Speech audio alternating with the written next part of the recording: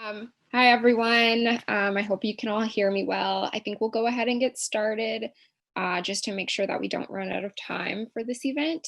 But firstly, I just want to thank you all for coming out on a Sunday, or I guess it's not exactly coming out, but coming to this Zoom event.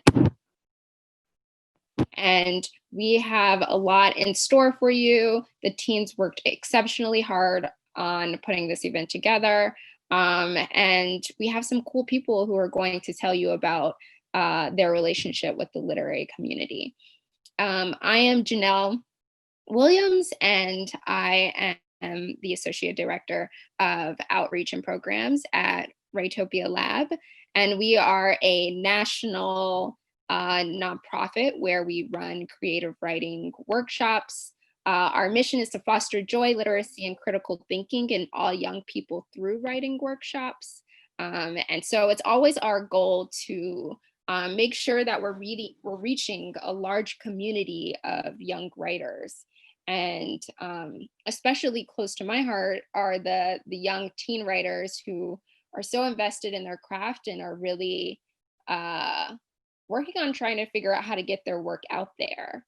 And so the Teen Writer Summit came about pretty much just organically as this AWP type of idea where they would get to really get a chance to see what the editing process is like, what the writing process is like when you're working on a full novel, and people who've already been through the process and are coming from all different angles within the literary community. How did they make it? You know, how did they make it through what can be a long journey in the writing world?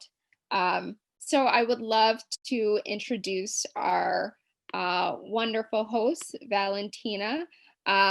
She is an amazing writer, poet. I mean, I can't say enough how much her words just come off the page. She is going to be sharing a little later, so you'll hear for yourself. But she is going to be running the show for you all today. So Valentina, do you want to take it from here? Yes, thank you so much, Janelle. Thank you everyone who has joined us today. Firstly, I'd like to say thank you to all the panelists who are giving this their invaluable time. So as we get started, I just wanted to say I am so happy to be here today. The Teen Writer Summit is about creating a safe community for young writers.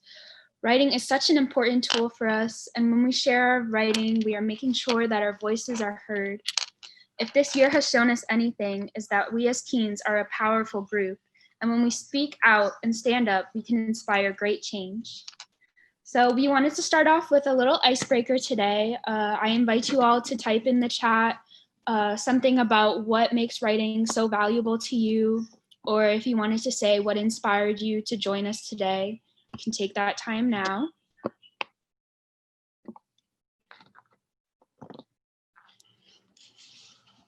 You're welcome to put it either in the Q&A or you can put it in the chat. So it's up to you.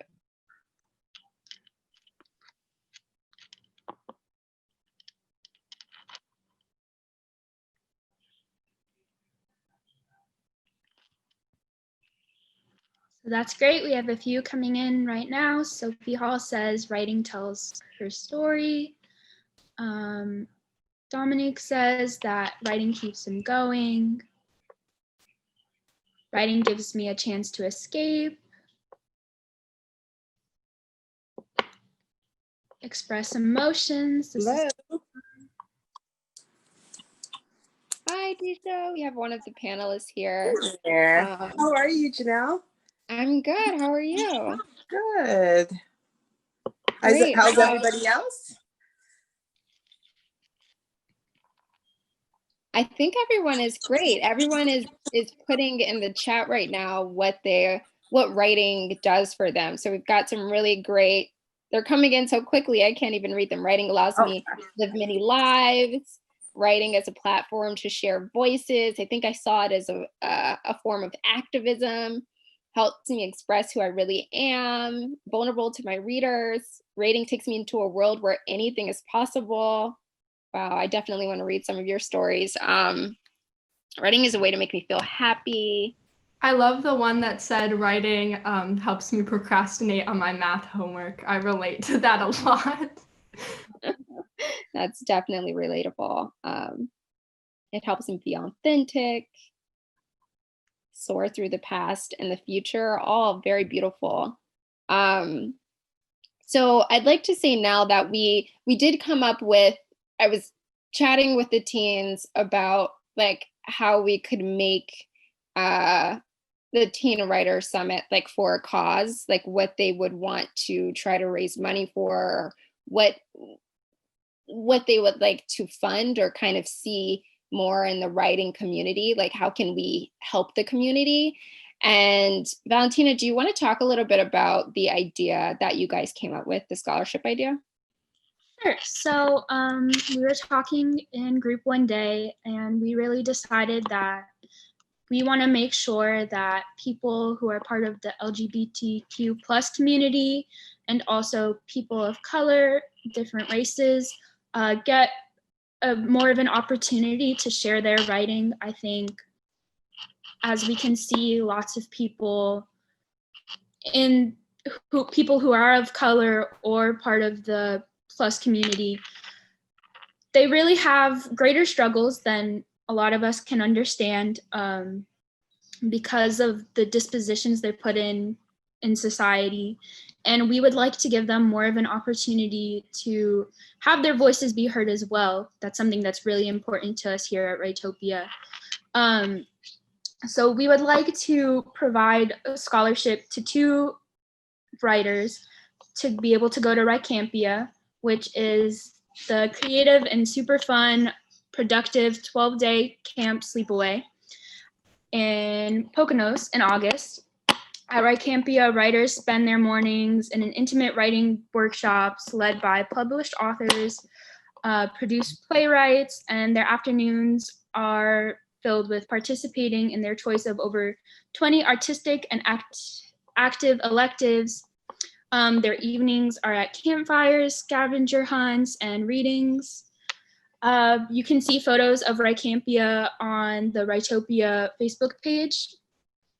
So our goal is to raise $7,350 to be able to send 2 kids with this scholarship. I think Janelle just put the link in the chat to donate to that. So I'll be keeping you guys updated throughout this about how our goal is going. But that's really something that us as teens want to see happen, give more people the opportunity to join this wonderful community and be immersed in the writing that we love so much. So yeah, the link is in the chat now. First, I'd like to introduce our first 2 panelists, talk a little bit about that. Our first 2 panels of the day are going to be the writing process and the ins and outs of publishing and performance. But before that, we're going to have some teen readings. So at Writopia, we always make sure to do a lot of workshopping where writers can share and get feedback. I know that in my group, we are always eager to workshop and hear each other's work. It is often a moment of growth for both the reader and those listening to share within our supportive community. I believe I will be kicking us off. We will be starting first. I think we're going to start the panel. The panel starts at 1:15. So let's go ahead and we'll start the panels. So if you want to talk a little bit about what the panels are about, and then after the first panel, we'll go ahead and do the teen readings. Sure. So the writing process, we'll have several writers talking about what the writing process is, how they get through the writing process, some tips. And then there's the ins and outs of publishing and performance, which will be about getting your work published, how that works, that kind of process. So I believe they're in the... I'm going to put the ins and out of publishing link in the chat for those who... So for the writing process, if you want to hear that panel, you stay here, and then there will be a second link in the chat for the ins and out of publishing and performance for you guys to join. And we have such a great audience here right now. Looks like we have 64 attendees. Thank you again for coming out. The link I just put in the chat is for the ins and outs of publishing. We'll give you a few minutes to decide which panel you'd like to attend. Again, the writing process will stay here. And if you'd like to attend the ins and outs of publishing, just make sure you click on the other link and it'll take you to the other webinar.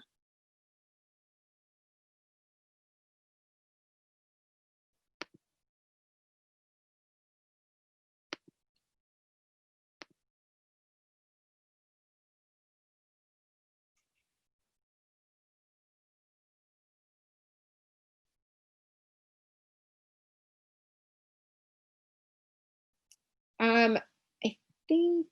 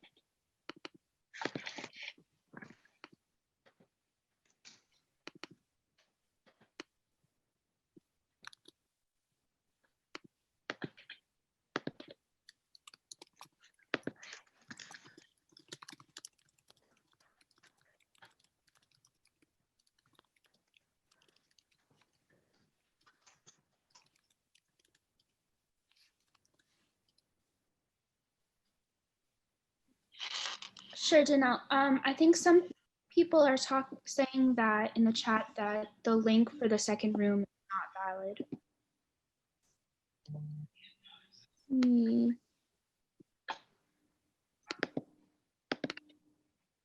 All right, let me try it one more time. But our moderator for this panel is Sophia Hall. Sophia is a private investigator leading a double life as a 15-year-old poet. She loves Doc Martens, social entrepreneurship, and listening to her writing has been recognized by the Scholastic Art and Writing Awards and the Library of Congress. Sophia, if you want to take it away. Thank you, Valentina. I think this is the first time I've heard Writopia's mission statement read aloud, and the mission is to foster joy, literacy, and critical thinking. And right now I'm just so joyful and happy to have everybody here participating. And I'm very pleased to be moderating this writing process panel. Bestsellers, including. Now I'd love to introduce the panelists. Okay, so Deesha Philyaw's short story collection, The Secret Lives of Church Ladies, is a finalist for the 2020 National Book Award for Fiction. Her writings on race, parenting, gender, and culture are tender, fierce, proudly Black, and beautiful, and they will sneak inside you and take root. Welcome, Deesha. Thank you so much, Sophia. And thanks for inviting me. Of course. Is Alison here? Hey guys. Hi. I don't think Alison is here. Let's keep going. Cool. So I'll introduce Ellen Bass. Ellen Bass's poems revolve around sex, humor, and compassion. She says she writes about these things because we are all so terribly imperfect, starting with myself. And that willingness to feel, even a little, what someone else is feeling is what joins us most intimately to others. That's so beautiful, by the way, like wonderful, just this empathy, I love it. Okay. She's the author of 4 books of poetry, Mules of Love, The Human Line, Like a Beggar, and most recently, Indigo. Welcome, Ellen. Wayne Beach is a director and screenwriter that can write thrillers, high-concept comedies, and screwball farces at once. Wayne once described the struggle of being a young screenwriter as always thinking that it's just around the corner. But then it's just a matter of the demon giving you enough rope so that you keep tying it around your neck. Welcome, Wayne. Thanks. It's amazing research you did to find that quote. It's a pleasure to be here. Thanks for inviting me. Thank you for being here. Okay, and Alison, I'm so glad you're here too. This panel would not be complete without you. Hi, can you see me? No. Oh my goodness. Okay, we're having some technical difficulties. Aw. Yeah. Okay. Alison Malee is a lover of literature, caffeinated beverages, and pretending every season is autumn. She shares her lessons on heartaches, healing, and finding herself in poetry collections Shifting Bone and The Day is Ready for You. And her most recent piece of work, This is the Journey, speaks from a place of self-love. Welcome, Alison. Thank you guys so much for having me. I'm so excited to be here. Yay. Okay, so starting off with a general question, like, what do you enjoy about writing? Why do you write? What drives your writing? I'll start. I write because I'm curious, and I write often from a place of something I'm experiencing in my own personal life. So even if it turns out to be fiction, it's a way to explore something that I'm trying to sort out for myself. It's a way to address difficult topics sometimes in a playful way, coming at it sort of sideways. You know, sometimes it's hard to face things head on. So writing gives me an opportunity to look at things from different perspectives, not necessarily other people's perspectives, but from my own, exploring it in different ways. And for example, the stories that are in my short story collection started many years ago, not with stories, but as a novel, in writing about dissatisfied women, because at the time I was dissatisfied, but I wasn't confident enough to write about my dissatisfaction as nonfiction. And so I started giving that dissatisfaction to characters and putting them in situations and exploring it that way. I think what you're saying about curiosity is so central for me too. And I write to try and grapple with what is going on inside of myself, and also in my relationship to the world, to learn more about myself and to learn more about the world, and to, you know, it's a tall order, but essentially to be changed, to transform myself, to not be the same person at the end of writing the poem than I was at the beginning. And I can't say that's true for every single poem I write. I don't think every one works that deeply on me, but quite a number do. And there's a way in which I can never quite experience things the same way and look at things quite the same way after I've written the poem that I did before. And that's the goal for me always, is that process of transformation and not resisting my life and the world. That doesn't mean I want to accept it as it is, but being willing to be more deeply rooted in the life that I'm living and all that means. I once heard the novelist Richard Ford define being, I don't know if he defined being a writer as being aware of your reactions to things, but that it was a primary job of the writer to be aware of one's reactions to things. And when he first said that, I thought, oh, that sounds almost a little too simple. And I realized, no, I'm still thinking about that 15 years later, because I think it's the most profound, definition of being a writer that I've maybe heard. And so, yeah, I think this notion of curiosity, but also just, constantly just sort of processing what your reactions to things are, whether it's currents in society, whether it's your curiosity about a certain kind of person, what their reality is. And I also want to say that even though I've primarily worked in genre films and thrillers and things like that, I find the genre is as elastic as you want it to be in terms of allowing you to investigate things. It's been pointed out, The Godfather is just a gangster film, at core, and yet it allowed the filmmakers and the writers to explore capitalism in America and all of the things, what it means to be an immigrant, a lot of different threads. So, plus I enjoy solitude.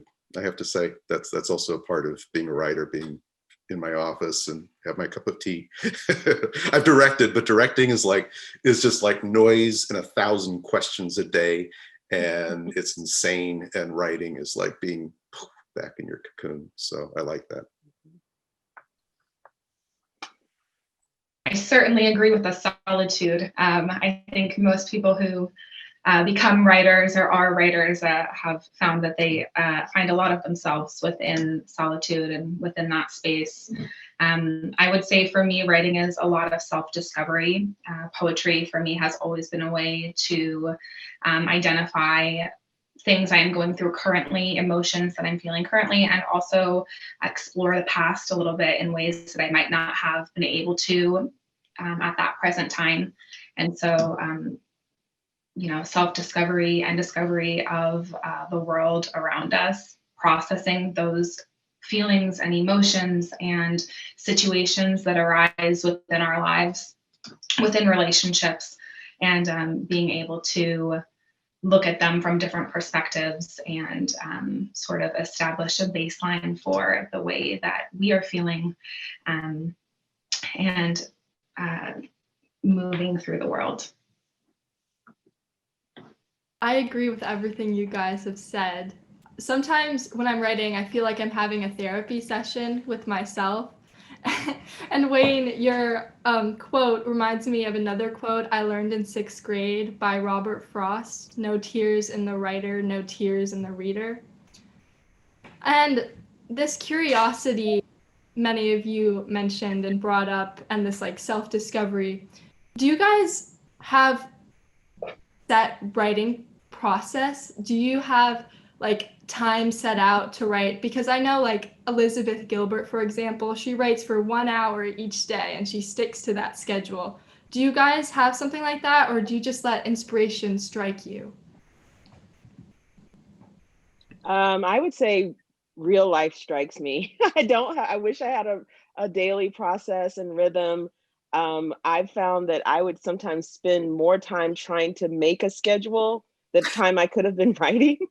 And so I try to do, I guess it's strategic yes, strategic no, just guarding as much time as I can and making sure that I do have time for my own writing before I say yes to other things that, to things that other people might want me to do.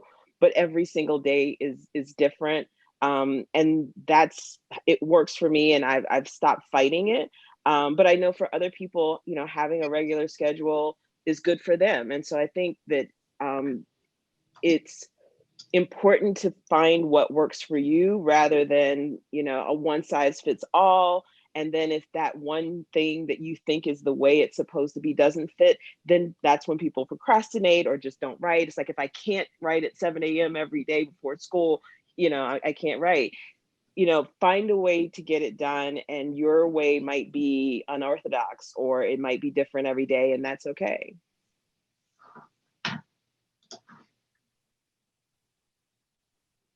Yeah, I suppose most years in my career, I've had a routine. It's been somewhat shattered the last few months, only because I'm chair of the film. I also teach screenwriting, and lately I've been chair of the film program at May Media Workshops, and so I've been helping them adapt a lot of their on-campus classes to online models, which has sort of devoured much of my time. So right now I'm clawing to get back to recovering my writing time each day. I think that concept, Deesha, that you said of guarding, I try and guard my time, is a really, really important one. And I do it better sometimes than other times. There are times when I'm a poor guard dog and other times when I do it better. I think that though I really appreciate that idea of not one size fits all, because well, for many years I did write every day, and that was good for me then. And I don't write every day now, but I love to write. It's what I like to do pretty much the very most. And so if you love to do it, I think about that, we get one lifetime so far as we know. And if you love it, then do it. I really, whenever I talk to young people about writing or pretty much anything else, I really believe that we can't always get everything that we want in life, but if you follow what you desire, what you most deeply desire, I think that the chances that you'll get closer are the best. And so if you love to write, try and make your life work around that. There are things you have to do right now. Maybe you have to go to school later. Maybe you're going to have to go to work. Maybe right now you have to go to school and go to work. And maybe you have to take care of a parent or a grandparent too. We all have different things on our plates. But if you love to do this, it's your life too. And try to find a way to do it. And however you can squeeze it in. I had a student once who was a single mother who worked full time, and what she did was she just said to herself, well, I'm never going to go to sleep without 10 minutes of writing. And she couldn't really say 20 minutes because she needed that sleep, but 10 minutes, anybody can find 10 minutes. And often it was at the very end of the day, and it wasn't as much as she would like, but she was able to stay connected to that part of herself that loved to write and keep it going. And she did that until there was more time. And I never forgot it because her creativity and ingenuity in finding, okay, that's what I can do. So there's always something you can do if you love it.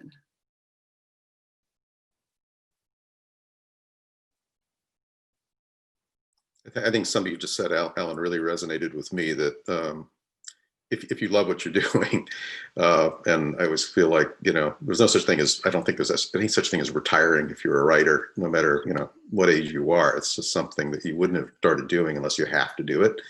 And for me, it's a bit like breathing. And if I don't breathe, I'm, in bad shape at the end of the day. And so even if it's, I agree with Ellen, even if it's just, a small part of your day, I'm happier and more content with myself if I can had some writing time in the course of the day. My wife likes our home life better when I'm writing. Mine too.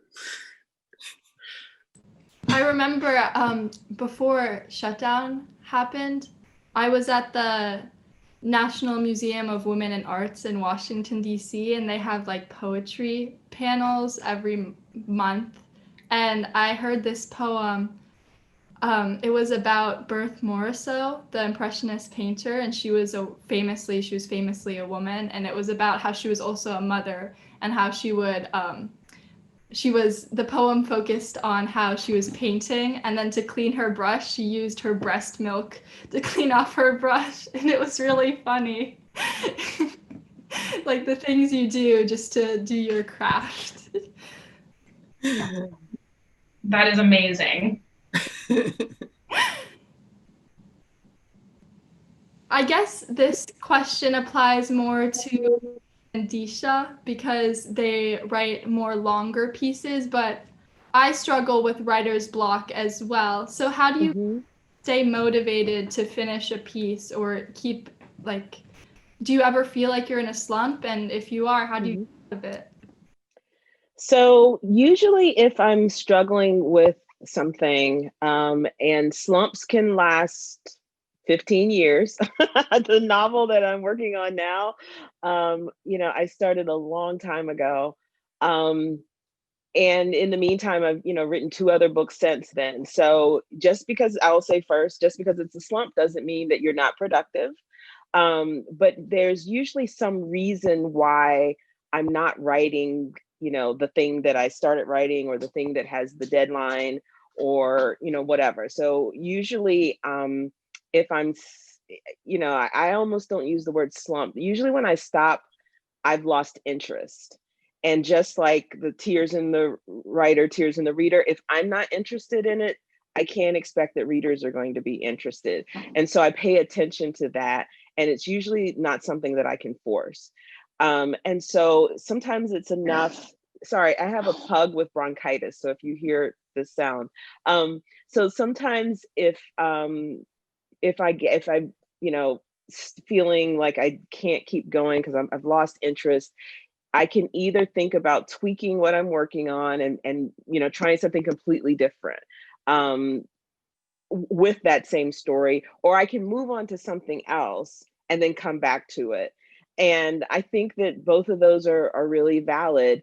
My short story collection came about because I was stuck on this novel.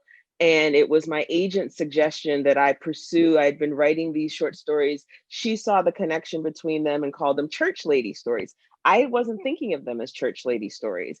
And she said, while you're not working on your novel, maybe you could, be intentional about a collection of these stories. And I'm glad she made that suggestion. So sometimes I think people beat themselves up. And even calling it a block, can be a misnomer and can suggest a bigger barrier than there is or that there has to be. It's just you haven't solved the problem yet, and maybe you need some distance. And that's what happened with me. The day I hit submit on the manuscript for my short story collection to send to the publisher, I had this idea of how to fix that novel. And I don't know how that worked logistically. That's just how my head worked. So I would just encourage people to maybe not think of it as a block, but as Toni Morrison said about critique, it's information. It's telling you something's not working here, and you can be a detective and figure it out, or you can go do something else and then come back. But I think it's how we think about these things matter.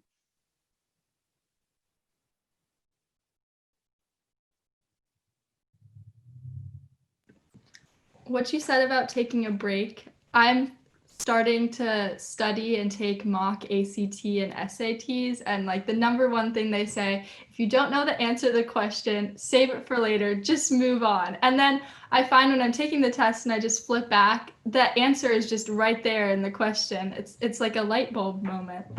So it applies to writing and it applies to college and real life. Well, writing is life. So it applies to everything. If you feel stuck, try something else. That reminds me of a saying that I heard, like I was trying to fix something and I asked a friend for help and they told me, this is 90% observation and 10% perspiration. You don't want it to be the other way around. Also, everybody observing, if you have any questions pop up, there's going to be like a quick Q&A session with the participants at the end. So just drop them in the chat if you want to. Okay, so when you're editing a piece of work, usually people peer review. Who do you send your work to? Do you send it, how do you know that person is trustworthy? And like, how do you open yourself up to receive that criticism? Well, I could speak to that. I think it's really, for me, it's really important to be able to share my work. I depend on others a lot. I would love not to need to. I know there are poets who work without that, and their own sense of being able to assess what they've got is just completely self-sufficient, and I love things that are self-sufficient. I don't like to have to depend on others, but that's how my process goes. So I'm fortunate to have 2 or 3 friends, poet friends, whose opinion and judgment I respect a lot. And it's not always that what they say is what I do. But there's a way in which when I hear what they say, it helps me see the piece more clearly.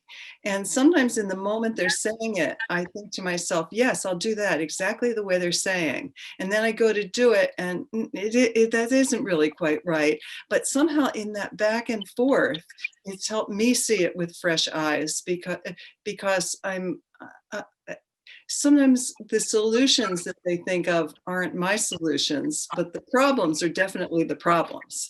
I think it's easier for someone else to point out a problem to you than to know the right solution.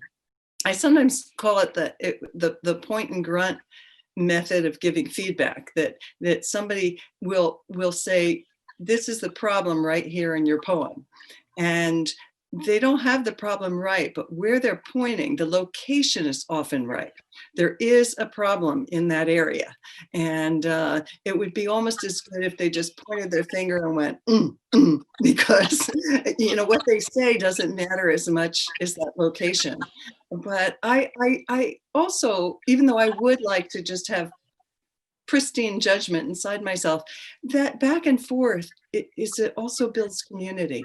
And that's a beautiful part. And I'm like you, Wayne, I do like solitude a lot, but not, at a certain point, I also love that being in community. And so when I don't have something that I feel like I can approach in my writing, that's when I read a lot, and that's what inspires me the most. And so that giving of feedback and receiving of feedback, and I do feel that I would even go further beyond it being information. It's gold, it's jewels. I mean, anybody who is willing to really give you serious feedback, who has the skill to help you. I might feel disappointed that my piece isn't working as well as I'd like it to, but I always feel like you are just giving me jewels. This is so, so valuable to me, and it's like a present.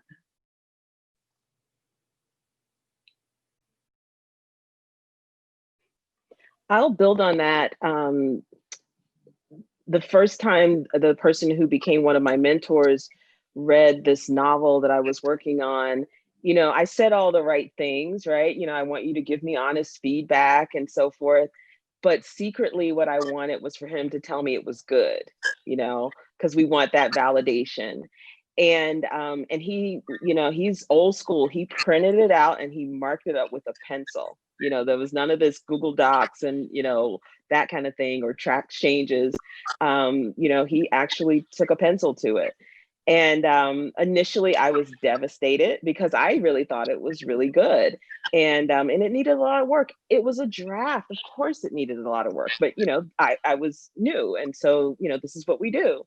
And I realized, as you said, Ellen, it's such a gift. It's tremendous. And that's the gift. Anybody can tell you something is good. but it's the person who takes the time and cares enough about you and your writing to tell you how to take something that's good and make it even better, or take something that still needs some work and how you can make it good. And so those things are hard to hear, but they're good to hear. And that was one of the biggest lessons that I had to learn, that kind of helped me move from, kind of a newbie writer to, a more, what I felt like a grown-up writer, that understanding that and appreciating that.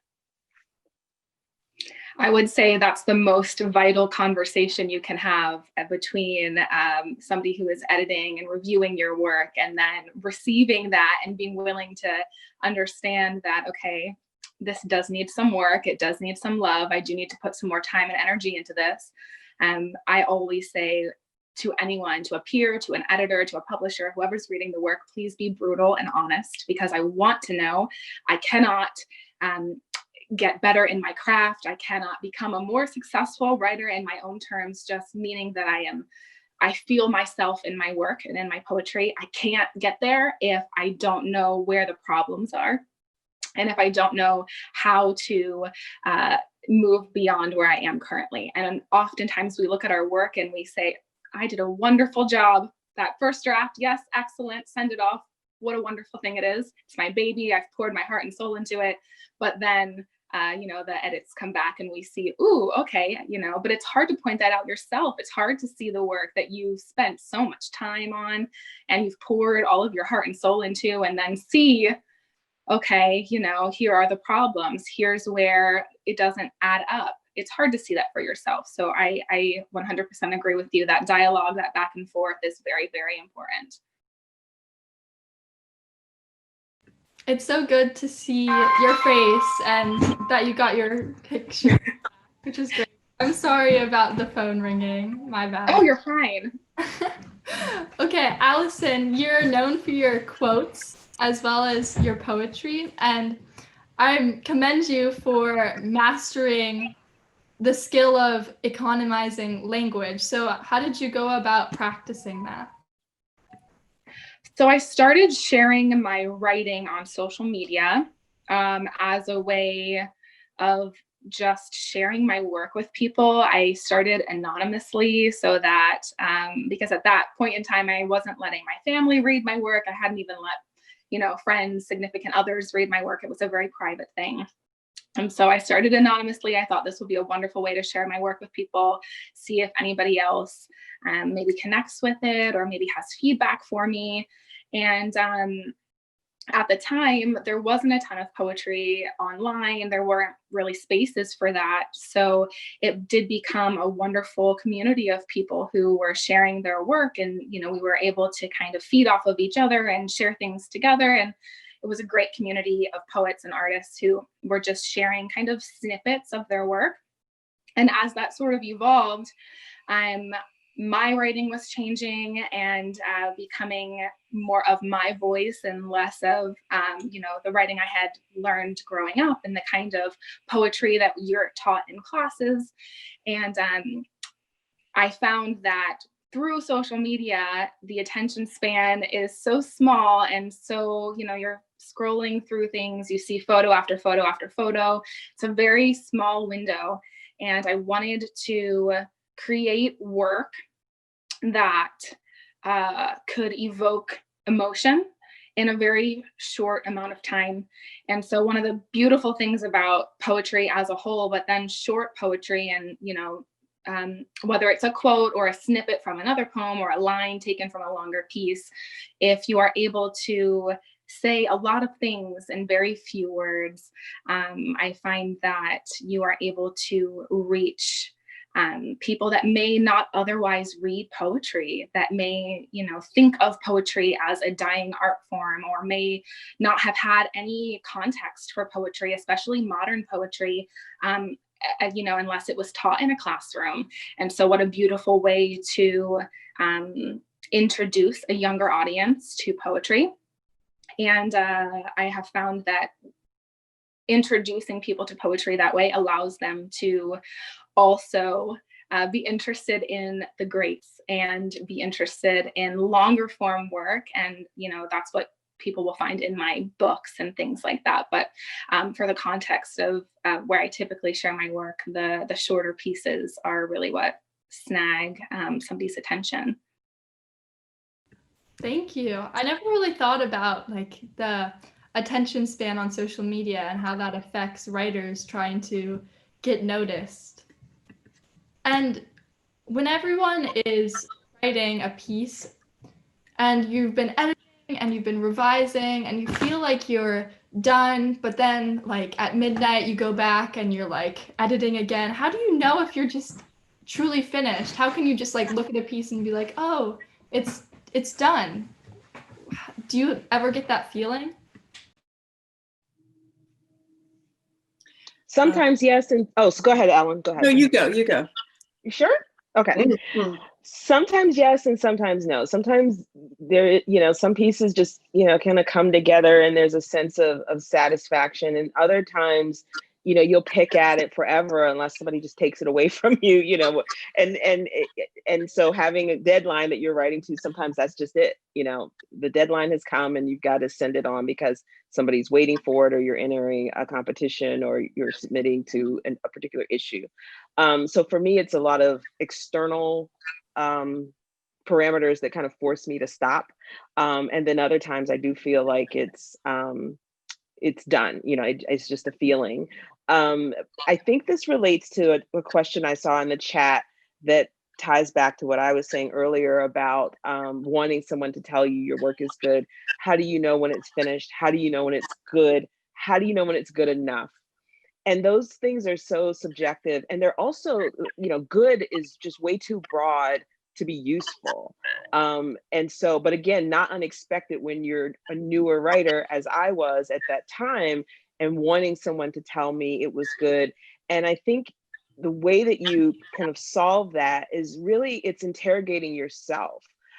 Why am I writing? Why am I writing this piece in particular? What is it I'm trying to do? And then you get to deeper questions rather than good, because what somebody else enjoys, if that's what we're talking about, what somebody else likes, it's good. There are millions of people, billions of people. Not everybody's going to like everything. So what is it that you're hoping to do with this story? Did you do that? Did you get close to doing that?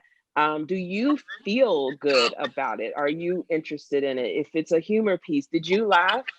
Did other people laugh, when they read it? So usually when people say it's, is something good, I need to know if it's good. I need to know if I'm a good writer. I need to know if I'm a real writer. I need some validation. So it's not really fair to put that on the writing. And I say that as someone who I've done that, because that's what I wanted. I wanted that validation that if this is good, and if this writer I admire tells me it's good, then that means I'm good and I'm a real writer. And that's a tough place to be, because then you're always dependent on someone else.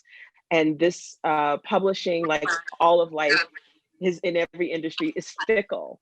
So I'll give this example. There's a story in my collection called Peach Cobbler. When I've done events and things since my book came out in September, almost without exception, people who have a favorite story, it's Peach Cobbler. Peach Cobbler was rejected so much before my book came out. It's never been published anywhere but my book.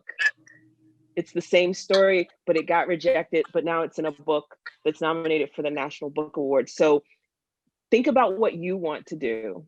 Think about what you want to do and accomplish in a particular story, accomplish as a writer. And then that is your measure. So unpack that good, I would say. That's great, Deesha. That's great. I would add on to that I try and think about it as, is this my personal best? Is this the best that I can do at this time with my skill set at the level that it is? And maybe in 5 years, I will have a greater skill set. But this is the skill set I have now. And I've developed it as far as I could. And is this the best? And sometimes I think about it as my personal best, even in terms of like the Special Olympics, because I think that very few of us are confident enough to think that we are, an extremely great writer, and that our work will be known for centuries. So, all we can do is just the best that we can do. And so when is a poem finished for me? It's when it's the very best that I can do. Now, if I left it around for another 20, well, if I left it around for another 20 years, I'd be dead. But,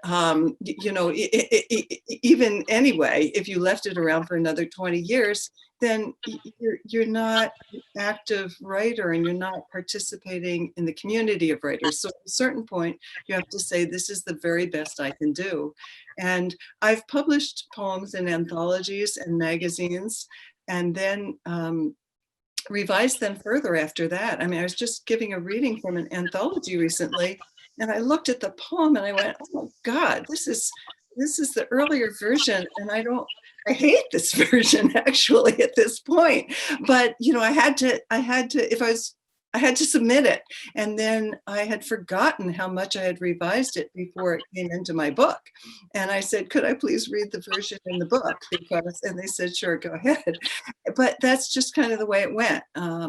So there is sometimes that outside pressure, but by the time it comes into a book, I don't publish a book very often. Maybe it's 6 years, 7 years, 8 years. So by the time it comes into the book, it's gone through a lot of revision, and the ones that aren't quite my personal best don't go in.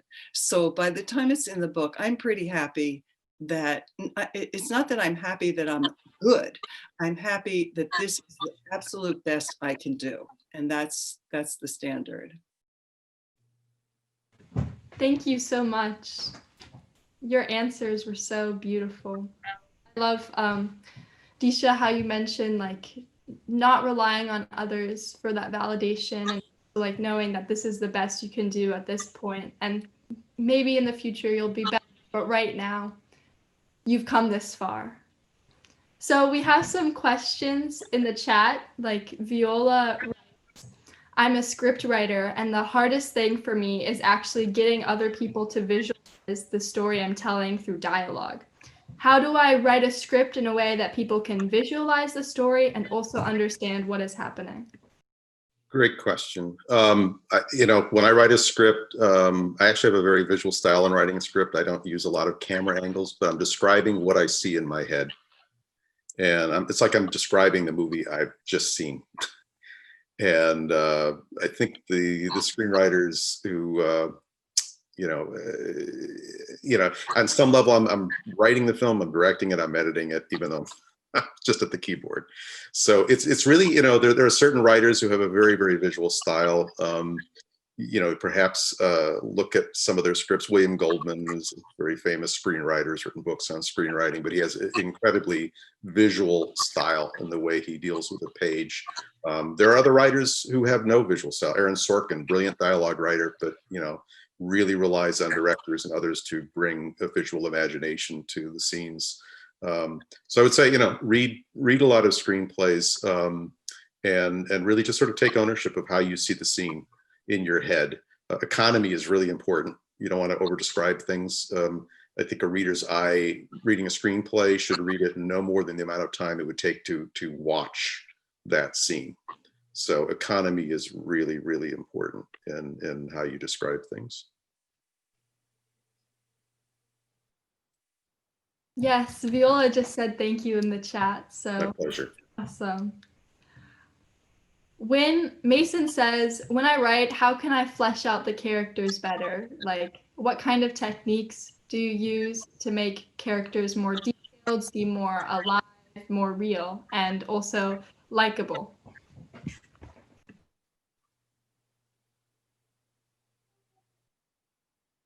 I'll take that one.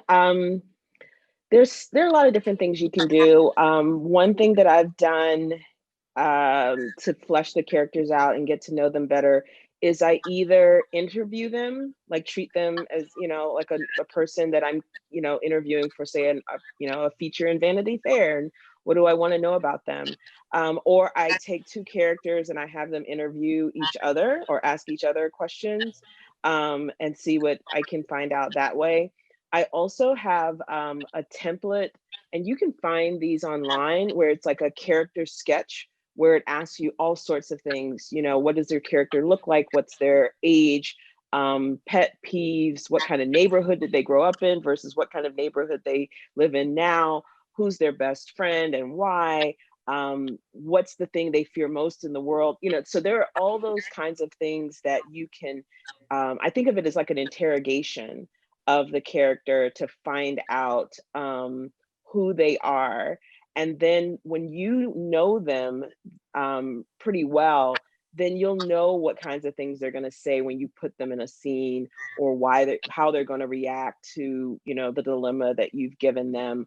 But it's really important that you give them something to do, and you set some really high stakes, and you cause trouble for them. A lot of times when we can't figure a character out, it's because nothing's really happening for them. Nothing's at stake for them. So you throw them in a mess. You allow them to be messy, unfair, selfish. Let them be the opposite of you. And then you'll start to see character emerge when we don't want any saints and we don't want any demons, but like real people. And they'll show you who they are.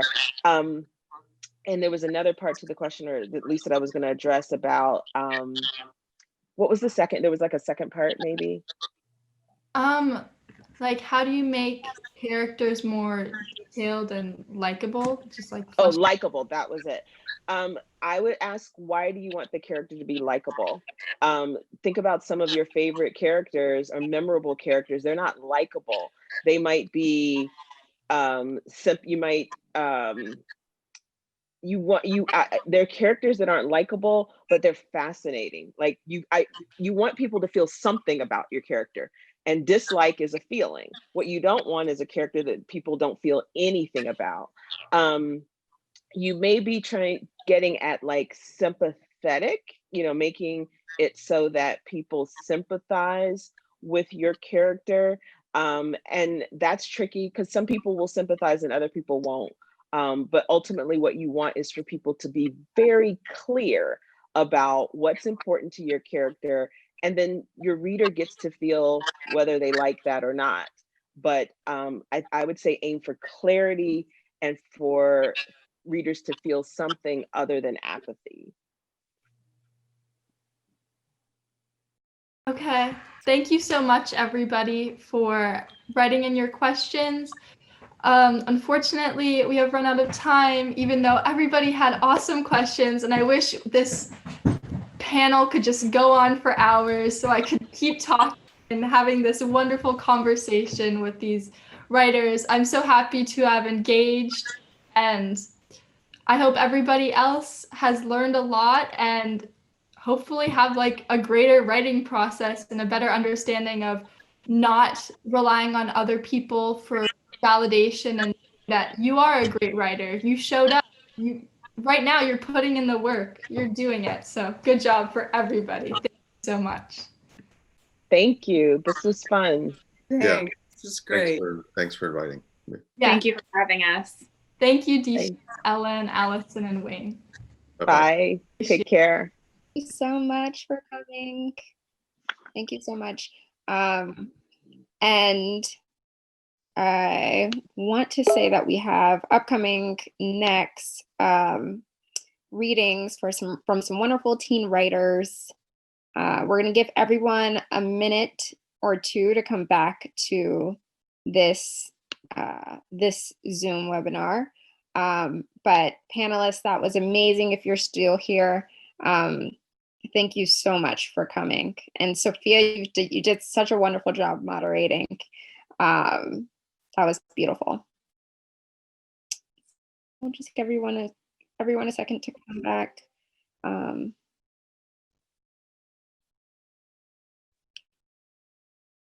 So in just one moment, you can go ahead and get started. Valentina, you can introduce. Sure. I just want to say thank you again so much to all of our panelists of the first round. You've left us with a lot to reflect on with your beautiful words. Yeah, so now we're going to be hearing from some teen readers. This is, again, a great time for teens to get, if you want to leave a nice note or something in the chat for any of the readers you hear. I know that we'll all appreciate that very much. I believe I will be kicking us off with my poem entitled Calotin de Grace. Are they going to share the screen, Janelle? No, I think everyone can just read from their screen. We'd love to see your face while you read. So Alison will be making all of the readers panelists. That way we'll be able to see you. Pandora, I think we're gonna actually, after Valentina goes, we're gonna actually have you read on the list first. That way you can make it to the other webinar to prepare for your panel that you'll be moderating. Okay, great. So I'll be starting off. Again, this is called Calotin de Grace. I was once given a bottle of French perfume, Calotin de Grace. I've had it for 3 or 4 years now, but I've used it more in the past few months than I have altogether in the past few years. I used to think of it as something for special occasions only.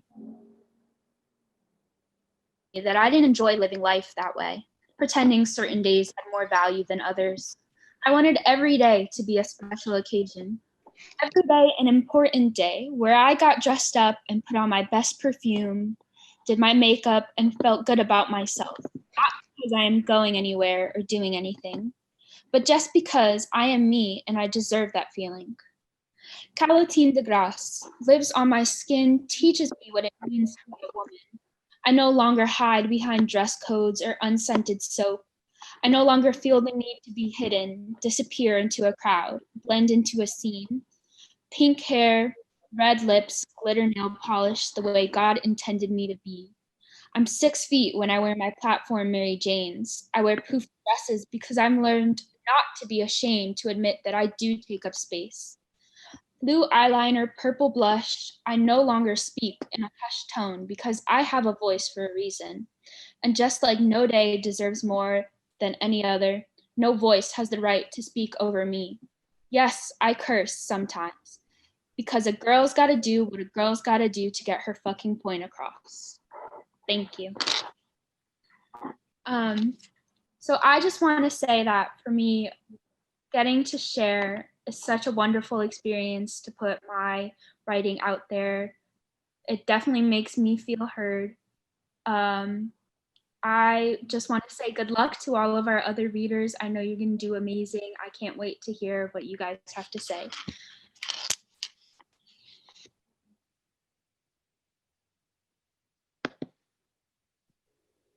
Pandora, you can start whenever you're ready.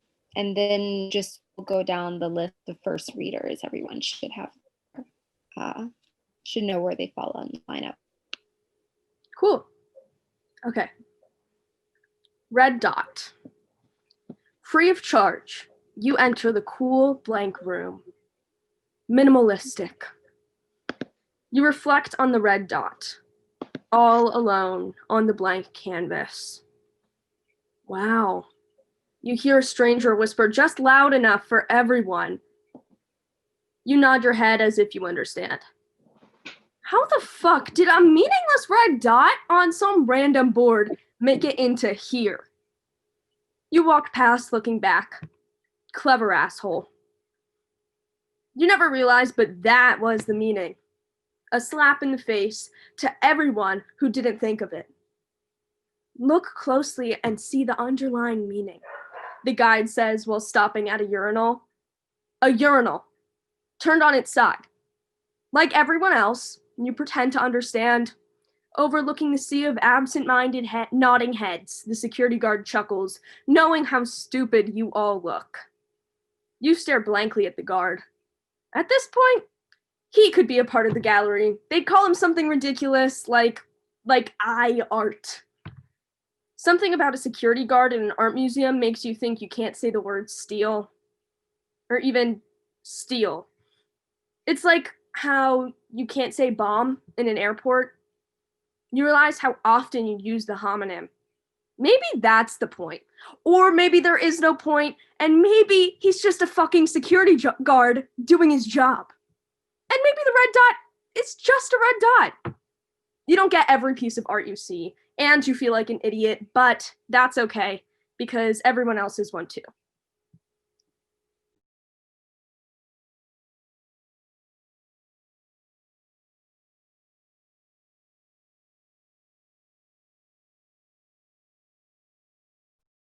All right, Iago, are you here? You are up next.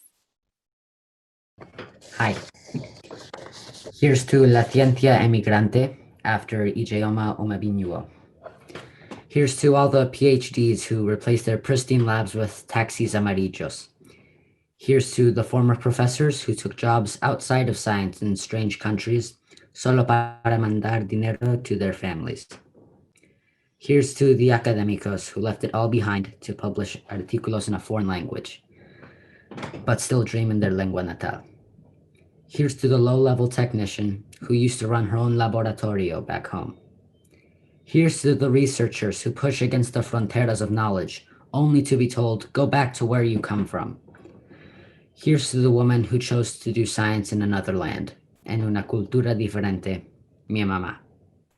Keep lighting and torches in the dark.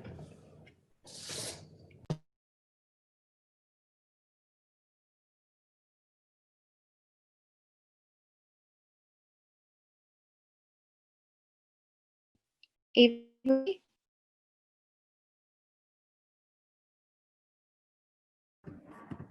She was still bleeding from the procedure when her eyes slowly blinked open, her mouth parting. Hello? She rasped in Chinese. Everyone turned towards me. Hello? Lingyu? Tears blurred my vision as her hand stretched out to the sky. Meifang? Her eyes met mine. It's so quiet. Yes, it is. We're all here.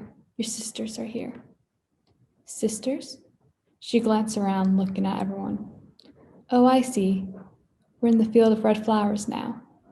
I nodded, blinking my eyes away and squeezing her hand tight. It's so pretty here. I'm so glad to be a part of them. You're the prettiest one. A tear slid down her cheek, and she looked up at me, Peji. Does this mean I'm dying? My chest tightened. No, you're going back home, Lingyu. You're going to see your mama, your baba, and older brother again. They've been waiting for you. I soothed softly, patting her head. Lingyu nodded. I see, but I don't want to go. I'm scared. I don't want. Her chest stopped heaving as fast as it once did. More tears escaped us all. Please don't leave me. I nodded, squeezing her hand gingerly. She nodded, lowering her head back down into my lap.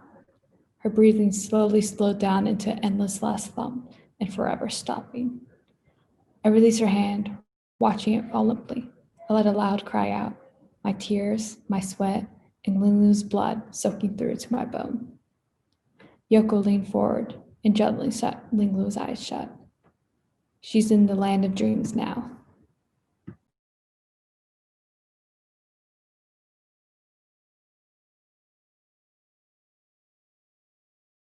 Hi, I'm Marissa. My poem is titled The Birds Left Us. The birds left us in the hours when shadows dance, a smooth and rhythmic waltz over our naked streets and cracked sidewalks. In our waking moments, the first thing we notice is the silence, emptiness hanging dry in the air like clothesline laundry. Exhaustion imprinted on our bones, sleep still hovering above our eyes, our bodies sway like dandelions in the infant morning. Yesterday, the children carried the wind on their backs and drank sunlight under the ceiba trees, left footprints in the coffee-colored soil. Chaos follows the birth of the new day. It ignites in our hearts and spreads like wildfire. The sweet memory of guava rests on my lips, which now ask my ancestors for answers, guidance, forgiveness. My grandmother clenches her bony hands around the Bible, palms wrinkled and calloused, a testament to aging. She devours holy words with the hunger of a starved animal, spits out psalms like papaya seeds. We press our hands, delicate as paper cranes, to our temples. Our heads bowed beneath the weight of fear or hope. The sediment forces hollow valleys into our knees and pushes train track lines into our legs. I wonder where the birds have gone. I thought the world would end in darkness, yet the searing sun's rays leave no escape from the light. Night returns and falls upon us like a crashing wave, ushering in a mysterious tide. What has the moon seen? The all-knowing, her silver glow a vanishing ghost. The beat of my heart is rhythmic, da-dum, da-dum, da-dum, the start to an unfinished symphony. Escaping from my throat, a warbled cry, too ugly to be song, too bold to be the humble notes of mourning.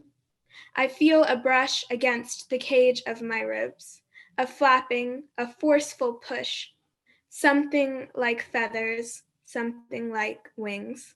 Thank you.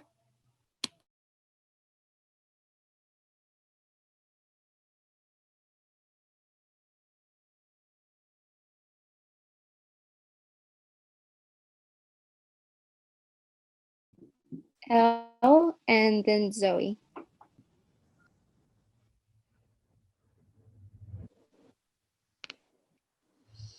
Charles, or Lord Martin, she raised her high voice. There was a brief shuffling noise, then a bright green eye peered through the keyhole. Miss?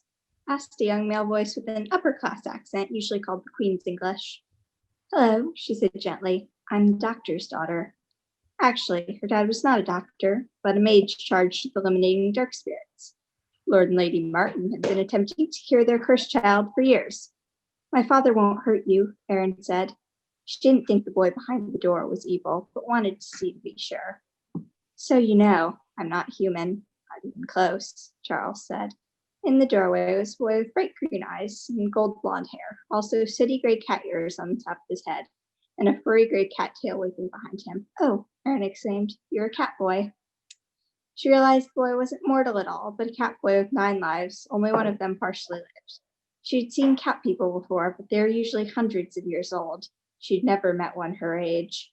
Now that Erin was looking, she realized Charles Martin's eyes were slightly greener than an ordinary human's eyes, and he was anxiously retracting and detracting his fingernails like claws. They made a soft clicking sound like metal on wood.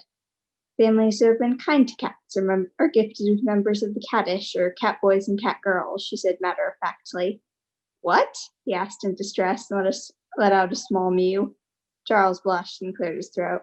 Erin wondered how best to explain. Every species has a soul, and people possess a bit of it. Erin supposed proper English families might not even believe in cat blessings, which was quite shocking. You have some of the gifts the cats possess bestowed upon you. You're special, she exclaimed. Members of the cattish are very rare. Charles shook his head. Who are you? His furry great ear flicked disbelievingly. I'm Erin Stone, and I am a mage. Charles looked at her as though she were insane. You think you can do magic, he said.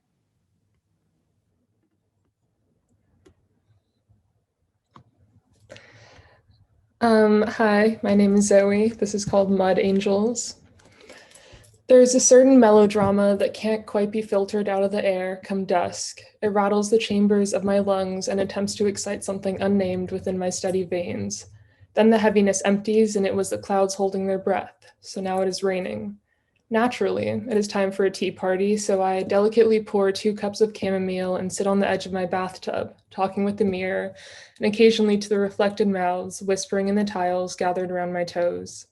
After a brief and rather heated discussion regarding politicians and their chances of winning various reality shows, we turn to philosophy and, with almost no hesitation, give up on the idea of self-worth, but only for a moment. Then we sing sorrowful versions of lullabies stolen straight from our mothers' mouths. Mothers' mouths? Either way, one of us ends up channeling Pete Seeger, which is most certainly the delayed result of my father's DNA tangled up somewhere around my bones. Our father's DNA? It all becomes slightly foggy in that way. That is the singularity of what we've become. Fortunately, I remember I left the twine from the undone cat toy beside the sink, so I tie my parts together again, really quite neatly. I then try to tie the rain in too, but it is elusive as always, and I end up in the yard, soaked through, and making snow angels in the mud. How pleasant the idea is of being inside now. And there, my mother at the phone, humming through the receiver, fingers tapping out melodies on the kitchen table. And there, my father working on the puzzle with the missing corner piece, now lying quietly in the stomach of the sleeping dog. And how lovely I look, perched by the window, breathing, a picture of serenity in the midst of the downpour, while someone else lies shivering in the grass, drenched, the water diluting her burning blood.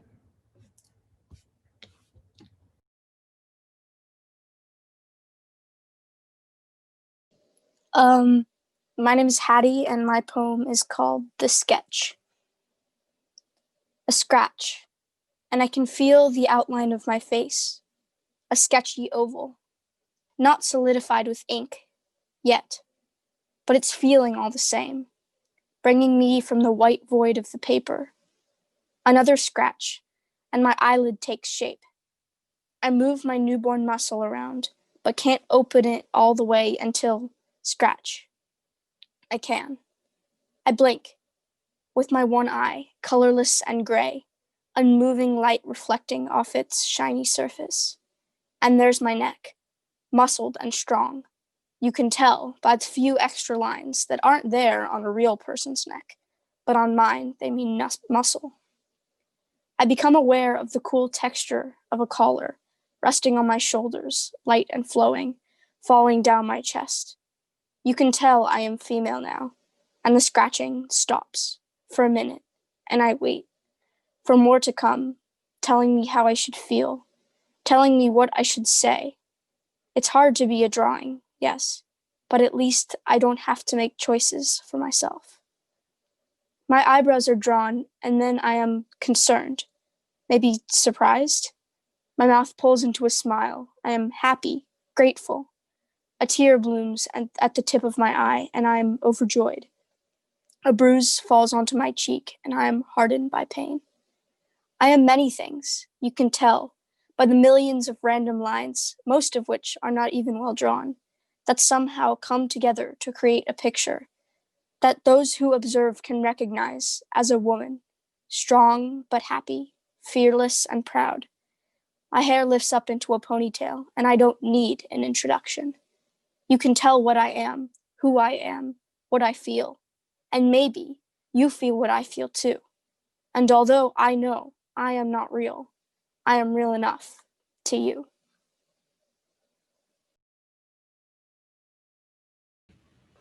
Hi, I'm Peyton, and this is Anger But Make It Soft. Disclaimer, I don't know how to act my age anymore, and to be honest, I don't think I ever did. Society has expectations of me to be grown by age 6, so now I get called an old soul. And as I get older, death becomes more comfortable walking around me, and the others, they pass by. We're repeating history again and again and again. I'm writing, look, someone once wrote and his fears became a reality. So I guess now I'm an angel to be. And my mind tries to convince me, I hope it'll be a single bullet with a single mission to stop the beating, the breathing, my dreams. Brown girl dreaming, but flowers fill where my body once laid. I'm not protected. I've never been. Protected all your secrets and risked our lives birthing your next generation, yet we're too much for y'all. Too loud, too dark, too angry, too sexual, too opinionated, too extra, whatever that means. You're just trying to justify your abandonment of us. Your eccentric beauty standards have made you question your self-worth, and now you're trying to question the worth of others, all while our culture is constantly on display, ready to be stolen and redistributed under false pretenses. But on your high horse, you believe yourself to be judge and executioner.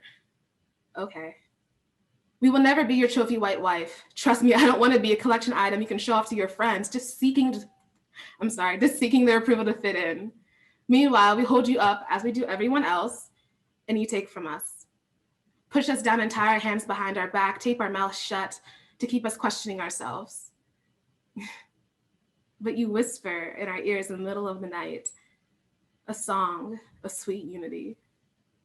Thank you.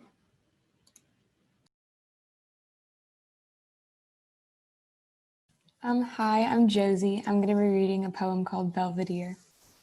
My castle is waiting for me. The crevices between the cobblestones whisper to each other, splitting my secrets to make room for more. Below, the lake paces in preparation. I am running to my castle. The cracks in the sidewalk beneath my feet are already full, exhausted from carrying the burden of an entire city's stories. The weary strip of grass has fallen asleep. My castle's arms are open wide, yearning to envelop someone tightly and maybe never let go. The turrets ignore the drizzle beginning to paint the steps. The steep sloping rock pretends to be patient.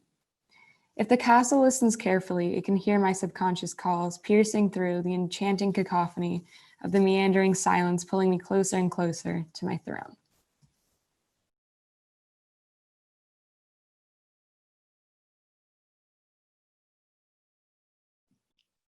Thank you so much to all of our readers. Those pieces were absolutely stunning. I loved the variety. They were all so inspiring. Right now, I'd like to give a quick update on the donations. Janelle? Yep, thank you to everyone who's donated so far. Right now, we've reached $130. We're gonna put the donation link in the chat one more time. And you are welcome to click on it as Valentina tells you a little bit about our upcoming panels. Yes, so now soon we'll be having our next two panels. The first one is how to make your world your own. For that one, you'll stay here, and then in the second room, we'll have the personal and political. So how to make your world your own, we'll be hearing from authors, from several different authors about world building, mainly in novels. And then the personal is political will be more about talking about more difficult subjects in your writing, talking about how the personal is political for us and how we can express those things in our writing to communicate with the world. So the second link should be put in the chat again soon while we're still setting that up. Thank you so much, Valentina. So the donation link is there. If you're just joining us, as a reminder, and I'll put on my video, that way you can see me. If you're just joining us, as a reminder, we are trying to provide scholarships for 2 writers to come to Writopia's annual sleepaway camp, Writecampia. We are trying to raise enough money for a scholarship for a writer of the plus community, the LGBTQ plus community, and then a writer of color to come to camp this summer, this upcoming summer. So if you can, please go ahead and donate. And I am also pulling up the link for the second room. Just went into the chat there. So again, stay on this link if you'd like to attend How to Make Worlds Your Own. And then if you'd like to attend the Personal is Political panel, go ahead and click on that second link, and we will be starting the panels at around 2:30. You're also welcome to let us know if you have any questions. You can put them in the chat, or you can put them in the Q&A.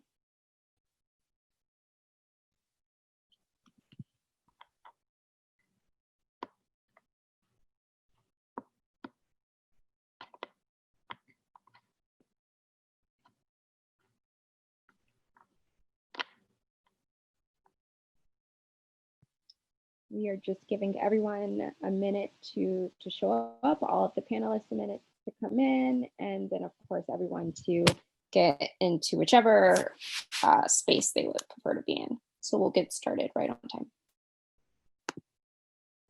The How to Make a World Your Own panel will be about world building, creating a setting in your writing, whether it be in a poem or in a longer story. So the authors will talk about their strategies in world building, what they find works for them, tips and suggestions. Hope that helps.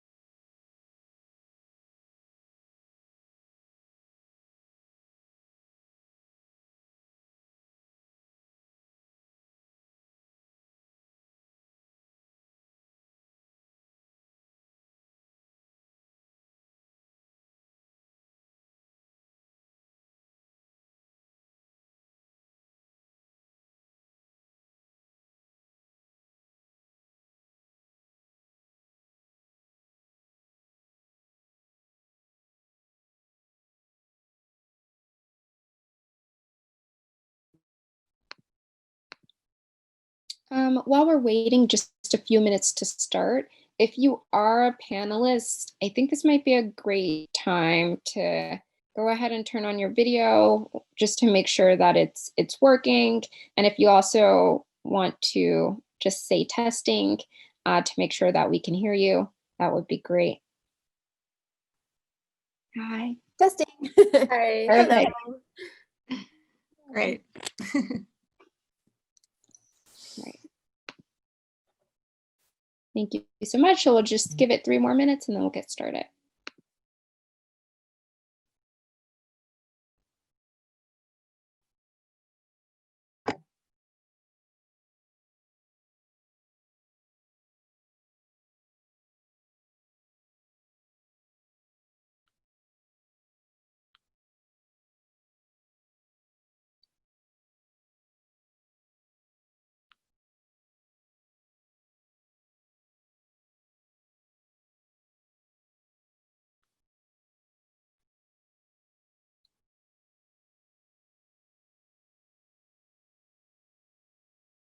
Janelle, can we get started now or? Yep, take it away. Hello everyone, welcome to the world building panel. First, Mira is gonna read us one of her poems. So if you could like start us off. Yeah, sure. Thank you for inviting me. So this first piece is called Lineage, and I wrote it during Climate Week, which was a few months ago, weeks ago. Time is really passing by, interestingly, right now. But I'll read that for you, and then I guess we can get started in conversation. Lineage. We do not inherit the earth from our ancestors. We borrow it from our children. A Native American proverb. There is a mother here. Her skin has known the salt of broken oceans. Her hands have traced the sun until it became her. She learned respect from a father and his hands, how the bones of dead flowers made their garden a burial ground. Her body was her family's burial ground, her mouth an untamed flame. It escaped and left her with a vase. In it, her reflection appeared and shattered. There is a brother here. He has learned to breathe air as dark as his skin. There are no lights in a city of stars that do not reach him. Some days he feels paper weight, in his dreams he is flying. He's forgotten the smell of grass and his mother. He's forgotten the sounds of the wind, what it means to fly. In his dreams, he carries a star in his pocket, but it burns from the inside out. It reminds him of himself. that there is a burning within him. There is a father here. He overflows into his mother's garden. Her flames lick his stubborn skin as he swallows the ocean whole. He writes odes to himself until his blood becomes a dead rose. And as the sea levels rise, as they run like a crimson-mouthed psalm, as children curl like wayward leaves, as storms shake their sea blue hands, as these hands overturn burial grounds, as burial grounds become his mother, a father becomes a son in mourning. There is a daughter here. She's been taught how to sustain on seeds, but to never settle for them, to treat the grounds as she treats her body, to till the earth until she too is the sun. When morning arrives, she finds the shattered reflections of her mother and recalls the pieces. Countless oceans converging where she stands. You can hear an echo of lineage, the sounds of 1,000 daughters, mothers, sons, and fathers. How they become a garden, how their voices bloom among the scattered bones and carry like seeds to wind. Thank you.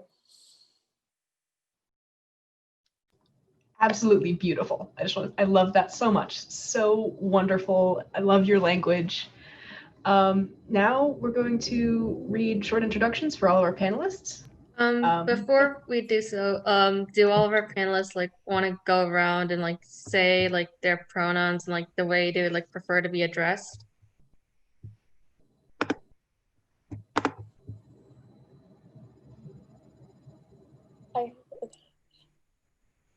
I was just gonna say, because I just read, my name is Mira, my pronouns are she, her, hers, and I'm currently wearing a polka dot shirt, Indian American, hair tied. So yeah. Michelle, she, her. Sarah, she, her too.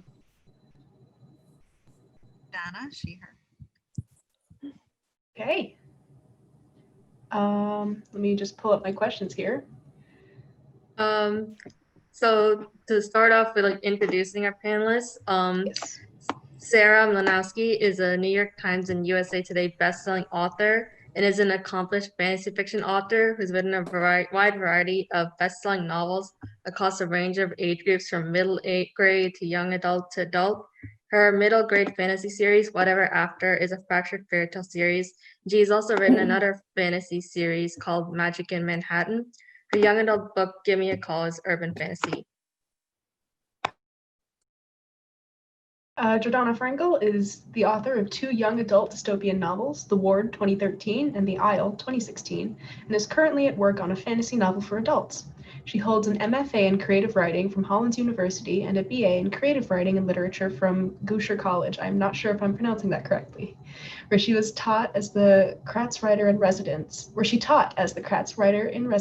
in 2015. Jordana also has experience in the publishing world.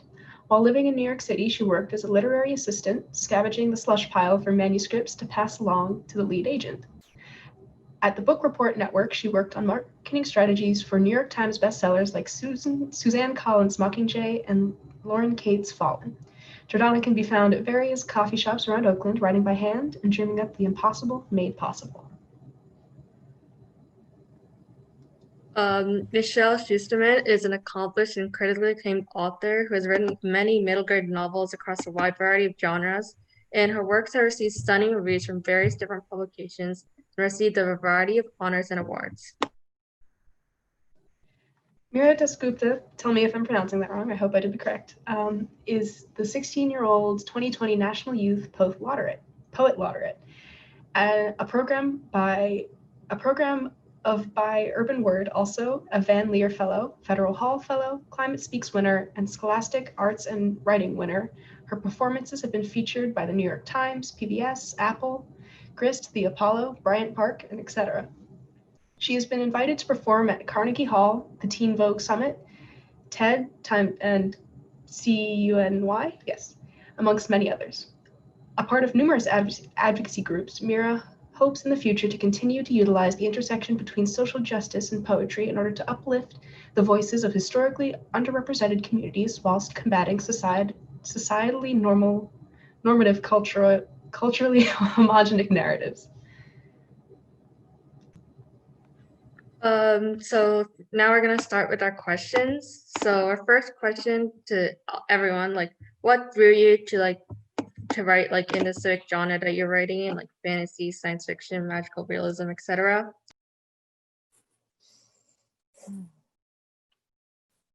Anybody want to jump in first? I'll dive in. Yeah.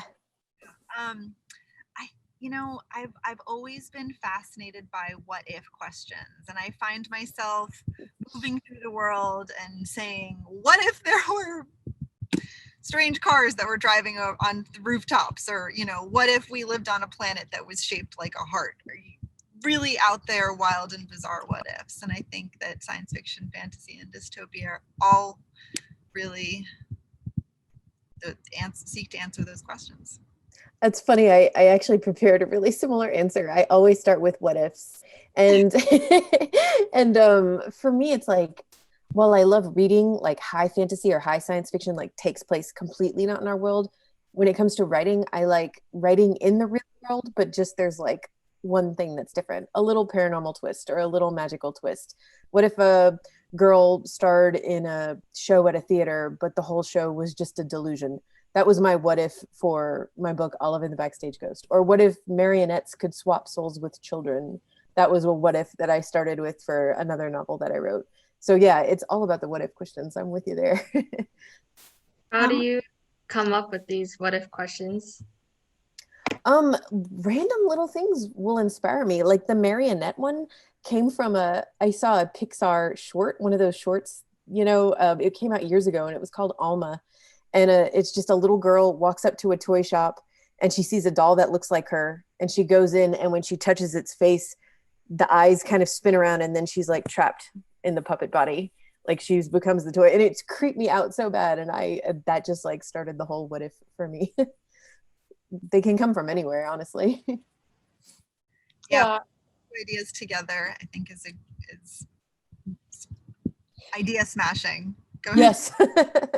Oh no, I also saw that short in a Spanish class, and Oh, really? I remember, yes, it was really interesting watching that and hearing how ideas can come from anywhere, because I remember just being a poet, I was on the train and on the E train or R train, and these ideas just came to me in terms of a poem, Uncle Sam's Alphabet Soup, which is using the letters of the alphabet in order to talk about societal problems and politics. Yeah. So I think it's definitely interesting, because even I think I work best at night. I don't know why, but for some reason, just the freeness of nighttime allows for all of these different visceral images to come into my mind that I just have to write down, even if it's on a napkin somewhere if I find it.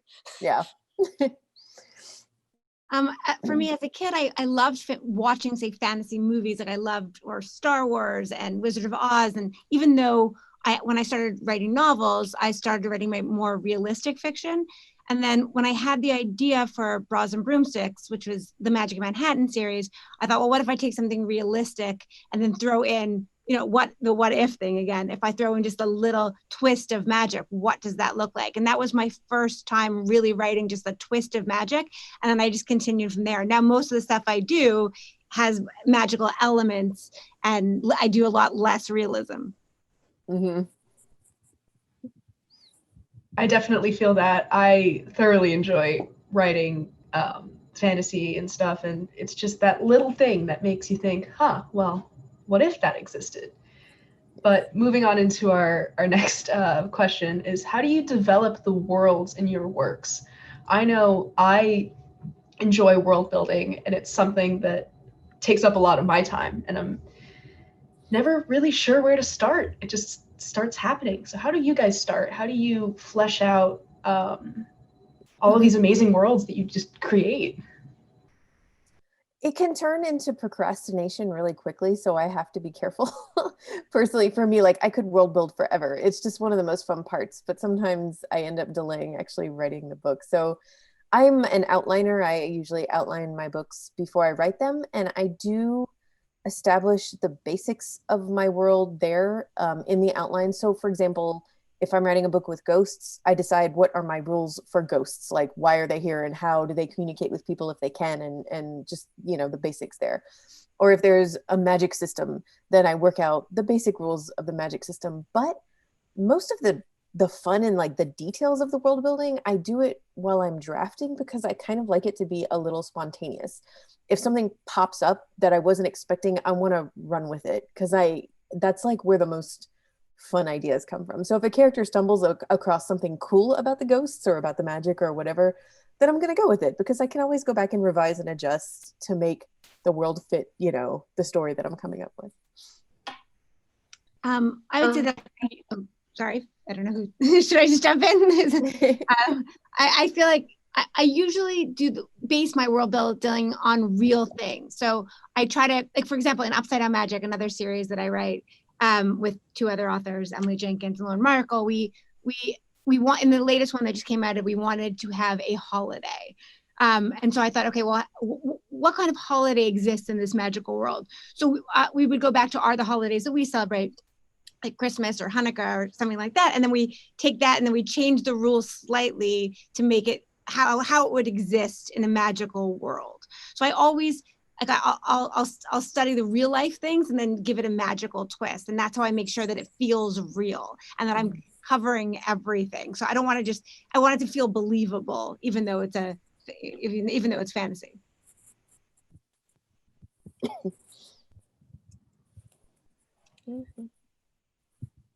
Yeah, and we can move on. I was Michelle's answer as well. I feel like. Oh, you can go ahead.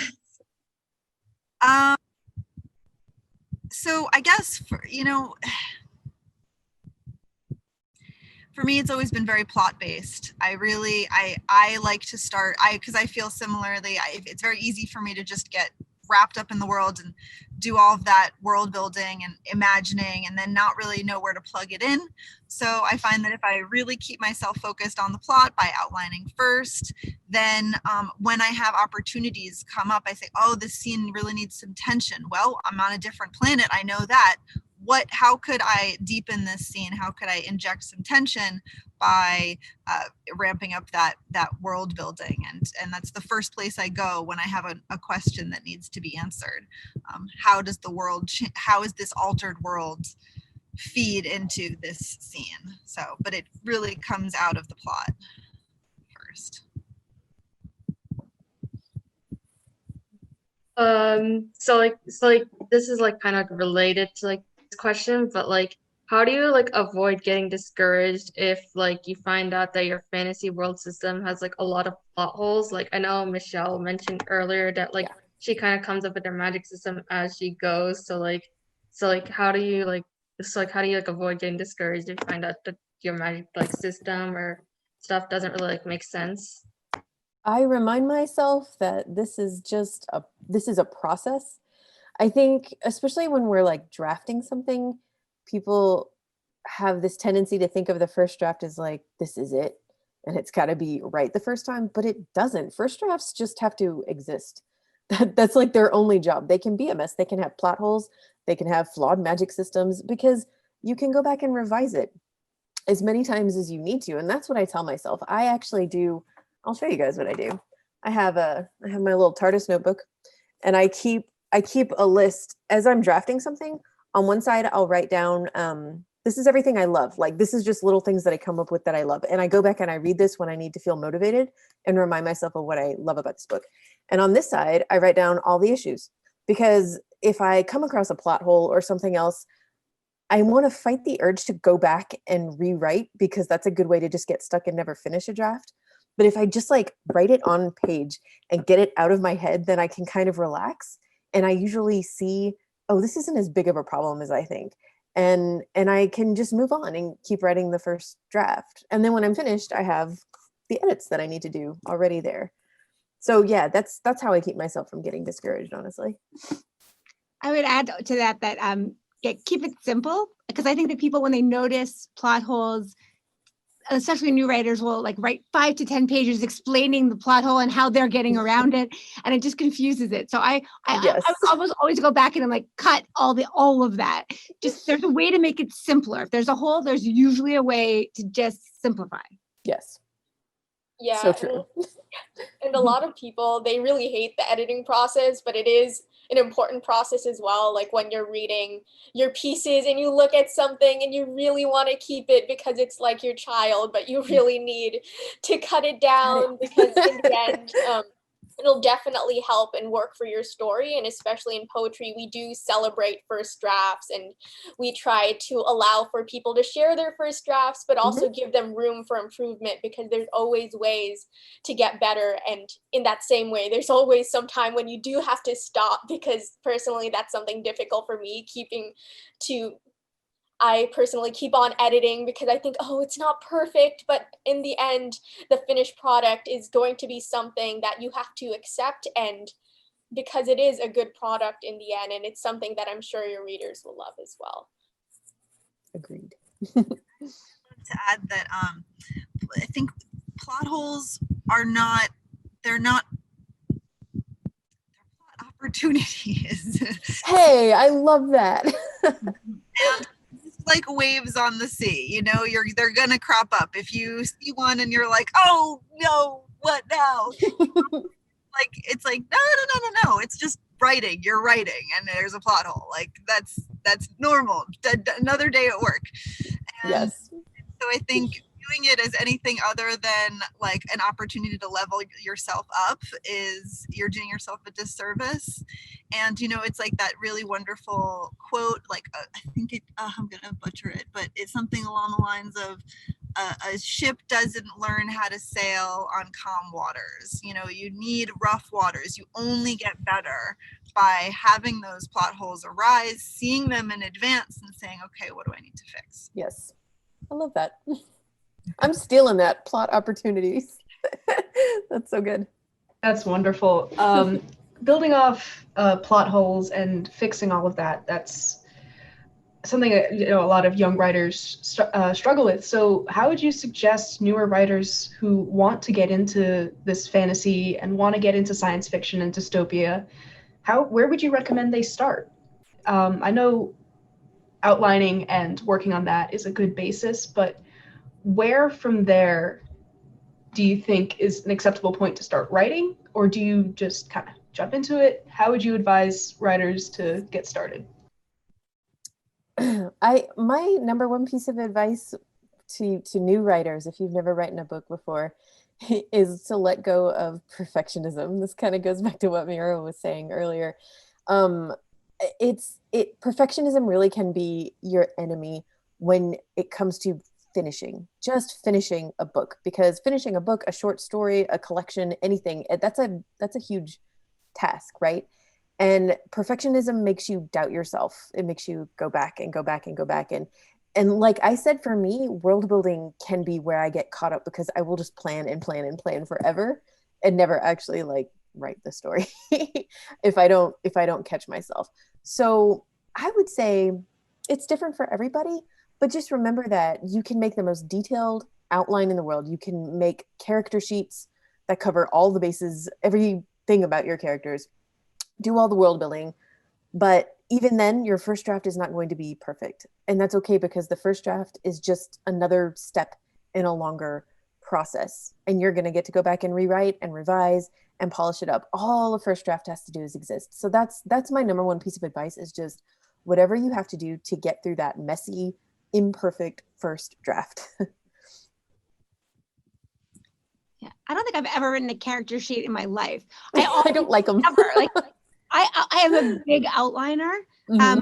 Although I have to say that my first novel, which was not fantasy in any way, it was about dating in your 20s, I did no outline. I just kind of wrote, and the story has no plot, like at all, and yet it managed to get published. But I wonder, it's interesting, because when you're writing your first book, I'm not sure if an outline will help or hurt, to be honest, because I didn't with my first book. But so I started outlining very seriously with my third book, and I've written 40 books, and I've outlined every single one since then. Mm-hmm. But I can't say with certainty that I would have finished my first book if I had outlined, because I got so excited by discovering what happened. So it's funny because I always say outline, but it's the first time I've ever realized that I didn't outline my first book. And I remember being so amazed and proud of myself for finishing it. And that is the hardest part of this job, is finishing that first book. I don't mean editing. I mean just writing the end. Yeah. Right? But I don't revise either. I do the same thing when I'm doing a messy draft. I just jump in and write, and then I worry about it all later.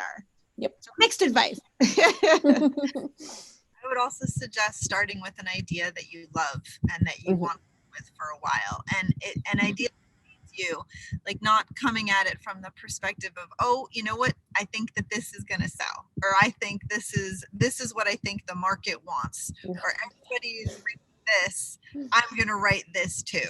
You know, clearly it's what people like. You know, you're not going to be able to live with it if you do that, and then you'll hit the snag of not being able to finish it, which is the most important thing. Yeah. So yep. I'm going to add something too. I would say while writing, don't shy away from the promise of the premise. If you guys know the expression, the promise of the premise, like people talk about screenwriting and everything. And I just actually read a draft of two writer friends they're both published, and they had this great idea and they did not deliver on it. And that was my note to them. I said, it was an early draft, so they wanted my notes. And I was like, if you're gonna, especially in a fantasy world, if you're gonna come up with a big concept idea, then you have to really go for it. And it has to also, you have to have a concept idea that will carry an entire novel. Yeah. So it can't be a one-note joke. It has to really work. Yeah, and definitely something else that can help is also finding inspiration from other authors and films and artists, because it's definitely good to kind of see different things, because as we kind of saw before, you can get inspiration from anywhere. And I think that's important, especially if you're writing for the first time, or first book, or short story, novel, poetry, whatever you're writing. I think it's important to also have that environment or a space where you can write as well. Just have creating a space for that mentality to sit down and begin something, or even sit with your thoughts. How would you suggest that authors like find that space? Because like it can be really hard. What a good question. Now we're all stumped. I was just looking at the Q&A. Somebody repeat it. My question was like, how do you like find that like space? Like, because like Mira's mentioning it was important to have like a space so you can like write. Like, how can you like find that kind of space? Because it's like hard for like authors sometimes. You mean physical space in this case? Or what Mira was mentioning earlier about like having a space. I don't think she was talking about physical space though. You mean like the mental space, like in the space to be committed to a piece and how to carry through with it, I guess. Believing in it, believing that you have something to say, and that not just that you have something to say that you want other people to hear, but that you yourself need to say it. And I think that's the first thing. If you don't fully believe in the concept, and you know, by extension yourself, your ability to deliver on it, your ability to the deep need to actually say the thing that is within the concept, then why even carve out that space, that mental space? You're always going to be chipping away at it on the inside. And fight the urge to like apologize for it or feel like almost ashamed of it. I think people, when they start out writing, that they feel that way. They almost don't want to tell people. It's like, oh, I'm not really a writer, I'm just messing around. No, you want to be a writer? Okay, you're a writer. Don't apologize for it. You need your time to write. Carve out that time. Don't apologize. I know, I definitely struggle with that. Like, I'm coming to terms with, saying that I'm a writer, but I don't always feel like it. Especially when I have a Google Drive full of unfinished ideas. Hey, so do I. Look, we all do. That's totally normal. Okay, we're gonna move into more specific questions now. For Sarah, in your urban fantasy novels, like Give Me a Call, how do you balance the fantasy elements with the realistic elements and not let one overshadow the other? Because I feel like that's kind of hard for a lot of people. I mean, I would say that one informs the other so that they work together in tandem. Like when I'm Give Me a Call, it's again what I was saying about the promise of the premise. Like I want to base it in real world, but I don't want to shy away from the concept. So Give Me a Call is about a girl who drops her cell phone in a fountain and then makes a wish that she could change her past and then is able to talk to her younger self. So it's two points of views jumping back and forth between Devi as a high schooler and Devi, as a freshman and as a senior. So we're going back and forth. So my first instinct is sometimes to shy away from the big problems and the big stuff. And then I have to say, no. Yes, she's having relationship drama and family issues, but I have to use this cell phone, this going back and forth and push it as far as it can go. I can't just, hint at it. So they really work together. And some of my books tend to be more, a little bit more fantasy, like the Whatever After series, and some of them are more realistic. So it really depends on the novel. Thank you for that answer. So like I have a specific question for Jordana. So like you've written like 2 dystopian novels. So like how is like developing a dystopian world different from developing a fantasy world or a science fiction world? That's right. That's a really, really good question. And I think for me the difference is that dystopian, there's a scale, right? We have magical realism on sort of the close end of the realism, fantasy, science fiction scale. You have magical realism, it's a little bit closer. Dystopian is a little bit farther than that, and it really looks at societal concepts and what happens, back to the what if you turn one thing and you flip it on its head. But it does usually surround a societal concept. So like, what if we're killing kids on national television, right? That's the Hunger Games. What if if love is seen by society as a disease, right? That's delirium. And then what if your partner for life is chosen for you, right, by society? So it really has to do with your place in society and how that differs from the world that we know right now. Whereas we have fantasy and science fiction and those things, really with fantasy, you're building a world from the ground up. And so that's, in many cases, I mean, again, you have that scale. So it can veer closer or farther away depending on the work. But you are really building rules from potentially from nothing.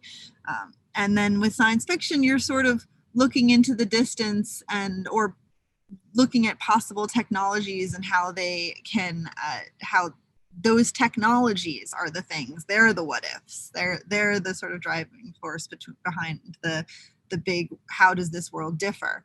And so I think that with dystopians in general, the focus is different, and you are sort of still dealing with some real life problems, like, I mean,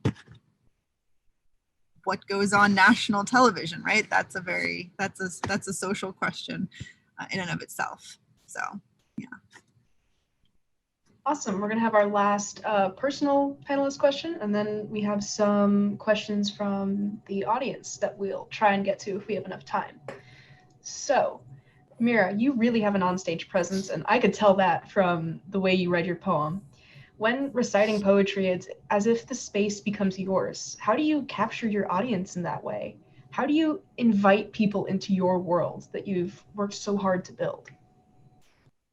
Yeah, that's definitely a question, especially right now, being in a virtual space and we're all in our own rooms or places. So if I was on stage, a way that you can invite your audience to be there standing with you is by being authentically yourself. That's the most important thing. Because as long as I know that we're talking and believing in your words, and as long as you believe in yourself on that stage and you let yourself be free to speak and allow people to hear you and you in your most vulnerable, truthful self. I think that that's enough in order to bring people on stage with you. Like, something that I've learned now being in these virtual spaces is that I can let my words be the most important thing that people are hearing. Like on stage, I would normally use my hands and be very loud and try to capture attention in that way. And I think it's really cool because I love performing. It's something that I just love to do. But virtually, I've learned that I can just look in the camera and speak my truth, and that can be enough. Thank you so much for that answer. Yeah, very important. Yeah. So I have a specific question for Michelle. So how do you find like writing fantasy different from writing other genres such as like mysteries? Like how does your writing mindset like change between those genres? So it's true that I've written just straight ahead mysteries and I've written other books that are more fantasy horror, but I like to think of all of my books as mysteries when I first start, because whether it's in the real world or in a speculative world, I like starting with a character who has a secret and really digging into that. And I like revealing those secrets, and I like coming up with plot twists. So I always strive to have a mystery plot, no matter what the world is around it. So in that aspect, my mindset is the same. But with world building, it's obviously different. Like if I'm writing a mystery set in the real world, then when I develop the setting, I'm researching, I'm looking things up. But if the mystery is set in a fantasy world or in a paranormal world, then I'm making things up and trying to establish rules that feel real. One thing that I do have to keep in mind when I'm writing a fantasy specifically is that I tend to get carried away. If I'm really in love with a fantasy world and discovering things about it, then as I'm drafting, I will lose track of the protagonist's arc. I'll get so excited about these world building details that I'll like bury my plot in them. And that's been something that has led to me having to rewrite some books multiple times, because I dump all this cool world stuff, and then I have to like, the revision is like brushing it all off and being like, oh yes, here's the plot, here's the character transformation, they were just buried under all this stuff. So it can get to be a little bit distracting. Well, that answer actually ties into one of the questions we have from our audience. From Claire, she asks, how do you describe the setting of a different world without it turning into a lengthy and boring interruption from the plot? How do you keep it integrated and balanced? I think you just connect it. Yeah. I'm sorry, you just cut out. I couldn't hear for some reason the full question. Oh, sorry. Sorry. How do you keep it integrated? Because I know it's something I struggle with personally. Sorry. Whoops. For me, it's about making sure, keeping your characters authentic to the moment. And as long as your characters are engaging in their environment, which is a product of your world building, then they're going to be, then that's all going to be cohesive, as opposed to, and I think it's okay to also follow that really exciting thread. If you end up writing a boring paragraph, like, so what? Like, you can revise it. Exactly. Like, write your joy, write it in there. And then you're like, actually, this is maybe not so exciting to other people, but I love it. So how can I filter it? How can I make it that digestible? And then you're like, but this character loves engaging with this thing that I'm talking about, and have a person in there. That person feels a feeling about the thing. That feeling is automatically going to draw your audience in. I would say also, especially with fantasy and sci-fi, remember that readers are really, really imaginative and good at filling in the blanks. And you don't have to describe every little thing. If whatever is like similar to our world, they're going to automatically picture it that way. So you don't have to say it. Focus on what's unique about the setting. Like what makes it different? What makes it your fantasy world or your sci-fi world? And let the reader kind of like fill in the blanks themselves on what they'll paint a vivid picture in my mind, because you're all readers and that's what you do when you read, I'm sure. So that answer like ties into another audience question, which is like, I write mostly fantasy, and I have a hard time incorporating the complicated rules, magic systems of my worlds into my stories. So, like, how do those of you who write with like world building with fantasy worlds like explain your universes to readers in a way that they can understand? It's such a good question, and it's a hard thing to explain. I think that's why we're all.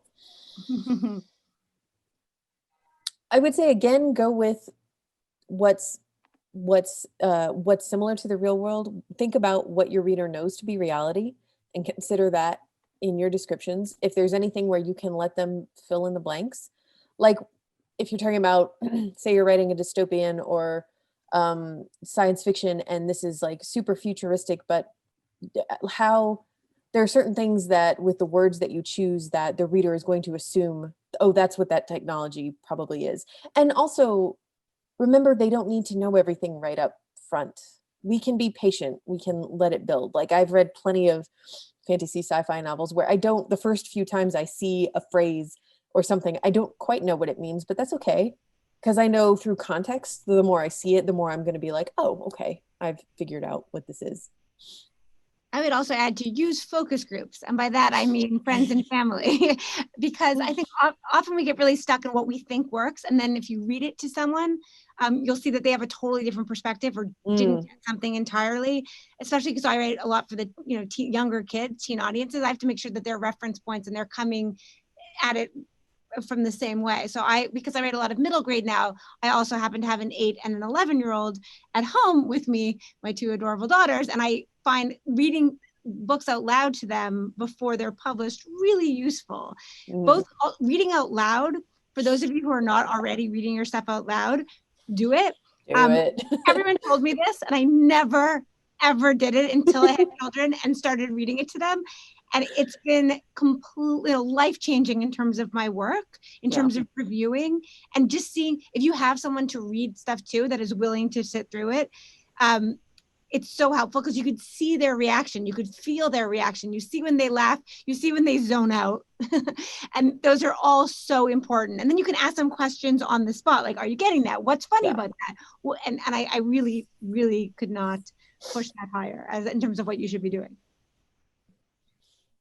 Yeah, my editor gave me a really, really amazing tip one time, and it was your reader is on a need-to-know basis. So yes, if you are finding yourself writing something that the reader hasn't already wondered about or hasn't already asked the question about, or if they don't need to know it at that exact moment, if it's not going to clarify the story in any meaningful way, it's just useful, it's just interesting information, hold it back, pull the reins, because there's going to come a moment where that exact piece of information is going to be necessary. Right. And the reader will need to know it in order to actually understand the story. And that's when you tell it to them, because then they're like, that's kind of weird. And then they're like, why is that weird? Here's your answer. And all of a sudden they're primed. They want to understand the answer, as opposed to being given a lot of information in advance where they're not actually wondering about it yet. I think that's very important, and definitely something I will take to heart, all of these answers. I probably should be taking notes, but I don't have a pen on me. Last question I think we're going to do real quickly is from Mason Jordan. In the story I am currently working on, the subject of the story is grim, like kind of dark, and the character goes through a lot of terrifying things. Do you know any way that I could get that dreadful feeling without feeling dark and overbearing?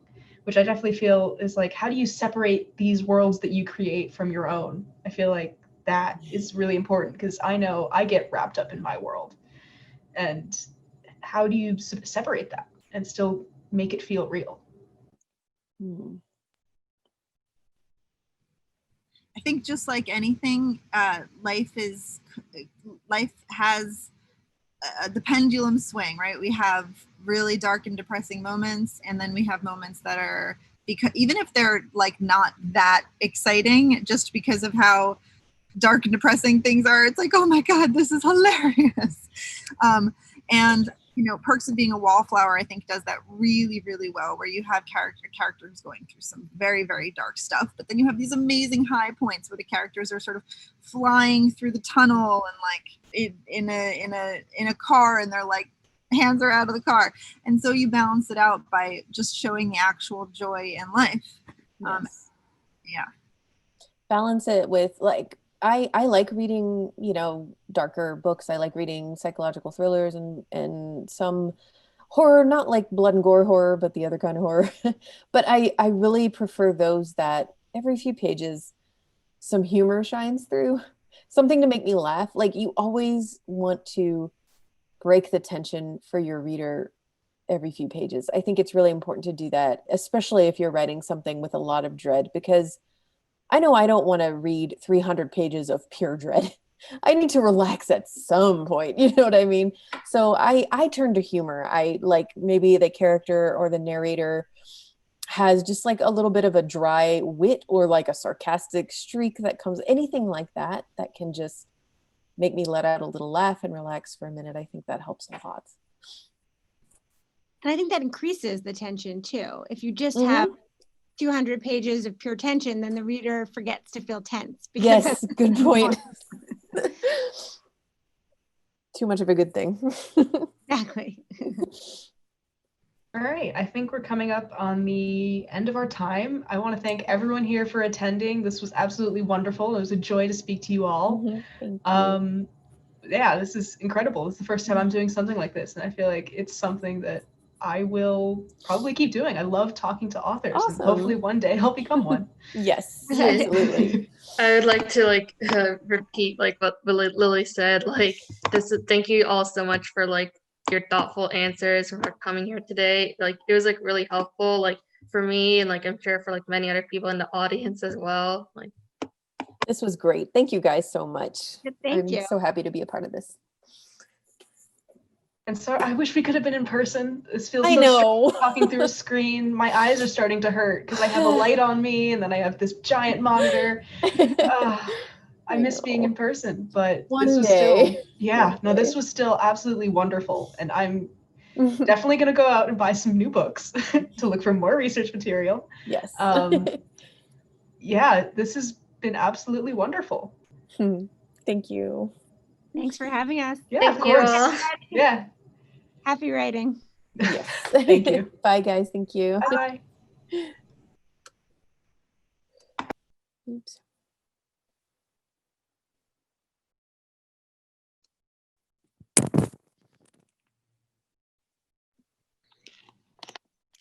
Yes, thank you again so much to all of our panelists that we've had join us today. I hope everyone who's here has enjoyed hearing from them. I can't wait to apply some of these things to my own writing. I think we should give a minute for everybody to come back, but we will be having some more teen writers in a minute. So please stick around for that. I'm very excited to hear our next round of teen writers.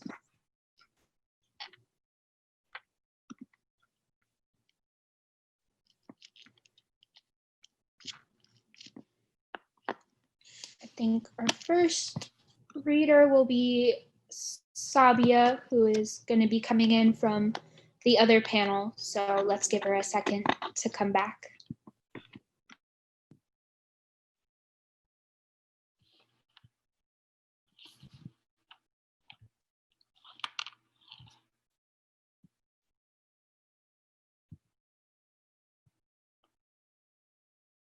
Everyone.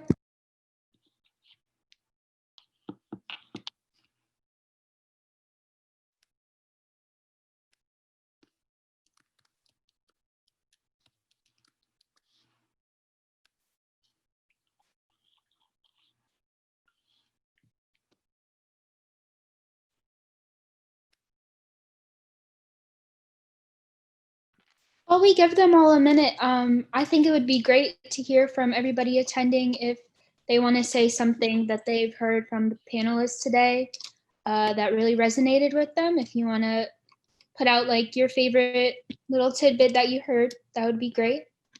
I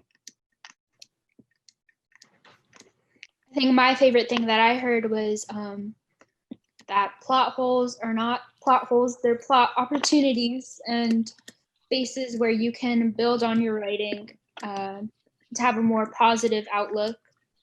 on your writing than a negative idea about it. There's always room to grow and improve.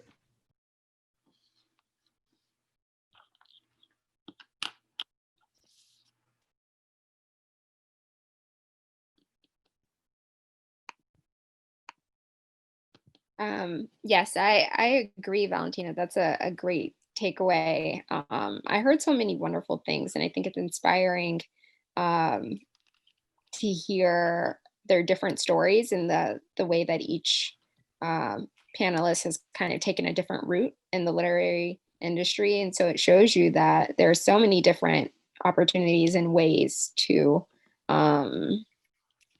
become a writer, even though you guys already are, but to find your way in the profession.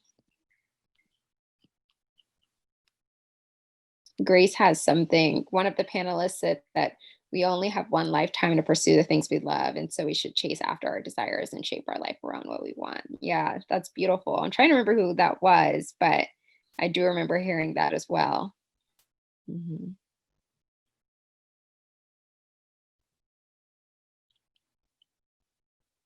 All right, so it looks like everyone is sort of just trickling back in, which is great. We shall start the readings very soon.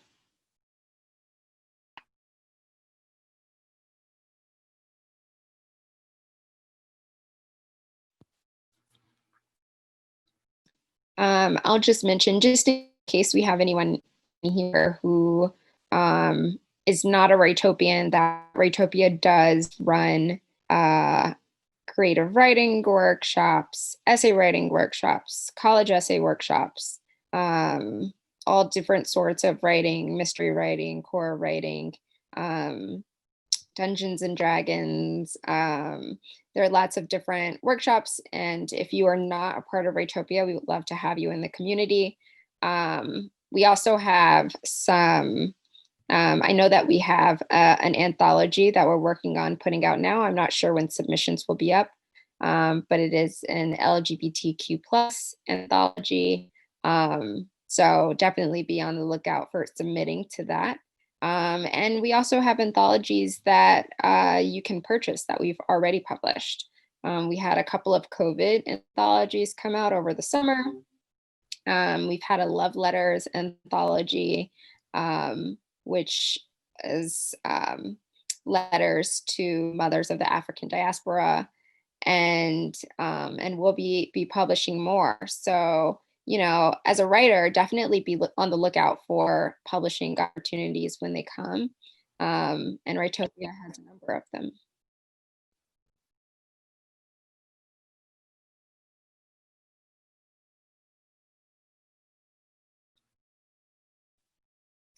This is a lovely takeaway. One of the panelists said that the most important thing is to start writing. Your first draft doesn't have to be perfect. Yeah, I love that. It's a hard one to keep in mind, but so important. And Lily says D&D is a great way to start writing. I agree, especially if you're into fantasy and up for world building. Yeah, right. It's so much fun. So it looks like Sabia is here. I'll let let's take it away.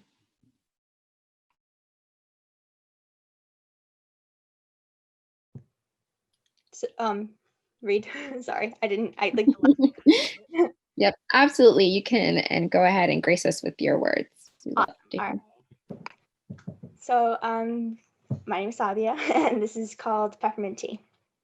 But how did you know?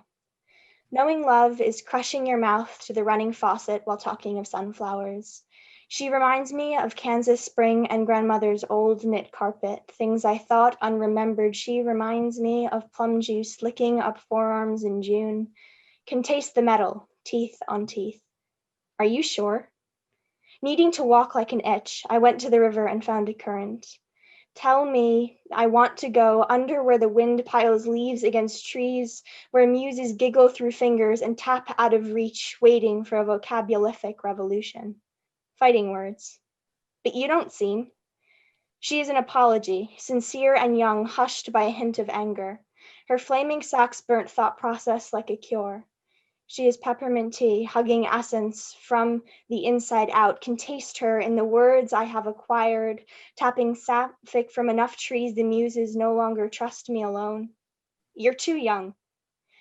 Beyond my years stretches erasure, purposely forgot poems scratched to audience unnamed, an exploration of ignorance where leaves of grass never find electric bodies and I never send armed nouns into the universe or answer these questions.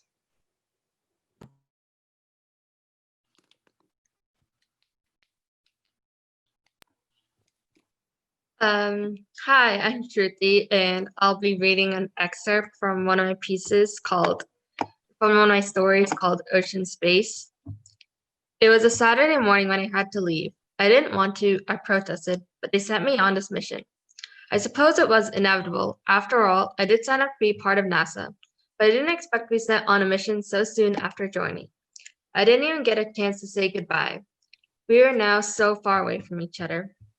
I knew I shouldn't be this worried, but I couldn't help myself. After all, he was only a child, and I was supposed to take care of him. I shook my head. Aunt would take good care of him. I had to focus on my mission. That was what I was getting paid for. I felt a tap on my shoulder from a fellow astronaut. We have a problem. What is it? There is a hole on the right side of the space station. It's small right now, but it's getting larger by the minute. She brought me to where the hole was. We need as many people to try and fill the hole. I nodded and then got to work. I didn't tell her, but I wasn't sure how exactly to close the hole. This had never been covered in my training.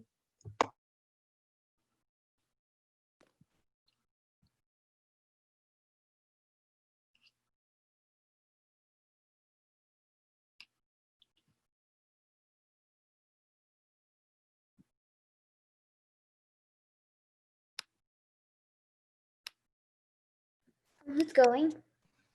Mia? Oh, okay.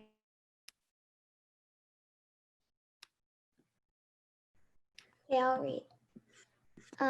So this is called the morning we had no Wi-Fi. Can you hear me? Can you hear me? Yeah, it's coming through perfectly. Yawn, I exclaimed as sunlight flooded through my eyes, waking me up. What time is it? I asked my Alexa, still half asleep. Sorry, I cannot respond right now. Try again later. Alexa responded. Seriously? Great, no Wi-Fi, I thought. I went downstairs without even brushing my hair, teeth, or even changing my clothes. My face was red, and being mad at your Alexa actually seemed like a pretty silly thing to be mad about, but nothing else cared to me right now. Thump, thump, went every step of my feet on the staircase on the stomping parade downstairs. I walked straight to my dad's office and found him on his laptop, fiddling with the Wi-Fi network and controls. My Alexa doesn't work, I exclaimed, trying not to explode. Yes, he responded. Nothing works. That is part of my draft.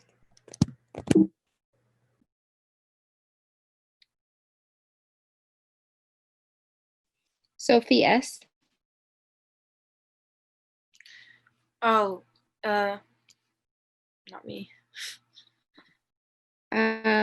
Jana then.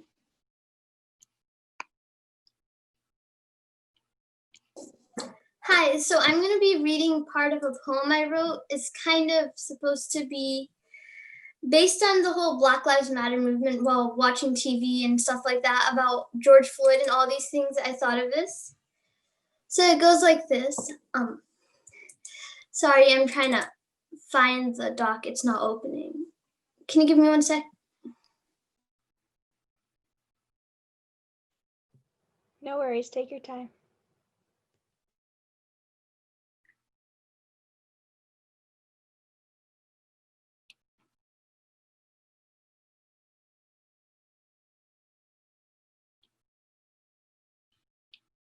Sorry guys, so the document was not opening. So the poem goes like this.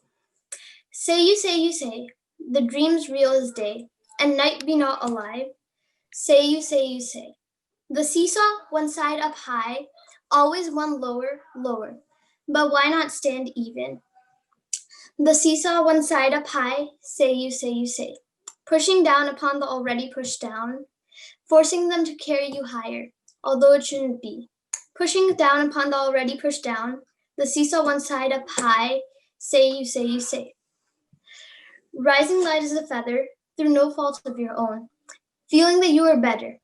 Rising light as a feather, pushing down upon the already pushed down, the seesaw one side up high, say you say you say. Words of slander that you're better, for little reasons that shouldn't matter. Always someone on attack. Say you say, words of slander that you're better. Rising light as a feather, pushing down upon the already pushed down, the seesaw one side up high. Say you say you say. Thank you.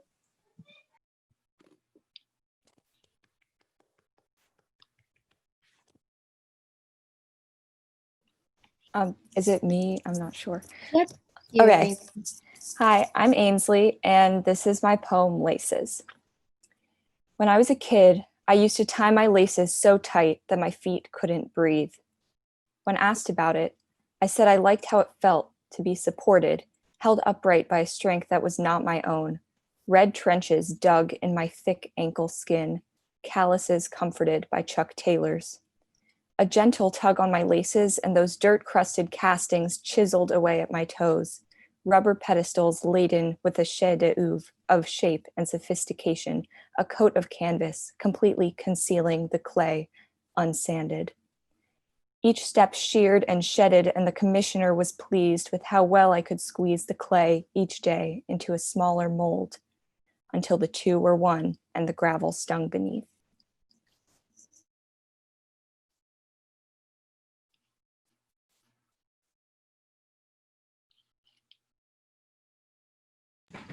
Hi, I'm Sophia, and I'll be reading What If I Didn't Write Poems?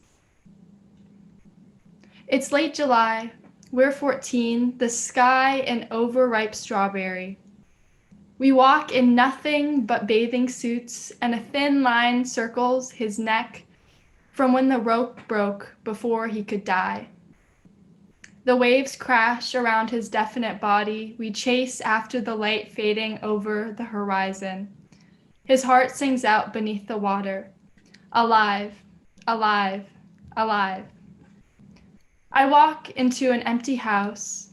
No grandma gardening, no brother playing, no mom fidgeting with her hair facing the cracked mirror. I stand flesh and blood and beating heart inside my bare bones home.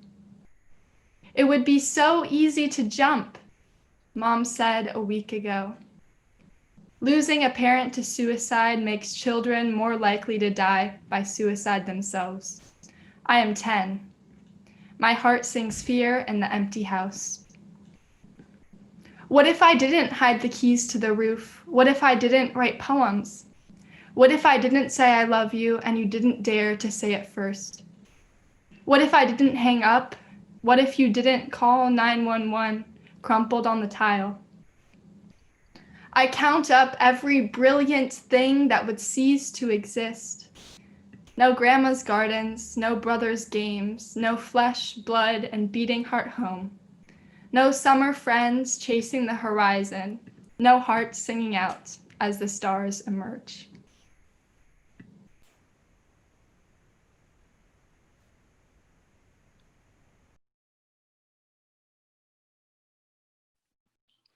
My name is Julia. I am a junior from the Bay Area, and I'm going to be reading a poem that I wrote called Mẹ ơi, which means mother in Vietnamese. It's been 6 years since my parents have read my writing. My mother doesn't like my poetry. She doesn't mention it anymore. She says she hates my selective memory.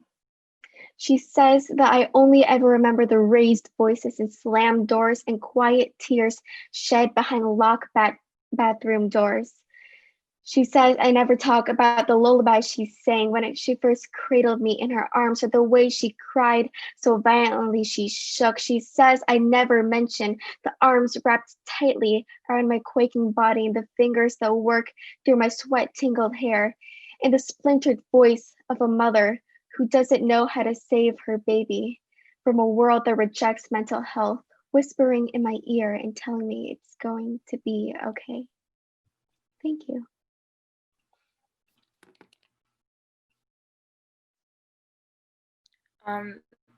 Hi, my name is Eli.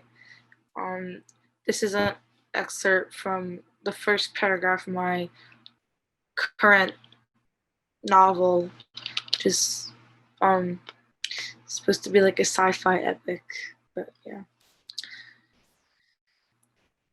It was a typical day on planet Shimmy HQ, the literal center of the universe. There roamed the Shimmy Shimmians, the most flamboyant, fabulous, and powerful alien race you'd ever meet. They ranged from shades of light blue to navy. They had long, gloopy bodies, the mass of gelatin. Their main export of consumable liquor, jelly, is 2 million times stronger effects than the liquor you are familiar with. Their immune systems are very strong. They are a very sexually invested race.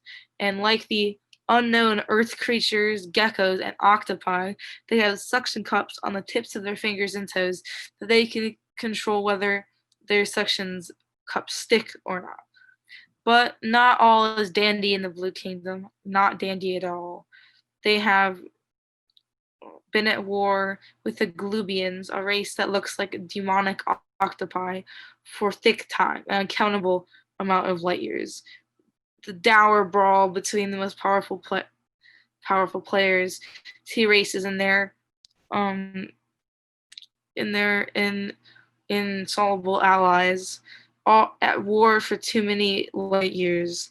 But on this day, in the grand city of Fosse, with large round towers and temples, tall and vast airships on parade for another galactic victory, the Shimmy Shimmians were the victorious ones. The one attention craving and the star glitz and glamour lighting their stat maps. They had a certain flair for the dramatic, and they just had to make the story about them.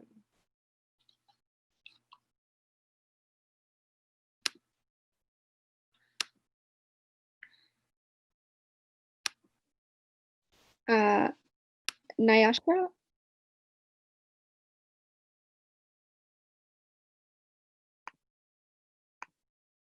All right, Medina. My camera isn't working, but can you hear me? Okay. Yeah. So I did a personal essay, and it's called More Than a Conquer. Let me tell you the secret that made me a better volleyball player. There wasn't a day that went by where I didn't put every amount of effort I had into making the volleyball team. I had known that my grades were first before moving on to anything else. My motivation was getting stronger, my mental health was getting better, and my overall health was just getting better. This had all started when I had transferred schools. I had arrived into my new school in 4th grade and slowly got adapted to the environment, the type of people, and just the overall structure of the school. My teachers are very kind and optimistic towards me. They had a very warming welcome and had started to feel like home. When I had started to go to my PE classes, I soon figured that there were so many sports that were offered. I had gotten very excited that I had started to jump, because I had always been a sporty child since day one. Then a thought came to mind. I thought, why don't I try out for the volleyball team? And who knows, I might make the team. I had signed up for tryouts, and they were in a week. Till this day, I play volleyball and have been playing for the past 9 years. That's it. Thank you for sharing, Medina. I think we have one last reader, Arinda.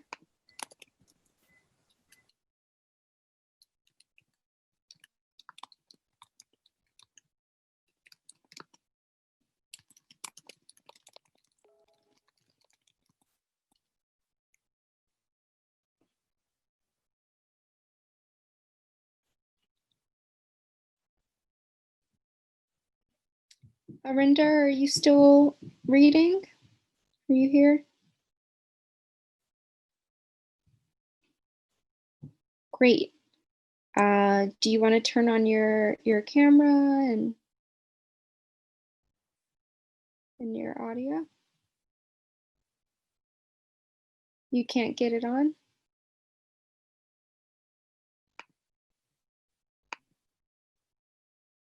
Can you try speaking?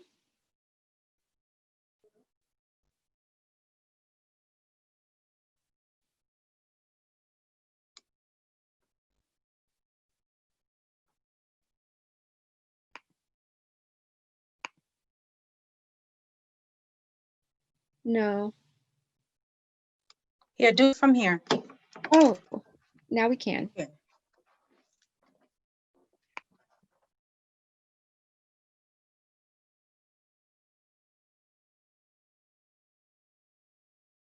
Maybe it's because Rinda's not a panelist.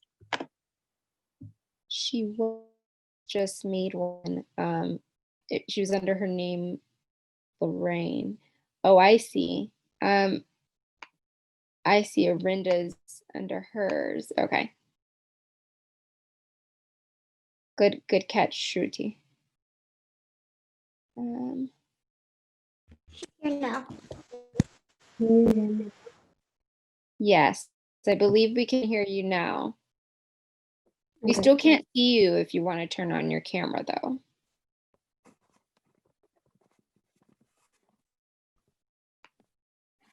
Okay, ready whenever you are. All right. So I'm Miranda Ratchford, and this is an excerpt from my story, Secret Cell Hide Beyond the Front Door. Father's point of view, the next morning.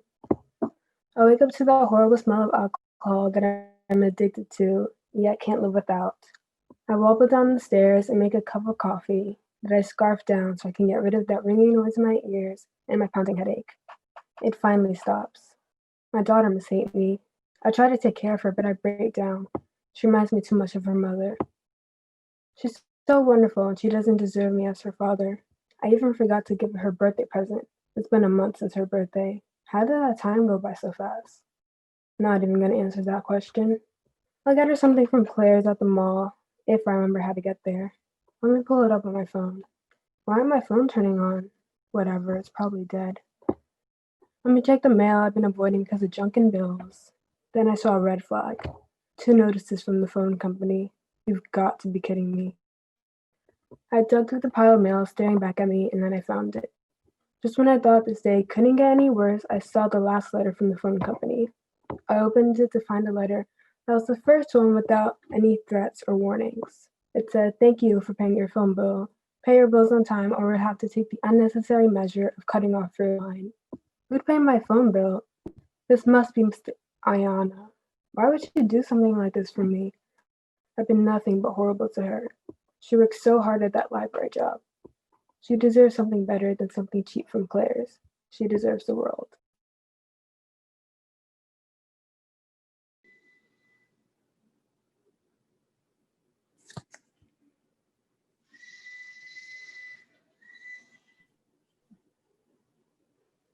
Wonderful reading, everyone.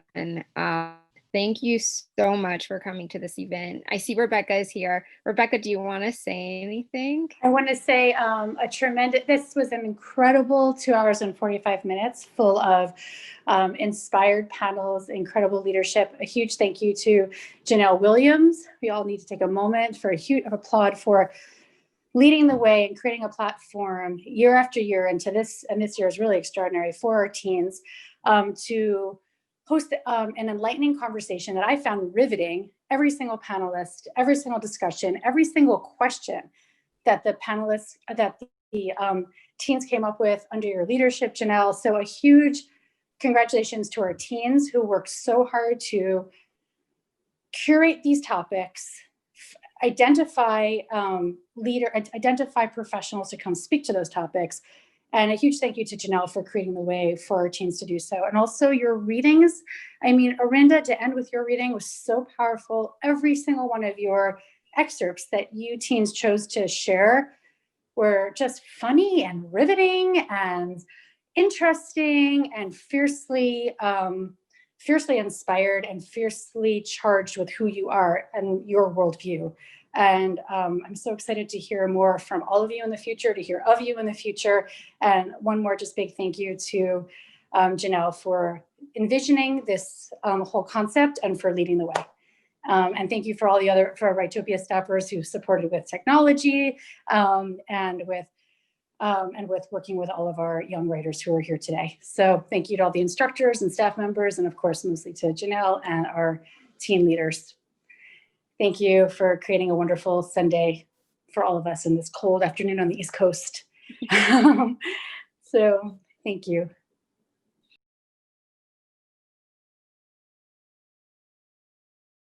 Wonderful. So everybody's coming over now. We have a few more panelists being promoted. Hi. So wonderful to see you. Hi. Now it's working. Yes. I know it took a second. So we're just waiting for Sarah K and Maxine. Excuse me? No, I would just say okay. Okay. Maxine, and we have a bunch of participants here, so they can see you, and we'll get started in a couple minutes.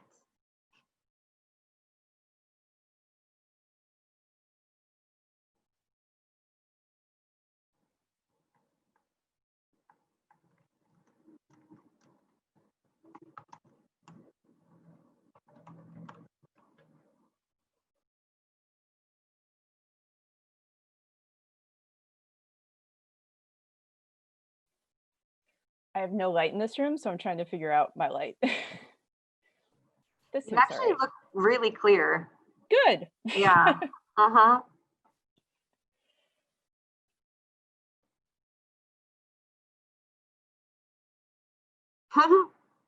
Lena, do you see Lena's comment? She's telling you you look great.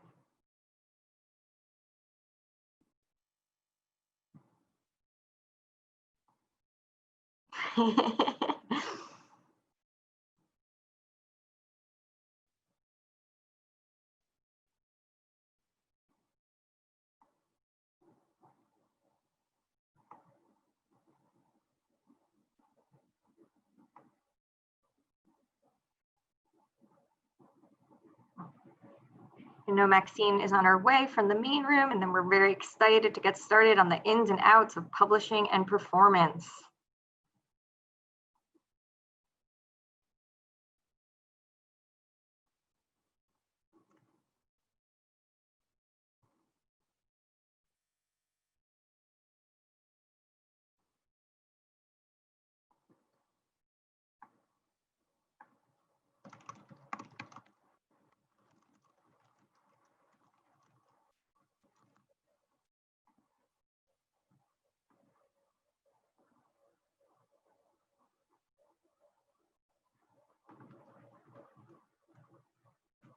All right, well, while we're waiting for our last two panelists, we can start with introductions. I am so pleased to introduce Josie West, one of our team leaders and extraordinary writers, and she'll be leading this panel today. So take it away, Josie. Thank you so much. Okay, so this is the ins and outs of publishing and performance. I'm just going to start off by saying at the last 5 minutes, we're going to spend doing like an audience Q&A. So if you come up with any questions throughout that you want to ask, you can either put them in the chat or in the Q&A function, and we will try and get to those at the end. So I'm going to begin with introductions. We're going to start with Julie Strauss-Gable. She boasts an incredibly impressive resume. She has edited multiple New York Times bestsellers, including John Green's The Fault in Our Stars and Looking for Alaska. And we're so grateful to have her here today. Next, we have Sean Griffin, a writer, teacher, and editor. He has had his work published in multiple impressive publications, including the Southampton Review, Terse, and Pink Magazine. Thanks for joining us today. We also have Beth Staples. In addition to an impressive resume as an editor and teacher, she has been described as, quote, a scrupulous and imaginative advisor and guide, and an astute reader and canny publisher. We're so happy to have her here with us today. And then we have Maxine Charles, a former Writopian herself. She is currently an editorial assistant at Macmillan, where she works to uplift the voices of marginalized communities. Thanks for joining us today. And then finally, I'm not sure if she's here yet, we have Sarah K. She's a spoken word poet and also the founder of Project Voice, which is a truly amazing creation that uses spoken word poetry as a vehicle for promoting education, inspiration, and entertainment. We're very excited to have her here with us. So I guess we're going to start off with a more general question for anyone to answer. And that is, what drew you to the publishing business in the first place? Feel free to jump in, anyone. I can jump in.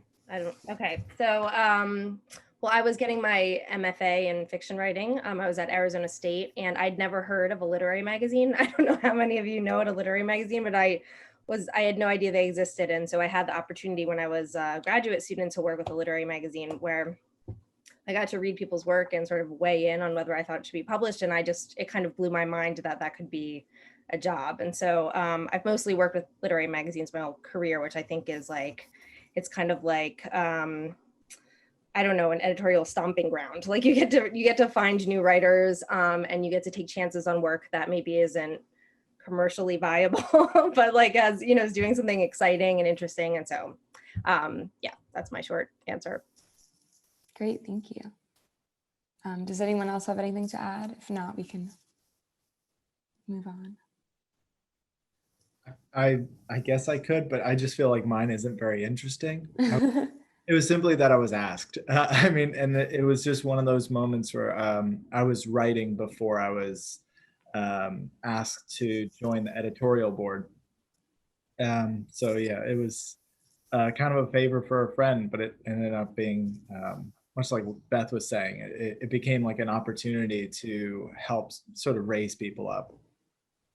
That's great. Wonderful. So our next question is there anything about the publishing process that you wished you had understood more before you became involved with it?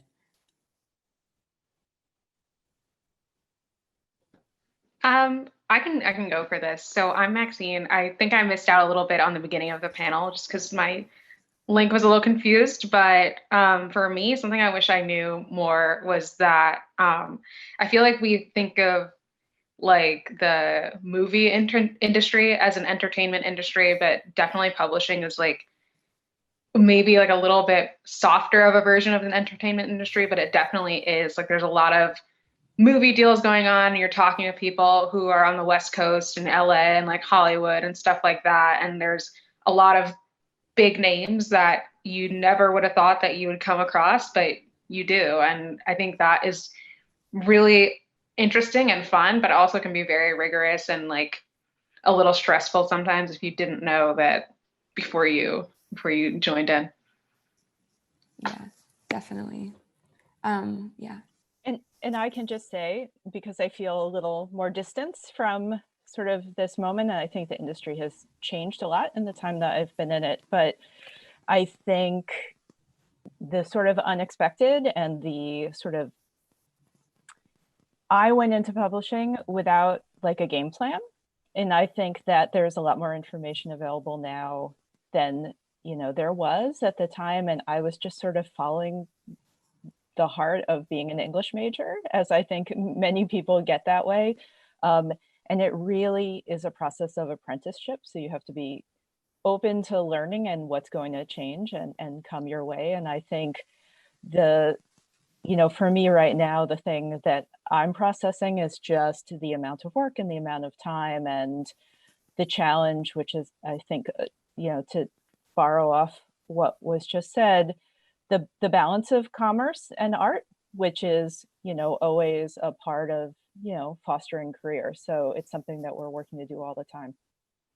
Great. Yeah, that's actually a perfect segue into the next question, which is, what advice would you give to someone who is just starting out in the publishing industry?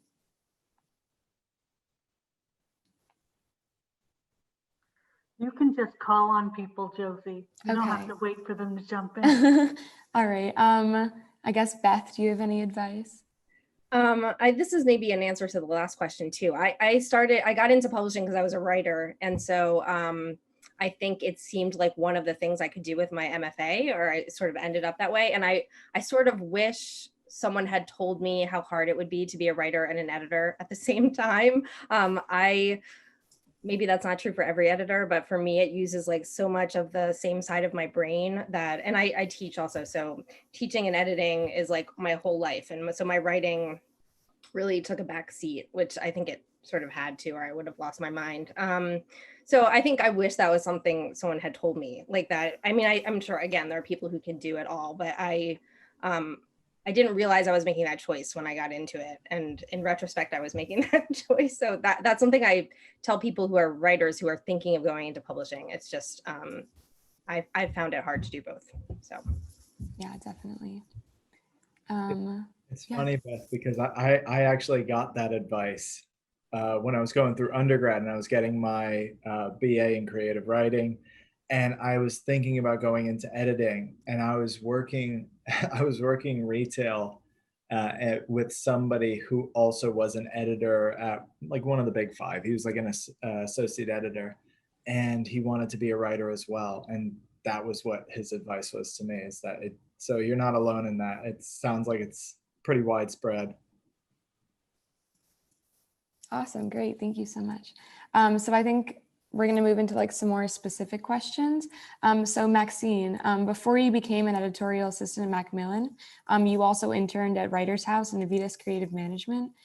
Did you learn anything surprising about the business that you hadn't already known from those? And how did these internships deepen your understanding of the publishing industry? So at Writers House, it was it was much more organized and programmatic than Avitas Creative Management. So the first one that I did was Avitas. That was with 2 other interns, and we had 1 supervisor. And we had like intern workshops every week where we'd have somebody talk to us about like, like making movie deals or pitching a book, and, the differences between getting a nonfiction proposal versus a fiction novel, which usually comes in like its full form. And then with Writers House, we learned more about like contracts and, just the sheer volume of what agents are getting every day. Like for example, the person that I was assisting, I actually had to look at her queries every morning. I had to go through about 50 query letters every morning. And when I started there, the query inbox was like 1,500, 1,600, and we'd get like 50 to 200 new queries a day. So like just the amount of things that people are looking at, I think that was one of the most valuable things for me to learn, and like how competitive queries stood out and what was actually getting passed on to the agent to consider seriously. So I think that was one of the most valuable things. Plus, looking at different kinds of contracts, like foreign contracts and contracts between publishing houses and agencies, and like what they value, how payments are made out, things like that. Great, thank you so much. So Julie, you've said that, quote, if you're not in love with someone's writing at the sentence level, then you're not going to sign up the book. Could you like elaborate a little bit on that and like tell us a little bit about what you think the key to a successful piece of work is? Yeah. So I think sort of in that same sense that you really see when you look at a lot of queries, you can instantly tell the difference, right? When something is going to make it through or not, which is hard. It's hard to know that from the other side until you've had the experience of seeing submission after submission after submission. And the reality is the good ones stand out like very, very clearly. And it really does come down to the craft that's in them, but it's also really personal. So over the course of years, I can definitely look at a page of something and know pretty quickly if I'm going to keep reading or not. And a lot of that is personal, right? A lot of my decision to take a project on is about the editor I know I am. It's about what I know I can sort of craft to success. But if I don't see a spark in the language, if I don't see something special, if I don't see it coming together really quickly on the page, I'm not going to continue, because we can fix a lot of things. We can fix the most tremendously troubled plots. You can remove characters. Thematically, I mean, all of that can be worked on, and that's what I do all the time. But if I'm reading it and it's just sort of like meh, then I'm not going to pursue it at all. So if the craft isn't there in the language to begin with in a way that works for me, I'm not going to pursue it. And that can mean a lot of things. I find for me, there's a certain lyricism in language that attracts me, but being surprised pretty quickly in the way the end of a sentence turns or the way somebody approaches things is a huge part of it. Surprise on the micro level and the macro level will always entice me to keep going with something. Yeah, great. Thank you so much. That kind of like connects to the idea of rejection and like how that's obviously a very important part of the publishing process. So this is a question for anyone. How do you think rejection can push a writer to grow?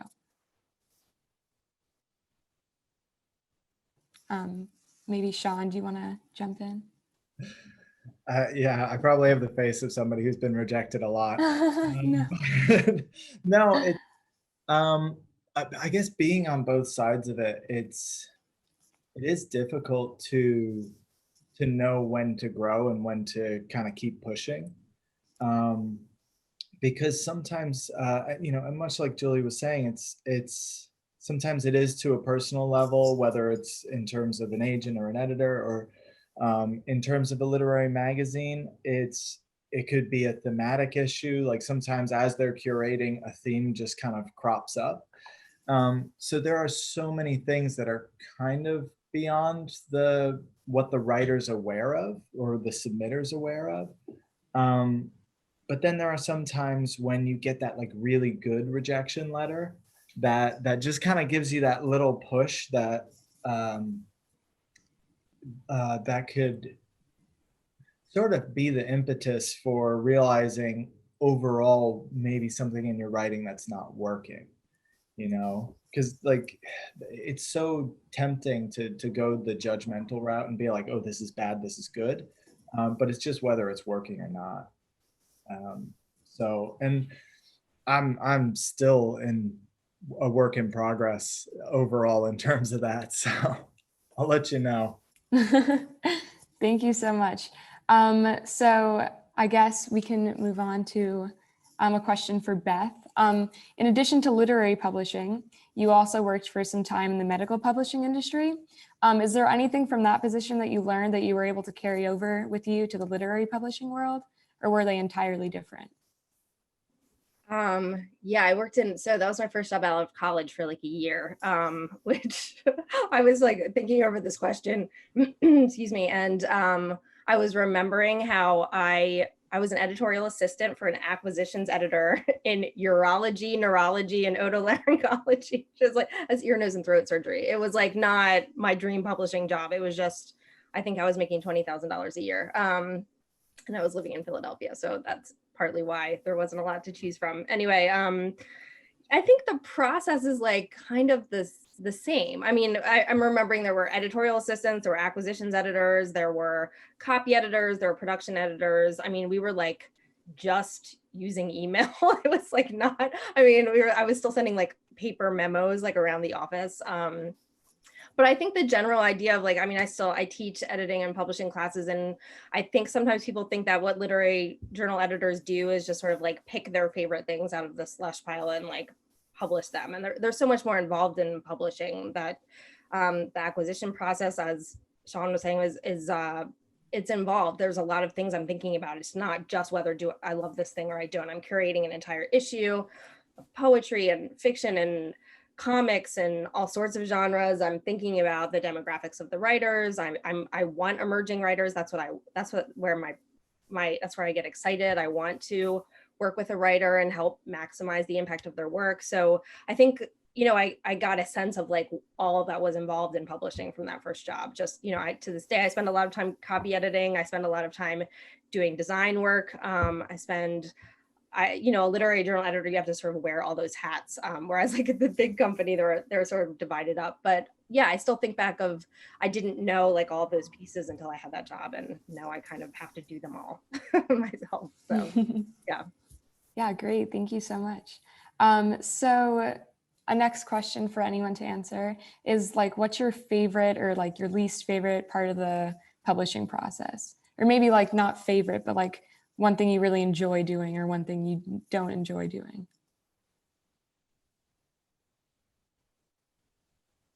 Yeah, go ahead. I'm kind of my own worst enemy in this answer, but from the writing side of it, my least favorite is waiting. That's terrible. But from like the editing side of it, I am so slow at reading that like I both understand it, but I still don't like it. So that's always tough. I know a lot of times people say that rejections is kind of one of the least favorite thing, but for me, it's the waiting. Because the rejection, once I know, and I can start working through that,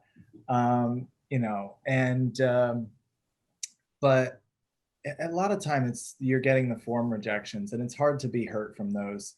But the waiting is definitely tough. But I know that's the joyous side of being on the editorial and writing, is that I get to accept people's work, and I know that feeling, and that's very exciting. Great, thank you so much. Julie or Maxine, do you have anything to add? Josie, just want to add, sorry, Maxine, I just want to add that Sarah Kay joined us as well. Oh, wonderful. So our fifth panelist is here. Okay, great. Hello, Sarah, welcome. Okay, sorry, I cut you off, Julie, go ahead. Oh no, I would say that my least favorite thing is that other people's least favorite thing is waiting. But because I definitely understand that, and it's, making a book is a long process, and it's hard to find the patience for it at any stage. And I think it is a necessity of what it is. And I know that's really hard for people. And it's easy for me because I'm on the inside of it. And I know what I'm doing, right? I know what I'm working on. I know the timeline. And the other thing that I know that I realize is hard to know from the outside is that everything is okay. And I think and I'm thinking more about people who have a book in process somewhere, but I think it's just the same thing for waiting in general. I have a luxury of knowing that things are going to be okay. And both because I'm on the inside and because I've been doing it for a while, I also know that it's worth it. I know you don't get that time, it's a book, it should last forever. You don't get that opportunity back, right? So you want it to be done right, but it is really hard to wait in between. The process of working from home for the past 10,000 years has sort of helped it is a helpful reminder that when I'm not surrounded by colleagues, I never know what anybody's doing, right? And so it's the same process of waiting on the other side. So it's a good reminder. It can be very isolating to be a writer. And so communication is really important. And it's just about finding ways to trick yourself out of forgetting that you're waiting for something, but also knowing when it's been too long and when it's worth it. And in return, I always give writers the time they need for their process. It's a two-way street, but I think it's really hard. And I think part of what's hard about waiting is the isolation and the lack of a support system. And so I think finding a way to get through those two things are a challenge, but important if you can figure it out. Yeah, definitely. That's a really great way of looking at it. So Sarah, I'm gonna jump to you now. It's so nice to see you. I was wondering. Oh no, don't worry about it. Years of Zoom that I would have figured this out, and yet somehow my entire computer crashed when I tried to sign in. Oh no, it was just chaos. But I'm here. I've been listening quietly. Great. No, I'm so glad to see you. So as a spoken word poet and performer, you have a very unique relationship with the publishing industry. How have you managed to share your work with the world without taking the traditional publishing route? I love calling it a unique relationship. That makes it sound like, it's much sexier than it is, which is that I come from a community of writers and poets who many times did not feel recognized or welcomed into a more traditional publishing space, and so formed ways to share writing with each other in communities, mainly marginalized folks, mainly people of color, mainly, a lot of history of empowerment through the creation of space when kept out by gatekeepers of various kind of literature with a capital L communities, not exclusively, but a lot.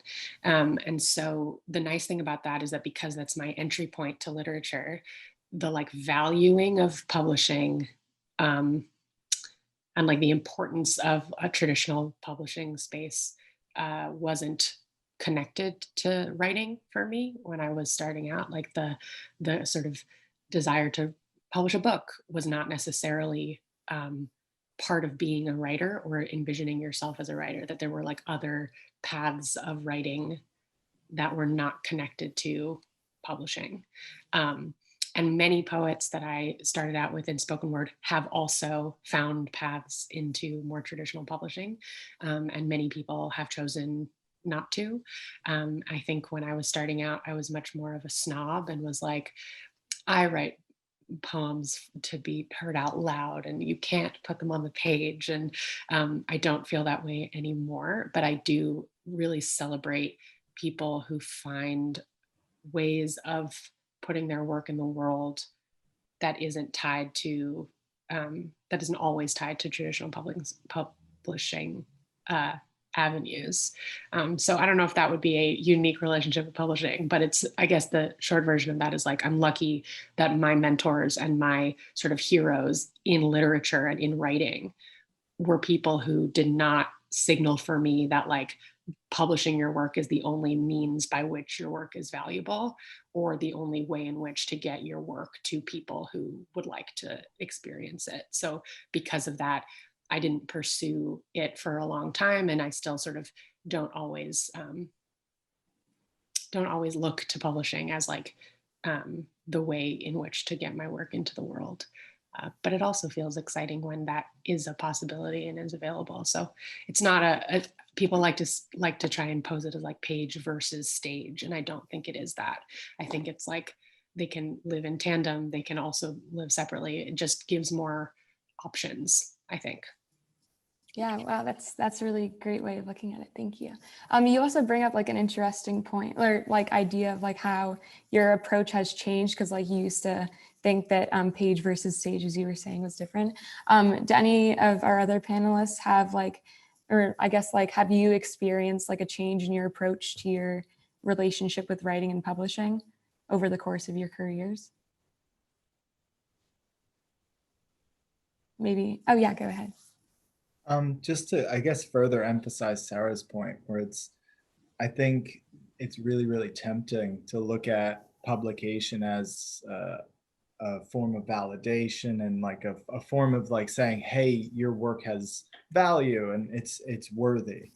But at the same time, I think a week ago, I had a poem published that I wrote 4 or 5 years ago. And it was one of those ones where I was just, it's not that I'm short on confidence. So please know this is not ego, but it was one of those ones I knew it was good. I did sit with it and I edited it at one point and I really put it through the ringer. But I just was tenacious with it. It was getting rejected a lot. And a lot, but it is, and it's really, really tempting to just kind of say ooh, this is no good. And I certainly have those poems where they've been rejected so much where I just kind of say, well, maybe it's not any good. But to have that one that you're there's something here. I know this has something, I just have to find the right place for it, and it's very, very worth it when that yes does come through. Yeah, great. Thank you so much. Does anyone else have anything to add? Maybe their own perspective. I can add something. I guess I was trying to think about how my relationship to the idea of what I do has changed, which is an interesting question. But I think when I was first a literary magazine editor, I was sort of high on the idea I could just pick things I liked. And, it was this powerful. And the older I've gotten, the more I've realized, like, I don't know, that my taste is not necessarily any better than anyone else's taste. And I feel like my process has gotten a lot more collaborative. Like, I'm less interested in publishing just what I like, and I'm more interested in, I teach a class of students that help me select stuff. And I don't know, I think my relationship to them has changed. I'm much more like open to when they like something. I think if it were just like the same issue over and over again of Shenandoah or any magazine where it was just like me picking my favorites, it would start to get boring. It would get boring to the readers. It would get boring to me. We've just launched a editorial fellowship for BIPOC writers. So we're trying to bring in other voices who can curate special sections of the issue. And I feel like that's what's most exciting to me now. It's not just like, can I find the thing I love, which for a long time was like very exciting to me, but now is like, can I open my thinking to the way other people think, which I don't know, it's just a different way of approaching editing, but for me it's like the more exciting thing right now. No, definitely. Yeah, that's really interesting. So I guess this is kind of like also relating to change a little bit. How have you guys seen your career or jobs now during COVID change? Like, has the process changed at all? Has your approach to publishing or writing changed at all?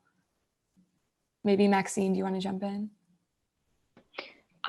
Sure. I mean, it's kind of interesting because I feel like I'm one of the newer people on this panel because I just started my first full-time job in June.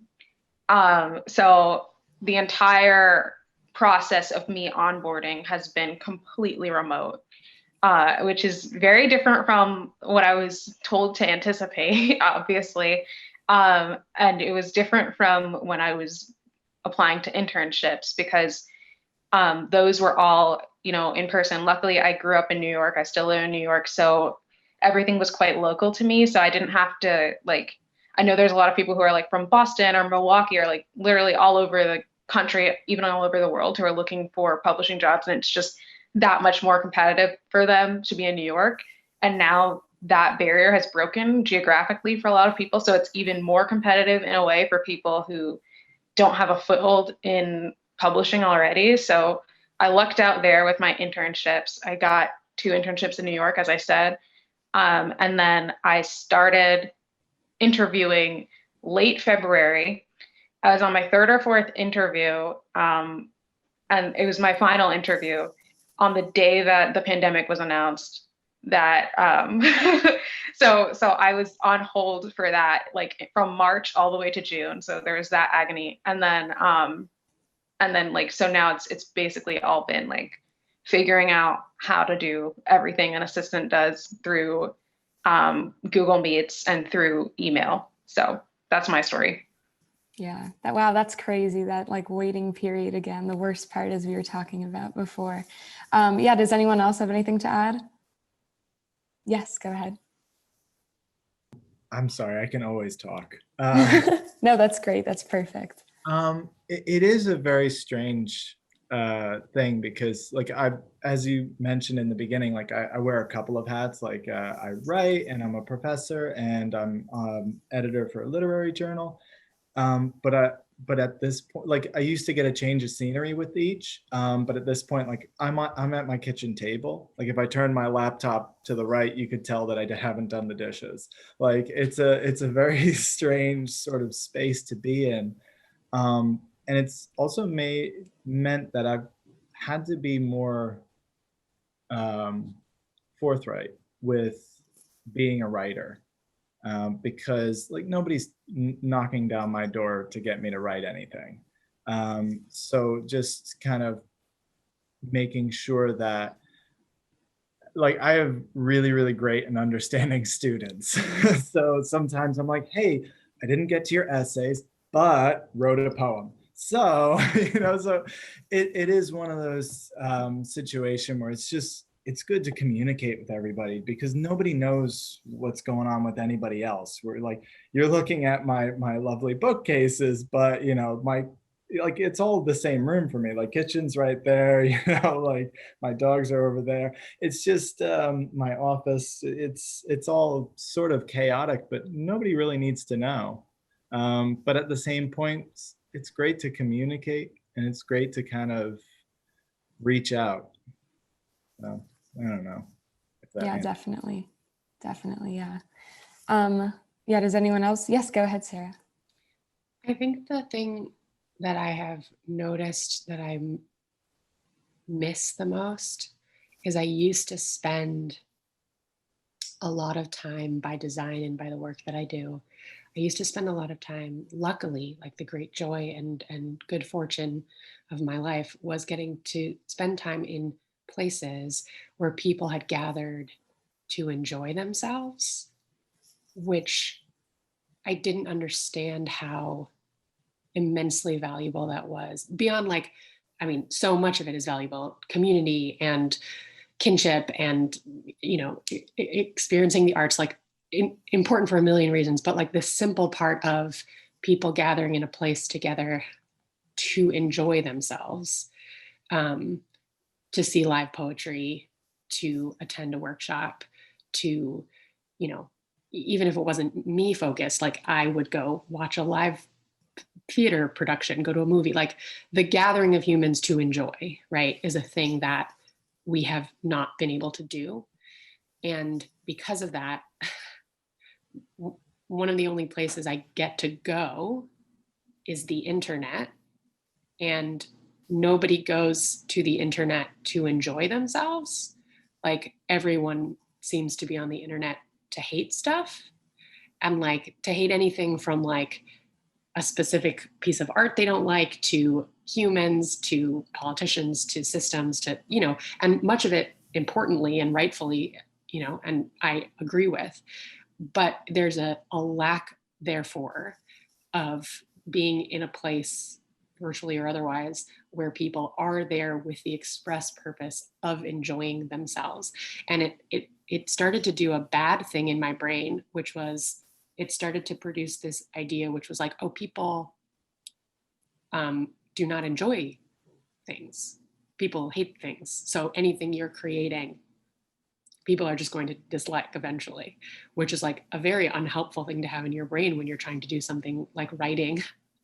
And so I had to start to like very intentionally find and cultivate and like hold sacred ways of being with people like this, where people are gathered with the express purpose of enjoying themselves, right? So like small things like I have a weekly game night with my friends on Zoom, but also like attending poetry, like virtual poetry workshops and virtual poetry readings, and like opportunities to remind my brain that like, yes, people also like to read poetry and love poetry. And so like when you're writing something, it isn't inevitable that everyone's going to hate it. It's like also part of the machinery of joy. And I think like really seeking those reminders out for myself has been like super, super critical when I can't have them in real life. Yeah, definitely. I can definitely relate to that feeling. So I think we're going to do like one last question, then we're going to turn to some audience questions. But the last one is, can you like tell us about a favorite writer of yours that we might not have heard about, and like what draws you to their work, if any? Yeah, I can give you some time to think if no one. Everyone run to your bookshelf.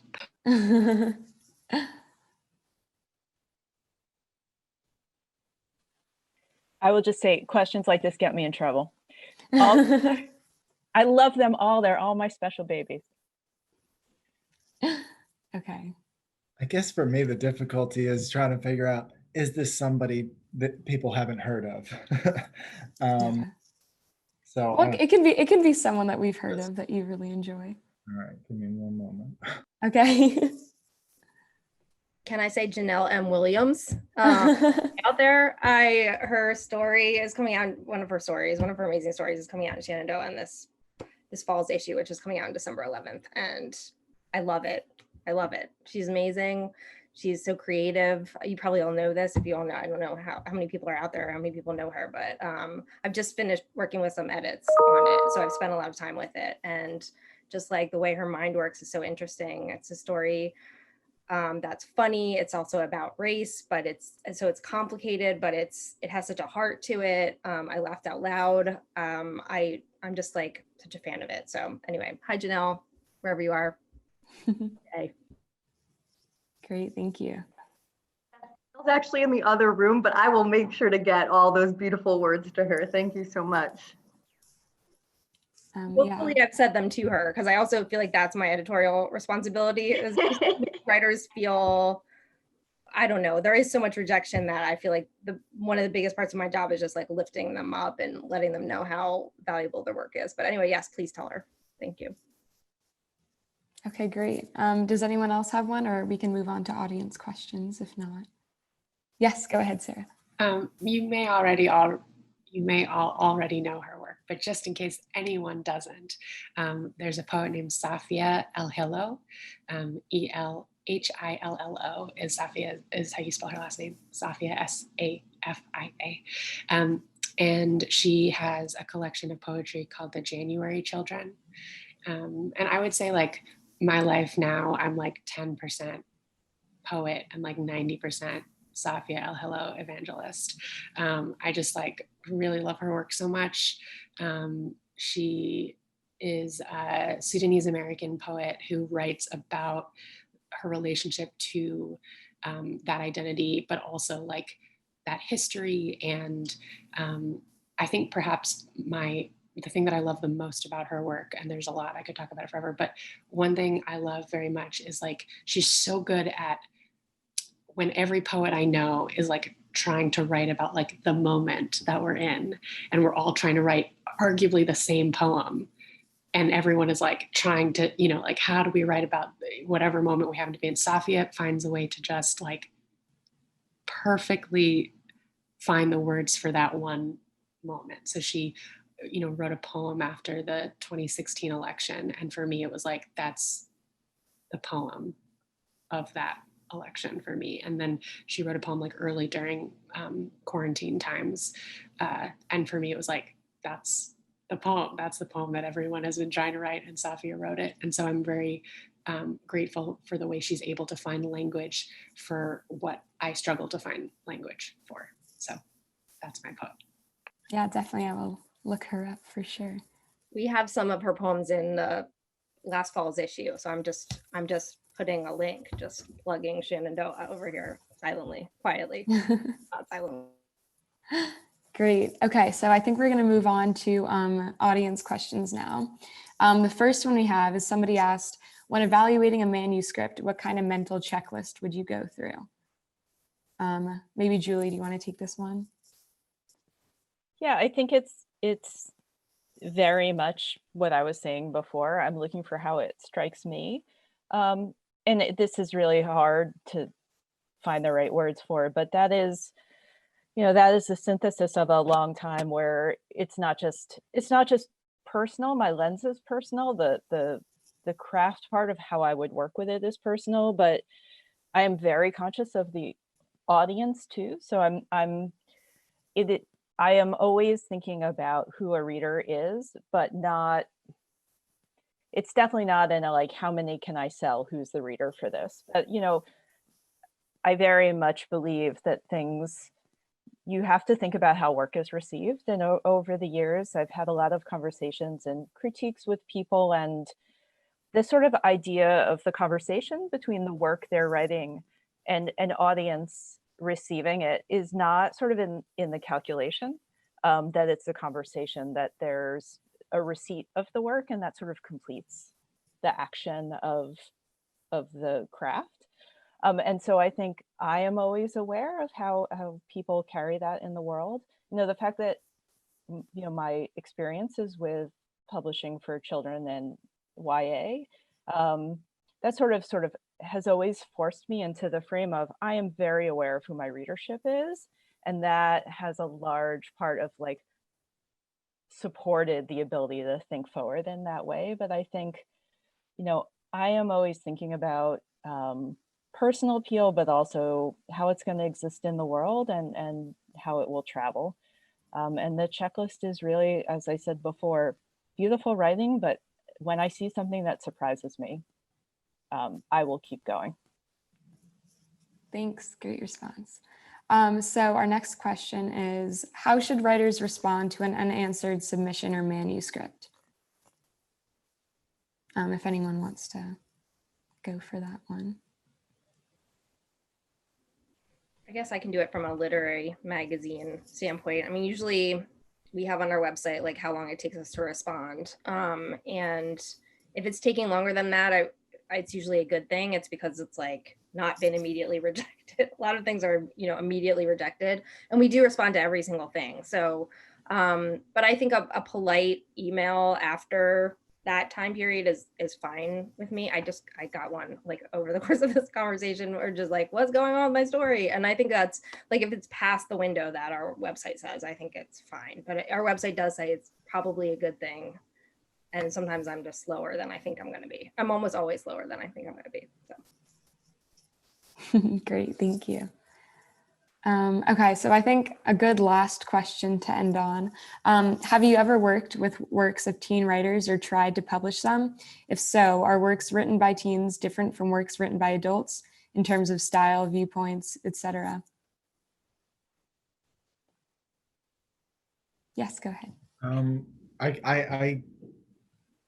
I think I always try to keep an eye out for. A lot of people feel like you can only get published in a literary journal if you have an MFA. But I come from a very blue collar family. Like my dad was lucky to get high school. So it is one of those things where, so I try to keep an open mind to these things. And so sometimes I'll look at works that are from people who don't even have their BA yet or anything like that, but just to be conscious of it. But at the same point, when I first read a story, I'm not necessarily aware their age per se. I think everybody's coming from a different perspective, and the things that we want to focus on are the things that are important to us. And we throw it out there to hope that it's important to somebody else too, And so, I've published, there was a great story that I published where, a lot of times because we're so busy and we're so inundated with submissions, when a work isn't like what some people might refer to as tight, being like loose language or poor grammar or anything like that, like they're quick to throw it out. But it was such a great LGBTQ plus fairy tale, and I felt like that was needed. And so I fought with the editorial board on that one because, it's necessary. It's necessary to get voices both old and young in there because the focus is different, but doesn't mean it's any better or worse. I don't know if that helps. Oh yeah, that's a great answer. Thank you so much. All right, so I think it's 2:00 now. Thank you all so much for your wonderful responses. So yes, I think we're going to head back to the main room now, but thank you all so much. Thank you. Thank you. Thank you. Thank you for having me. Thanks. So much for being here. That was fantastic. We really appreciate it. Thank you for taking your time. Janelle's raved about all of you, so we're very happy. I'm geeking out about Sarah Kay. I know. I am completely like, I can't see you, but thank you. Go on camera so you can show her your face. Oh my God, Sarah. I don't know who's speaking. Sarah, Okay. I show your work, your videos to people who haven't heard of spoken word. Cool. So I love it. Thank you. So Thank you much. for sharing poetry with people you love. That's my favorite. I love to hear. I too share poetry with people I love. Thank you. Yeah. And Beth and Sean and Josie, you did all such a wonderful job. Thank you. Thank you. Josie, yeah. Thank you guys so much. Josie, fantastic host. Thank you. Yes, fantastic. Thank you. You're excellent. Oh, thank you. Thank you. Sarah, I wanted to say that your answer about like being in spaces where it's like to enjoy ourselves. It just like blew my mind. I was like, that's it. That's the whole pandemic in a nutshell. I just hadn't thought of it like in those exact terms, but that's exactly, and just not being in the classroom with my students, which I think is like my analogous example, or like that's where I get my joy, and like we talk about the magazine in exciting ways, and it's just like all through the computer. It's just, that's what's missing. It's like, anyway, that was just, I thought your answer was genius. So well, thanks. I mean, it really was a hard go to realize that my brain was not remembering that, like, because I would go to write something and there would be a voice that'd be like, everyone will hate this. Everything you do, people only hate things. And it was like, why am I doing, like, why is that happening? And I was like, oh, right, because I haven't seen people enjoy things together in a long time, and I miss it terribly. And it was so, I was very lucky to get to have it when I had it. And so now I'm like, how can I find more places? Where can we, and what's nice is that people are still, you know, there are like a bunch of, I'm constantly trying to like repost and reshare so people can see, but like there's a virtual poetry reading every week. Someone's doing a writing workshop, someone's having an open mic. I don't know if you are organizing like teen open mics. Have you been doing that for them too? One in December. Awesome. Yeah, exactly. And like, it's just so, it's such a good thing to remind ourselves that we still have. Yeah, while we're on complimenting Sarah for her questions and poetry, the other thing we love about showing your work is, you know, spoken word is a great platform for social justice. But a lot of times, even apart from social justice, our teens think that spoken word has to be angry. And we love showing them like the message to the daughter and you and like Phil K's comedy bit, just to like open up and show them what, you know, what else it could be. So thank you for that. Thanks. I also have angry poems if you need some of those too. Let me know. Fantastic. Thank you. Yeah, just the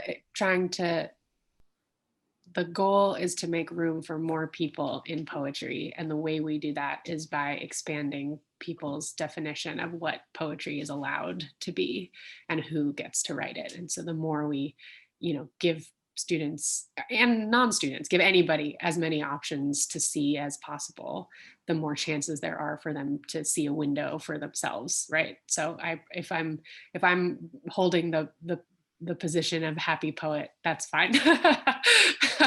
I'll take it. These days I've not been writing a bunch of happy poems, so stay tuned. Next time maybe I'll be the unhappy poet. But for now, sure. But thank you guys so much for doing this. This is lovely. I apologize again, horrified about being late. I really was able to listen to the beginning, even though I was not visible. But thank you for Yeah, of course. And Beth and Sean, thank you so much. We learned so much, and I know the teens did too. Thank you. Yes, definitely. So much fun. Thanks, Josie. Yes, thank you. Yeah, Josie, you're like an impeccable combo. Oh no. Wow. Oh my gosh, no, thank you. Thank you. Well, have a lovely rest of your Sunday, everybody. Bye. Yes, you too. Bye. Room open for us, and then hopefully Pandora and who else I know. Hi, Matthew. Hi, Lena. Pandora and Sabia are coming over. That was just a second. Great. So, okay, so what do you need to know? Yeah, so I just keep the room open. Let keep people the room. I'm gonna make you the host. When I do that, can you make me a co-host again? Yes, and Okay. make Matthew a co-host. Yeah. Yael's already a co-host. So the main thing is, I think Sabi and Pandora might have a few questions about their panel, but basically Elena is just introducing the two of them. I don't know if you know them, but those are their names. They're mine. Oh, great. So then you can rave. And then all of the teens running this are CPs. They are incredible, unbelievable. And then so Matthew or Lena, whoever it happens to, if you, Candace, Catherine, Maurice, and Jada are the panelists. So you just search the attendee list of attendees, and then you just promote them when they get here. So yeah, the 2 panelists should be here in like 5-10 minutes, and then the others will be there shortly. Great. Okay. So what are their names? Oh, you put them down. Okay. Yeah. But they're on the TWS schedule as well. You want to refer So to that. it's not Jada Pinkett Smith. It's Jada somebody different. No, we got Jada Pinkett for this. All right, I'm gonna step away for a few minutes. Okay, are you gonna be here? Or? Only for the very beginning, but I'm not doing anything. You all are doing it. So. Okay, so we promote to. Oh, Pandora's here. Okay, this is great. Here. So Lena or Matthew, do you want to practice? Okay, so have to go to the list of attendees. I don't see it. I think here we go. I've got it. So I'm promoting Pandora to panelists. And Ariana, do you mind just signing off and coming back in at 2:30? Hey, Pandora. Hi, Pandora. Yay. How's it going? So how did you do that? I don't see the, wait a second. On the right, where it says when you click on participants. I don't have that. Oh, is it because I'm in the chat? Maybe? Maybe. It's the participants part is in the bottom, sorry. Oh. Next to Q&A. So you click on participants. Oh, I got it. And then it'll, All right. Pandora, did you read already? Yeah, I just read. Yay! Ooh, what did you read? Red Dot. Red Dot. And sorry, Sabia I knows. I was too nervous about. Sabia knows to come over, Pandora? I think so. I can text her too. Yeah, that'd be great. All right, I'll see you guys in a little bit. Have fun. Thank you. Okay. Cool. Well, the panel that I watched was great. How did the other panel go, Pandora? Which one were you on? I was on the one in the main room. It was on like the writing process. I thought it went really well. Oh, good. Yeah, it was like slow at first, but then people just kind of like fell into the rhythm and figured out how to do it. Yeah, that's great. It's always technology, because then when you ask people just to, I think one thing to make it go smoother is to just call on people rather than ask a general question and then ask people to chime in, because people don't know, because when it's Zoom. No, one more tech thing. Rebecca asked if panelists could put like their titles next to what they are. So yeah, if you could. We have that as a question. But we could also ask them when they join to do that. Yeah, because if you hover on, Matthew, do you know how to change their names? I think only maybe Lena can. Let me see if I'm able to. Or you can just ask them. I can rename. Yeah, I have that power too. Great. Yeah. So if you can just ask them to rename or just like add their Okay. title. So just for the panelists. Just for the panelists. I mean, maybe you three as well. I don't know. It was just a text. I can't decipher. Dora the Magnificent. Right. Exactly. I like to be referred to as the Magnificent or maybe Queen.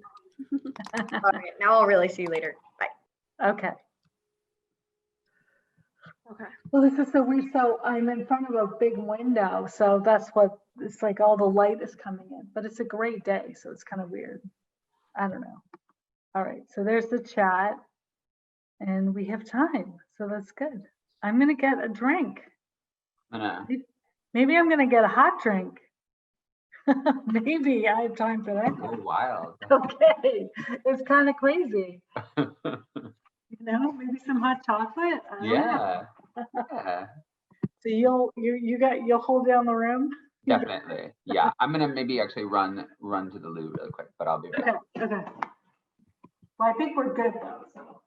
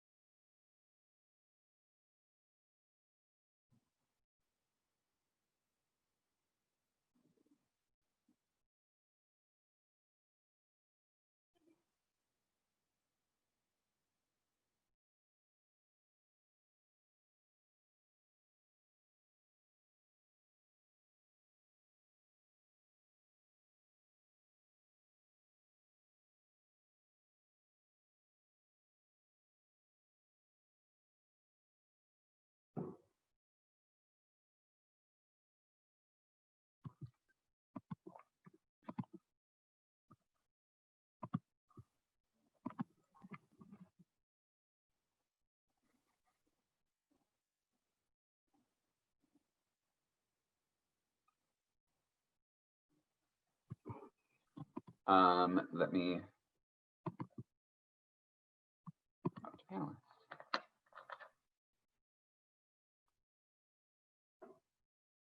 Hi, Sabia. Hello.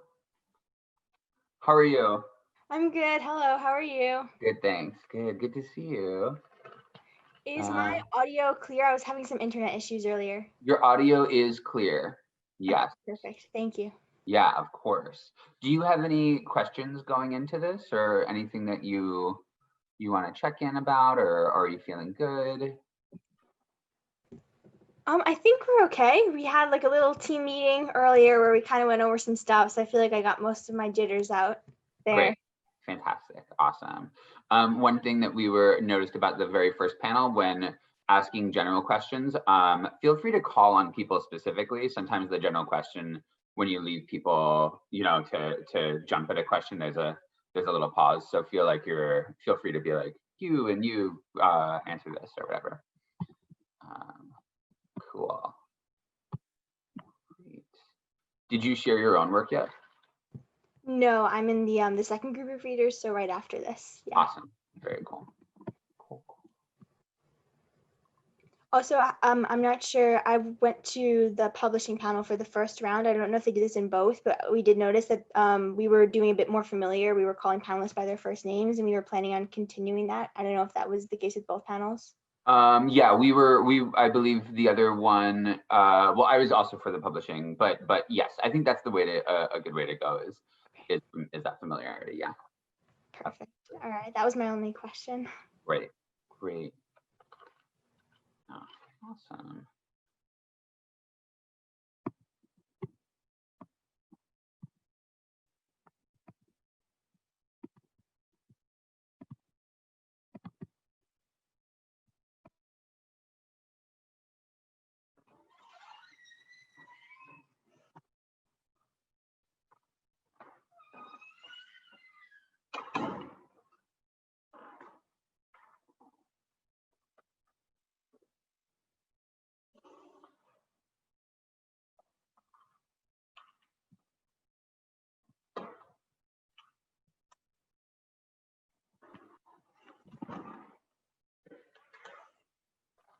I made a mocha. Just thought I would tell you. Oh, cool. I took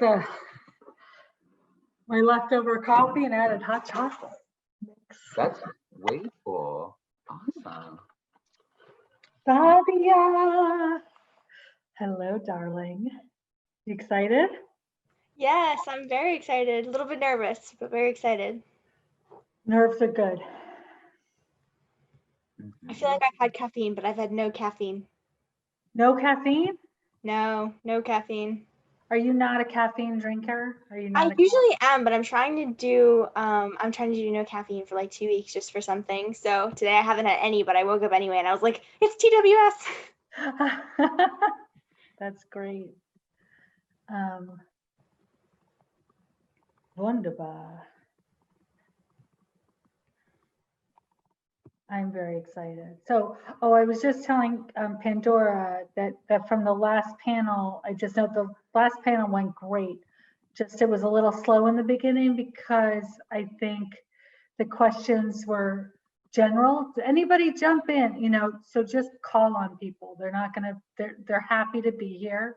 You're not gonna bother them if you say, what do you think about this?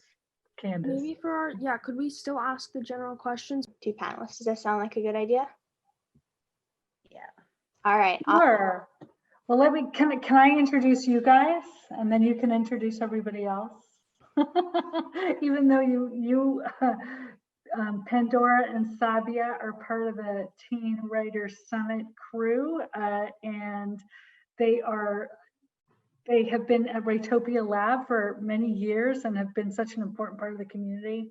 And they are just 2 of the most bright stars in the universe. Their writing and their thinking and their investigating of the human condition is just incredible. And it helps me grow as a teacher and a writer and a person myself. So take it away, Sabia and Pandora. Oh, thank you so much, Lena. Awesome. Yeah, so, and we could say lovely things about Lena and Matthew and everybody at the Writopia crew as well. They've offered such a welcoming, open space, and they've really emphasized the value of everybody's voice, no matter your age or any aspect of your identity. So being part of the Writopia family has been an incredible experience. So kind of like what Lena said, my name is Sabia. Hello, everybody. My pronouns are she, hers, and I'm one of your co-hosts today. Yeah, hi. Welcome to our first panel. To our first panel. The political is personal. I am Pandora. My pronouns are she, hers. Okay, so now to introduce everyone. First, we have Catherine Linka. She is a novelist who focuses on strong female leads in a variety of contexts. Through books like A Girl Called Fearless and What I Want You to See, she works to empower via example and provide a standard for the complexity of female characters. Overcoming patriarchal boundaries, Linka has made a name as an award-winning and series-published author. Welcome. So we also have Candace Ilo. They're a widely published author, performer, and fellow of the Voices of Our National Arts Foundation and a Homeschool Literary Lambda fellow. Ilo has written numerous pieces on identity, current events, culture. Their debut novel, a National Book Award finalist, Everybody Looking, congratulations, was published this September and follows the story of Ada, a young Nigerian woman, as she navigates her freshman year at college and explores identity. We are so glad that you could join us. Okay, next we have Jada Smith, who writes in a variety of mediums, but no matter what she's writing in, she works toward uncovering a broad spectrum of societal issues. Her impactful piece on her auntie in the New York Times uncovers fundamental truths about the civil rights movement and its proximity to today. In other pieces, she discusses topics such as capitalism. And last but certainly not least, and we're so glad that you could join us, Maurice Carlos Ruffin, who's been published in a number of places, including the New York Times, the LA Times, and the Canyon Review, and is the author of the widely recognized novel We Cast a Shadow, which is set in a southern dystopian near future where race relations have completely deteriorated and cultural extinction is rampant. He's been recognized with the William Faulkner William Wisdom Creative Writing Competition Award and the IR Review Award, and he actually has a new book coming out in 2021. So thank you so much for joining us, and welcome again to everybody. We're so glad that we could make this work virtually. We know this year has been a little bit crazy, but it's lovely to see everybody. My computer has stopped glitching for the first time all day, so. Okay, so for our more general questions, we can just go in the order that we introduced you guys, and I can repeat that order in a second, but first I'll say the question to give you guys some time to think about it. We wanted to start off with more general questions. So our first one is, do you consider yourself a political writer? And if so, do you write with a specific advocacy position or purpose in mind? And the order that we went in was Catherine, Candace, Jada, and then Maurice. I think it's ironic that as someone whose dystopian series is very political, that I don't consider myself a political writer. I see myself as a writer of character-driven narratives. And when my character's life intersects with politics, that is when politics becomes part of the narrative.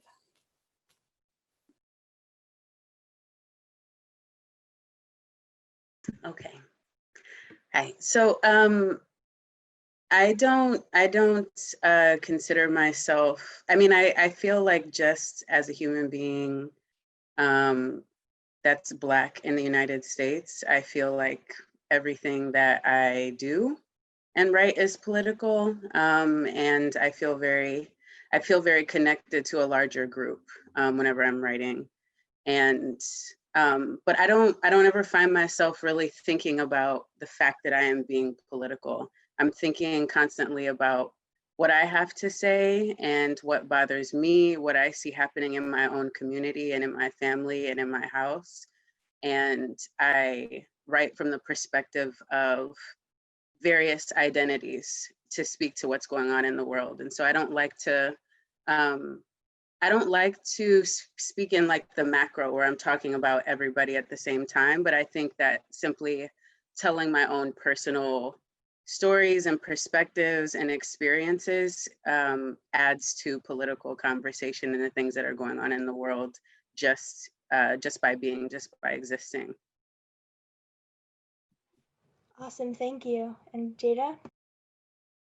Hi, everyone. I do consider myself a political writer, and that is largely because for me, I think that all of the choices we make, the different ways that we exist within institutions and in the relationships in our lives coincide with a certain political context. The choices we make, the decisions that we make are, in my view, essentially determined by a set of political consequences and decisions that we're kind of navigating constantly throughout the day, whether we intend to or realize it or not. So I think for me, I am a political writer, and it's about kind of choosing what my politics are going to be from moment to moment. Yeah, thank you for being here, everybody, and thanks for having me as part of the conversation. I've changed. When I started writing, I didn't think of myself as political at all. I went to grad school for creative writing pretty late. I was 33 years old, so I was an old man when I got there. And I just went back to school because I wanted to be a writer. I wanted to write my stories. And I thought that when I went to school, I would sort of encounter writers in New Orleans that I had missed when I was younger because, I just wasn't paying attention. But I came to recognize pretty quickly that there weren't really that many Black folks writing anything in New Orleans that was being distributed nationally or internationally. And just quick version of the story, New Orleans was founded in 1718. It's been a majority Black city since the day it was founded. It was 1/3 enslaved people, 1/3 people of color, and 1/3 white folks. And in that entire 302 or whatever year history, my friend Sarah Broom, who put out a book called The Yellow House last year and won the National Book Award, she is the first Black person from New Orleans to publish a nonfiction book nationally. My book came out 7 months before that. I'm the first Black person to publish a novel out of New Orleans. And when my short stories come out next year, I'll be the first Black person to have published a short story collection out of New Orleans. And so the point is, for me, it's political because I think that there's so many people in my city who've been denied access to education and opportunities. And I hope that at the very least, I somehow, and Sarah and people like me can somehow move the window over so that these young folks where I come from will kind of go, well, if he can do it, he's not even that good. I can certainly do it. Absolutely, and I think kind of this this intersection of politics and identity really feeds into our next question as well, like so many of you have spoken about. Yeah. The next question is, do you consider identity political? And we can keep going in the same order for now.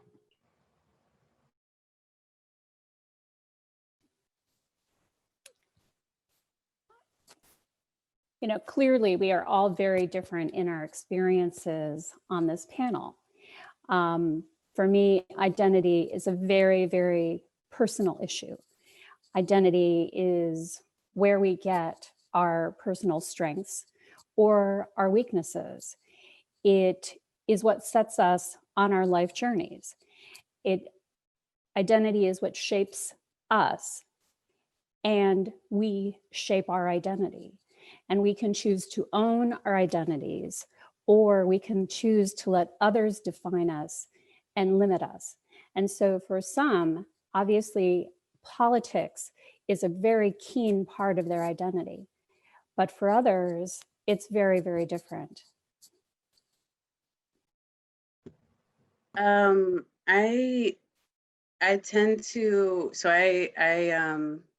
oftentimes in my work, or what I've come to notice in my work, is that when I'm on these panels and when I'm in events, I'm always noticing that like people are, because of the fact that I'm writing from the first person perspective a lot, people are assuming that the story that I've created is directly about me and I'm speaking about me and all of the things that I put in the story are about me. And I think that I think it's really interesting that like people are very interested in whether or not the stories that I'm trying to tell are truthful, and that like, have I lived this thing? And I think that it's really difficult to separate, for me, it's difficult to separate identity from politics, because our identities are often shaped by our experiences, and our experiences involve other people. They involve the cities we came from, the neighborhoods we came from, like the demographics of those places, how we were treated in institutions, how we were looked at in our hometown, what the ratio was of our ethnicity and race and the other people that are around us. And so I feel like there's some things that I choose, and then I think there are also things that are shaped by what my environment were, and that involved other people that I had no control over. And so I think that there's no separation. I represent a lot of different identities that carry a lot of meaning and carry a lot of different consequences. And there is no real shaking that off, really. But I think that I love that. I love that about identity. I love that in examining your own identity, you are talking about a lot of other people with that same identity, and you're addressing those same people, and you are capitalizing on the opportunity to connect with other people in a larger way than just, I just wanted to write this story, or I was inspired by this picture I saw, but it's something bigger. For me, I know that for sure, but I think that's subconsciously happening to a lot of writers all the time. So would you say the inherent politicization kind of identity, it's been kind of more than a privilege, more of a privilege than a pressure, or would you say it's been more of a pressure than a privilege? Has it stopped you from writing about things, or perhaps have you focused on what the content of your work could mean for others before focusing on what you wanted to write about? Does that not affect your work at all? Kind of how does it feed into what you write about? I mean, it ebbs and flows. I'm excited about the opportunity I get when I write. Every time I get to write, I get the opportunity to say why I'm here. I get the opportunity to say what I think about life. I get the opportunity to tell people how to treat me and how things have affected me. And I think that something I have to often balance as an author and as a writer, someone who's speaking publicly, is how much each of those things matter to me. Like how much, I get to be influenced by the public, but I also get to influence the public. It really is choice, and also just positioning where I'm from and all of those things that I just mentioned before, that like were kind of there before I came into this world and already had ideas about who I am and who I should be. Absolutely. And then even what you contribute to the world going forward. That's such a powerful statement. Yeah, it's a lovely way of thinking about it. Did anybody else want to speak to whether or not they consider identity political? Before I move on. I'll chime in. I'll just say that one of the things that, to Candace's point about identity, is that I feel in some ways we're being used by social media companies. So, we've always had multiple identities, and that's where intersectionality comes from. The fact that many of us thought, for example, that Joe Biden and Kamala Harris would win in a landslide is an effect of the social media companies looking at my identity and saying, well, what does Maurice want to see when he goes on Facebook? Or what does he want to see when he goes on Twitter? And then there are people on the other side who are shocked that their president didn't win. And they think it's been stolen, because on their side it was saying he was going to win by 5 points, 10 points, yada, yada, yada. So I do feel to some extent we're being played. I don't think any of us really understand what that means yet. But I do think that it disturbs me that I live in a world in which I can create art that's for quote unquote my half of the ticket, my half of society, and the other half doesn't even know it exists, doesn't engage with it. And there's a lot of different reasons for that. So I'm not sure that's really an answer. I'm just thinking a lot about that right now. No, that's a great point. I really encourage all of our panelists just to, we want to hear these kinds of discussions, right? And I think that's such an important point about the fact that we did think that we were going to win in a landslide, not to make assumptions about anybody's political beliefs or affiliations. So I kind of want to just pivot a little bit here. I'm not sure how many of our audience members at home got a chance to read the blurb, but the idea for this panel really centers around the political shift that we've seen that's been very noticeable over the last 6 years. And I think a lot of our panelists have alluded to. specifically in this past administration. And I'm specifically talking about a new focus on kind of what I've called identity-based social policy and rhetoric. So when we're thinking about, the Bush administration, or even the Obama administration, maybe we're thinking more foreign policy, economic policy, debates that seem like debates and not more like arguments. And in this past administration, we've really seen a lot more people reflected in legislation and speech, and this hasn't always been positive. And I'm thinking, of course, of things like the transgender military ban, the so-called travel ban, even the wall that was primarily, directed at members of a specific ethnicity. So we kind of wanted to ask you if you've noticed a shift in your writing over these past 4 to 6 years, and how this focus on identity-based social issues has impacted your work.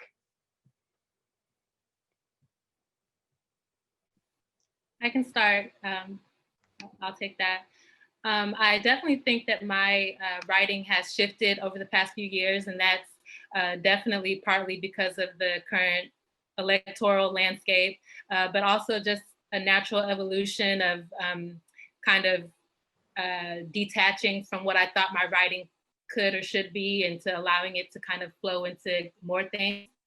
And part of what I've noticed with that is kind of a shift from looking at identity from a perspective of how my personal humanity can fit into the world and the structures that exist within the world, or how I rebel against them, into more of a structural analysis of the world and how those things kind of define the choices I've made, the way that I've constructed my identity, by looking at how these structures in our lives have kind of, placed boundaries around the different ways that we go about, living our lives, interacting with different people, how we think, what we think is right or wrong, etc. So really, it's been more of a shift from that kind of, where do I fit into? How can I fit into this world? To how can I understand this world in order to kind of create a better one, or to create one that more adapts to humanity, as opposed to me having to adapt my humanity to fit this world, if that makes sense. It's kind of abstract, but that's what I've noticed for myself, for sure. No, absolutely. And I think especially when people are uncertain of how they fit in the world with this kind of legislation going on, trying to adapt the world to your identity is such an important point. Does anybody else want to speak on that?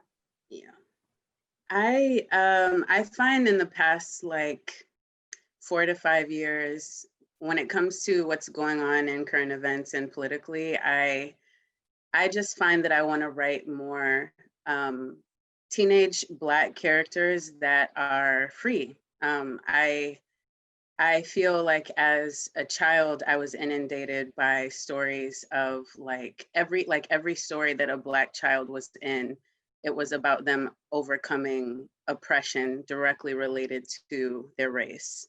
And I am interested in seeing more stories of Black kids in the future who think differently and who make decisions about what they will and will not participate in based on who they want to be and how they want to feel. And so I just feel like politically, I just keep feeling charged up to have Black kids take up a ridiculous amount of space in books in radical ways that we've never seen them before.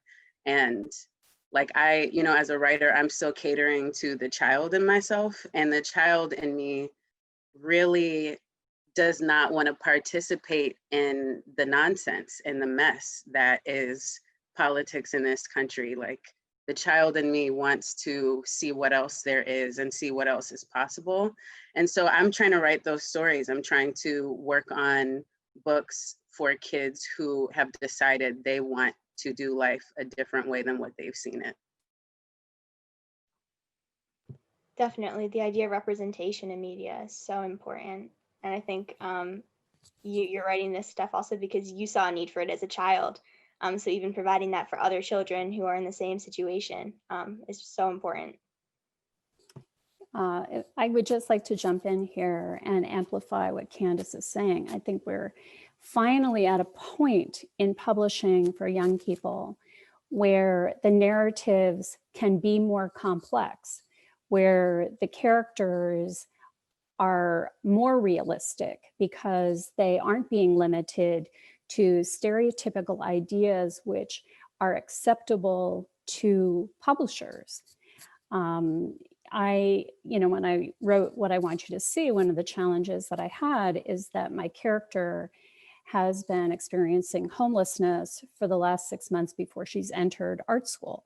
And what I had to do was get my editors to understand that she was not ashamed.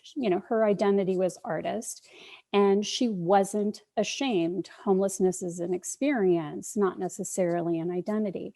So I feel like we are finally getting to the point where publishing is opening up and really giving people a chance to tell stories that are true. Yeah, I would just say that I totally agree with what everybody said about this, and I think the way that my writing has shifted, say, over the past 6 years, is that when I started out, I was trying to write sort of things for everybody, so to speak. I'm reading a book that hasn't come out from a friend of mine. It's well written and everything, but it's basically just a story about the main character is a young girl from Chicago, moves back to New Orleans, and that's kind of it. Like, she just is hanging out with her grandmother, and those are the kind of stories I thought I'd write when I started.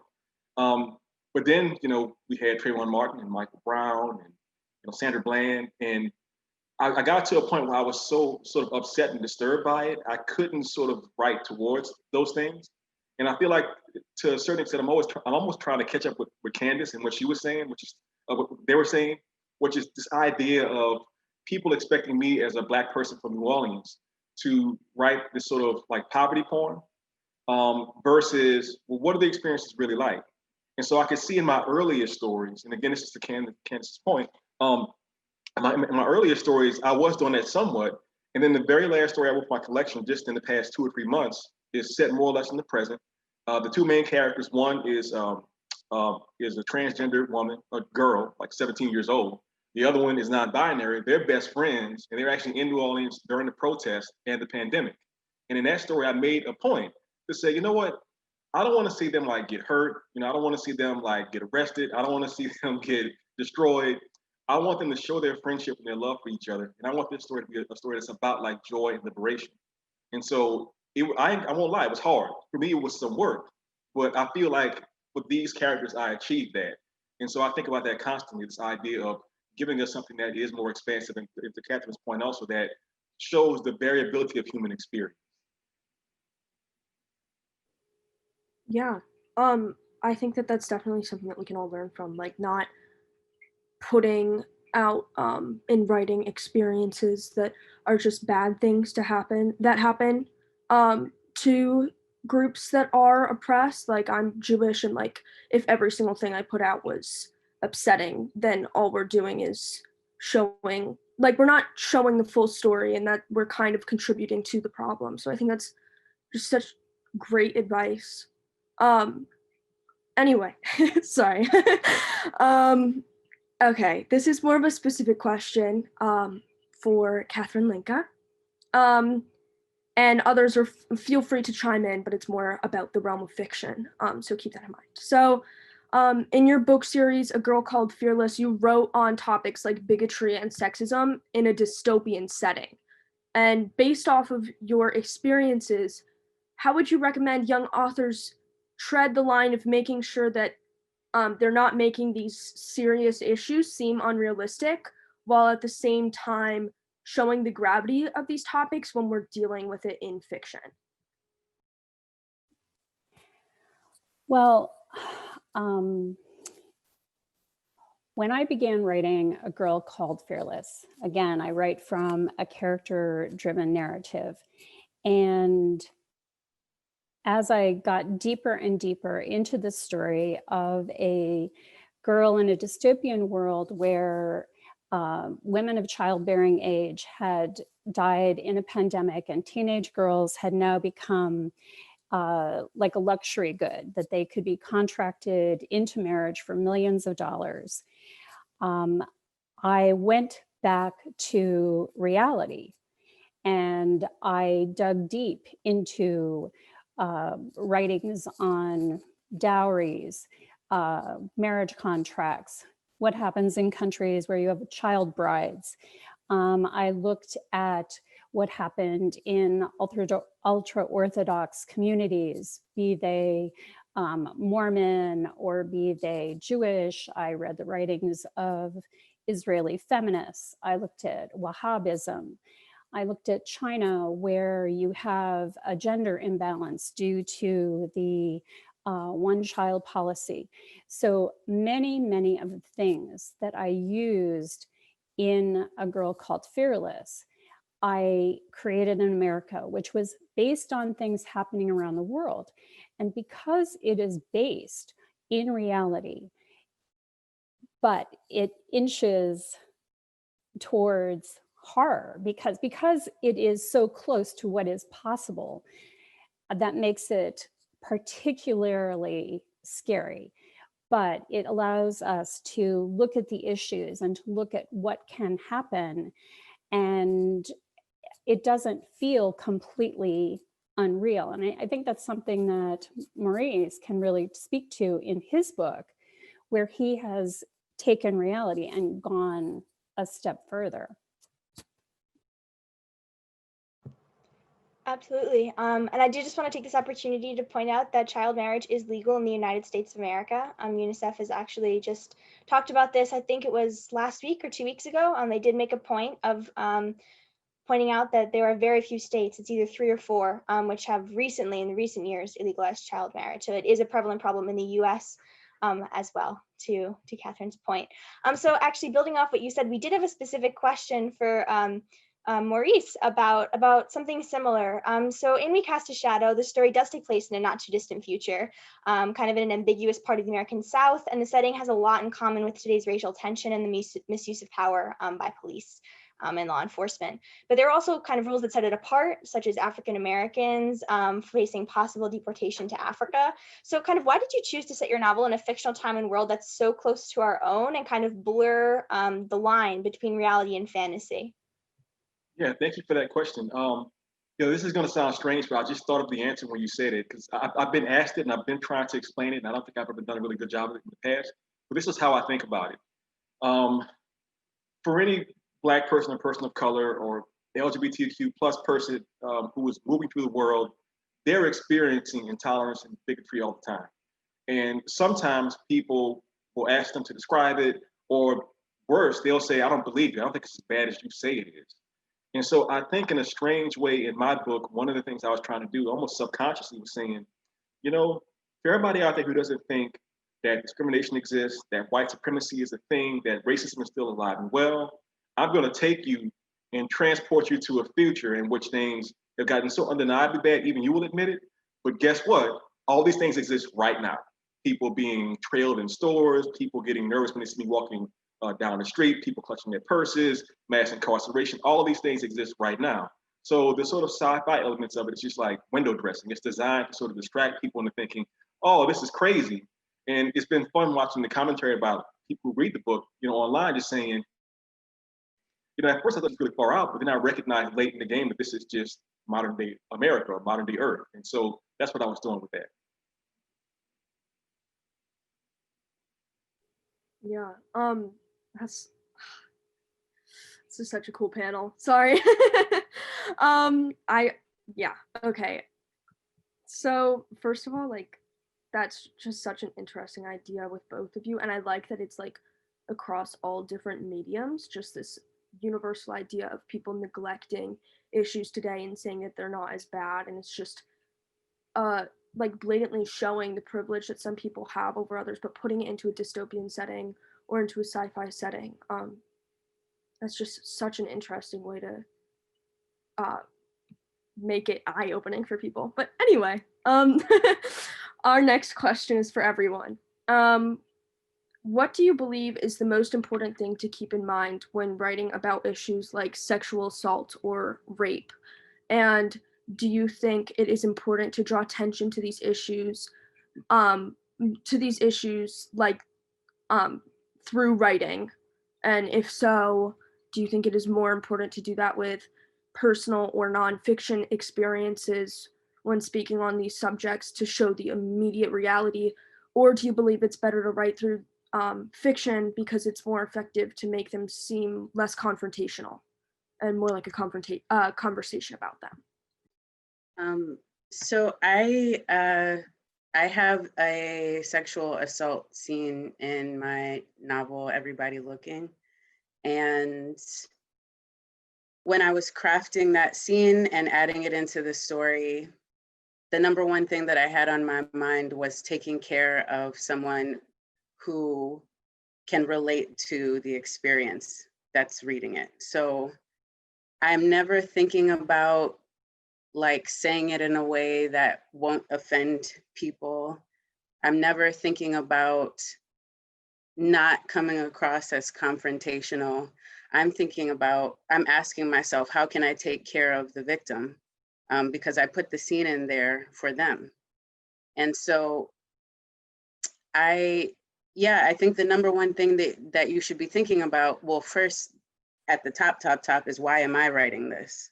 Like, why am I writing this experience into the story? And if your answer is because you just think it's, relevant, or it's a current event, or it's a topic that you should be talking about because everybody else is, I would suggest you back away from it. But I think that if you're writing from a perspective of someone that has experienced whatever that type of like attack or violence is, I think at the very top, you're thinking about taking care of the reader, right? And so I'm starting to see, like in some books, there are trigger warnings around what kind of scenes you might interact with when you're reading the book, which I really love that that's starting to happen. I know that for my own personal story, I didn't want to re-trigger the reader, but I also did not want to shy away from the scene because it was very important for the story. And so I think it's what's most important is that you're telling the truth and that you're being mindful in the way that you do it. And I think that I cannot stand writing of any kind that you can tell this writer just put it in for shock value, or they just put it in to remain relevant, or they put it in because they think like that's what they're supposed to do. And so I think it's just really important to take care if you decide to write about something that has happened to so many of us, that you should be very aware of why you're writing about it. And you should be very careful in what it is that you want to happen for the reader. Like, do you want them to just, be wounded all over again and you just leave them open on the table? Or do you want something to happen when you bring it up? Like, what is the purpose of putting it in the story? Because you're dealing with human beings who are reading something very tender. And so I want to lastly just say that, like, as a writer, I am really adamant about telling the truth, but I also am aware of the fact that I can, like I've heard Akweke Emezi say once, I can cast spells when I'm writing. So I can also take the reader on a different kind of journey where I'm not constantly reminding them of their traumas, but I'm reminding them of like all the other life that can happen after it, or all of the power that they can kind of like gather to heal and deal with whatever it is that's happened to them. Absolutely. And the idea of including things with a purpose rather than just for token value is definitely something that I think isn't talked about enough. So thank you for bringing that up. Did anybody else want to talk to this before we move on? I would just say that many men, in particular, I'm a cisgender straight man. I think that a lot of times, many of us are raised to think of these issues as only issues for women or transgender or non-binary people. And I think my personal lack of understanding about a lot of these issues, about the idea of not wanting to hurt somebody and leave them open on the table, for example, was one of the reasons why I made it a point to never write any rape or sexual assault scenes in a lot of my earliest work. But I was asked to write an essay about the lynching memorial in Alabama. I took a trip there and I started writing it. Whenever I write an essay, I always try to make it personal first. And I kept thinking about the fact that, like, lynching as an institution was designed to tell people, Black folks, hey, you're not safe in this community. We're here to terrorize you, so now you know. And I thought about what's the modern version of lynching, and I recognized, like, me personally, I've been, pulled over and shaken down by police at least 6 times or 10 times in my own life. So I started the essay. I don't want to describe it. Basically, I recognize that so many Black men in particular are essentially sexually assaulted in that process. You get taken out of your car and they put their hands on you. You can't stop them. You have no control over that. And so I think I did that because I wanted men to think about that vulnerability and how you were told to not talk about it. And I think that sometimes, at least recognizing that you've experienced these things is a step towards healing and a step towards understanding. Absolutely. Thank you for that. So I did just want to move on. And our next question, I think we've kind of addressed it a little bit already, but this goes to everybody. So did you ever worry about, or have you ever struggled with being pigeonholed or stereotyped because of the issues you choose to address? So I'm thinking of terms like angry feminist being assigned to any woman who writes about sexism, assumptions people make about your identity. Candace has spoken a little bit about that as well. And kind of how do we as a community combat that issue? Maybe we could start with Jada, if you have something to say. So sometimes I am the things that people say that I am in that moment. Sometimes I am angry. Sometimes I am radical. Sometimes I am, I inhabit all different types of spaces, and that's fine. But I definitely have to kind of keep it on myself to not internalize that, and to, like for right now, so many different types of issues. I am not a fiction writer. I am an essayist, and I do a lot of critical analysis, and I do structural analysis. And so I'm examining different structures at, different points. And so I'm always coming from it from a place of, I guess you could say that I kind of bring it back to what's important to me, and that's examining what are the power structures here in this particular space, in this particular issue. How does that interact with different, with who is it made for? Who made it? Who was excluded in the making of it? Who is impacted most harshly by this? Who enjoys the benefits of this? And so kind of that's my approach.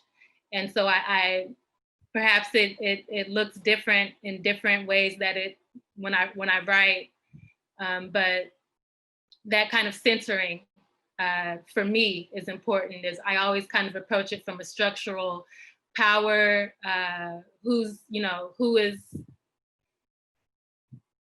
interacting with this power in what way, these power structures. So yeah. Awesome, thank you. If somebody else wants to jump in on that? No? Okay.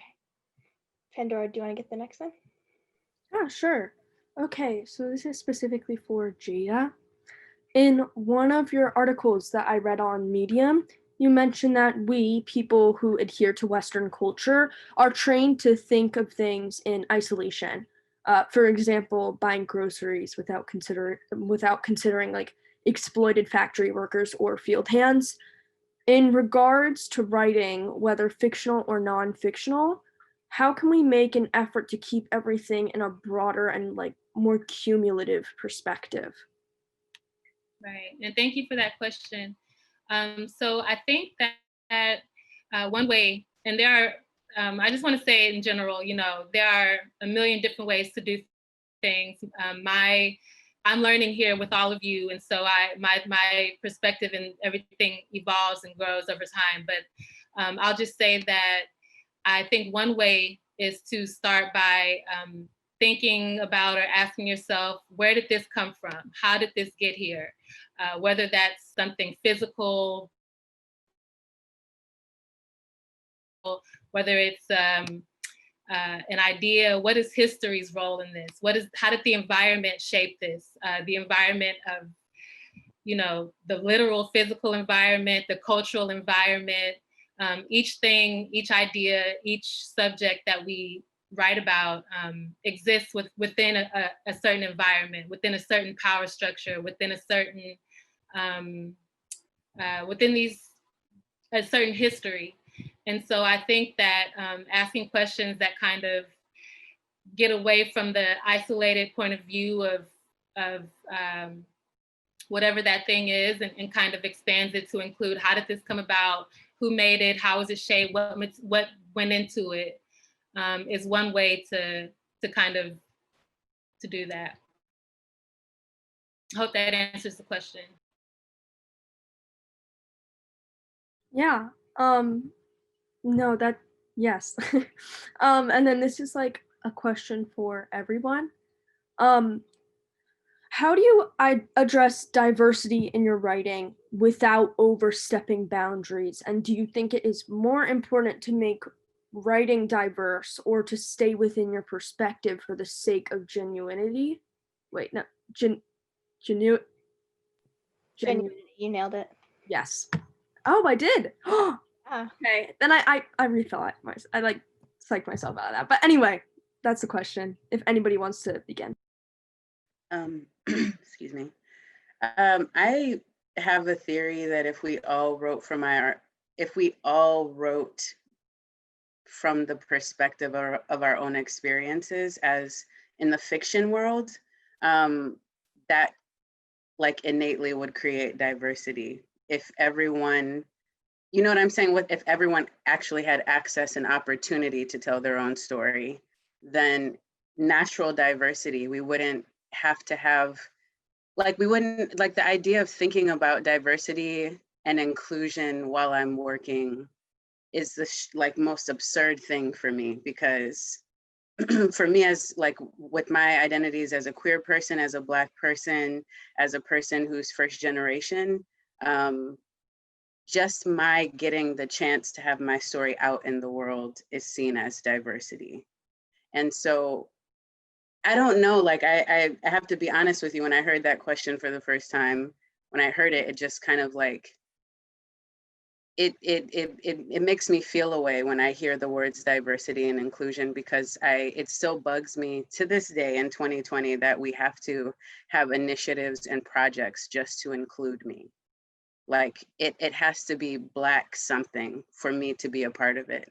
Like, and we saw a surge of this in the summer, over the summer, when it seemed like a whole bunch of people became aware of our struggles, and suddenly, like, I am included in all of these articles and all of these lists and all of these initiatives to get people to buy Black and read Black. And there was a whole bunch of people who never would have considered my story or where I'm from or what I'm about before that time period.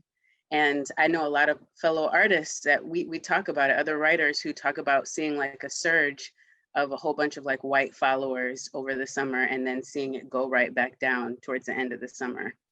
And so, you know, I think that what I think about mostly is like just considering humanity.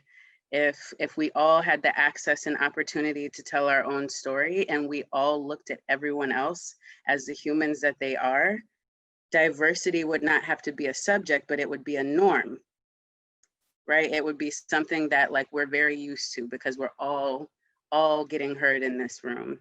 And so I don't know. I have a lot of complicated thoughts about diversity and inclusion, but I do know that I make a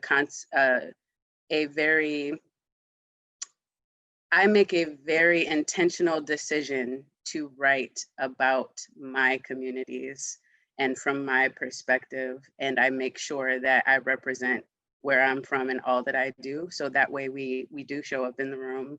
And that way my former students and kids that come after us, they have something to read that is actually about them. Awesome, thank you. Yeah, that's very powerful. So our panel, we have technically 1 minute left, and we had one audience question, so I want to kind of just jump to that. So we give Avril a chance to get their question answered. So they said, I want to go into political journalism, and I was wondering how valuable and impactful you all think the next generation's voice is in the media, and any advice you may have for young journalists. But I'm sure this could apply to anybody, because I'm sure everybody has an opinion on the next generation and the power of young voices. So I want to hear what Jada has to say. Yeah, Jada, tell us. What's up? So I'm going to sound like a broken record here, but this is, where I am right now. I truly believe that examining power structures and how they impact people at different levels is one of the most important things you can do, especially as a journalist. How does this show up in people's lives?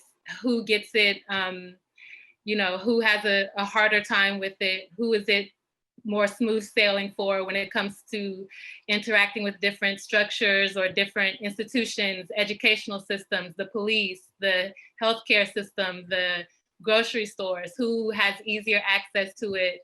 Who finds it more challenging, and what do those challenges look like? And how did those, come into being? It can, of course, lead you down a rabbit hole, but I think it's a good way to, to think of it in that way. So I just want to piggyback on that and say, in my mind, this is just my opinion.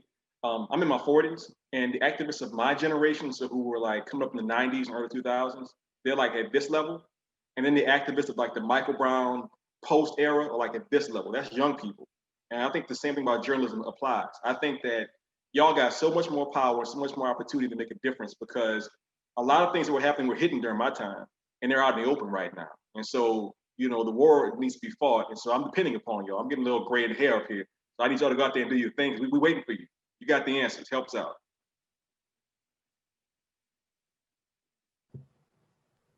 I just wanted to say, I totally agree. I think that journalism, at the root of it, it goes back to being current, and young people are the best people for that right now. Like, you really have a pulse to the ground, you're in it, you have so much opportunity to reshape things.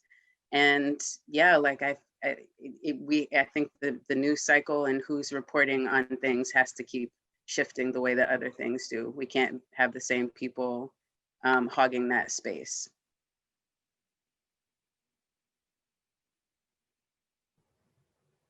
Awesome. Yeah, the idea of bringing new people into spaces that have been occupied, I think, by people who don't necessarily speak for everybody, and just getting people into those spaces to have that availability. Such a great note to end on. So unfortunately, we have run out of time. While I'd love to keep everybody here all afternoon, this has definitely been the highlight of my week, and well worth the 3 months that we put into this. So I want to thank everybody again for coming. This was an incredible experience. So thank you to all of our panelists and all of our attendees so much. So I think Lena has either the link, maybe the link's in the chat, or the link is on the Teen Writer Summit program that Janelle had shared earlier, to get back to the main room for our last group of teen readers. But thank you again so much. And it was lovely to hear you all speak. Thank you for having me. Thank you. Thank you guys so much. We all put the link there. Oh, I accidentally only put it to panelists. Let me. There we go. Oh wait, you also put it to. Sounds good. But Incredible. Great job, you guys. That was Incredible job. I mean, that was so powerful. Yeah. That was so powerful. Wow. I'm blown away. Yeah. What an amazing. And you guys did such a beautiful job moderating that. That was fantastic work. Yeah, what wonderful questions, and you were really you knew their work. It was just really, really beautiful. I'm so proud of you guys. I'm not supposed to say I'm proud of you, but but I am. Opportunity, because it was like so eye-opening. I learned so much over 45 minutes. I know. I'm so glad that I got to talk to them, especially about like the question about diversity. I mean, I was more focused on characters, like not first. Obviously, like for first person, I would never do it from another person's like racial or ethnic or religious background, unless I was like trying to prove a point about like I did it with like a white man. So like, but that's different. Like I'm not going to do it with like an oppressed population. You know what I mean? But like I was talking more about like tokenism. Like the line between tokenism by having people from diverse backgrounds included in like as like other characters in your writing, or like, you know what I mean? Like, yeah, I feel like it's hard to include people from different backgrounds in your writing if you don't know what they go through. And I think it's also bad to include them in there and not acknowledge problems. Well, that's why you need to be curious. You need to ask questions. You need to do your research and use your empathy muscles, right? Like, because that's how, oh, you have to go read. Oh, yeah. But that's how we discover, that's how we learn, you know? So, yeah. Yeah. That's, all right, I guess we'll go to the other room. Yeah. I'll end this. People. All right. Thank you guys. You're awesome. Amazing. Okay. Thanks, Matthew. Thank you. Thanks for babysitting me. No, co-work. Okay. Yes, thank you.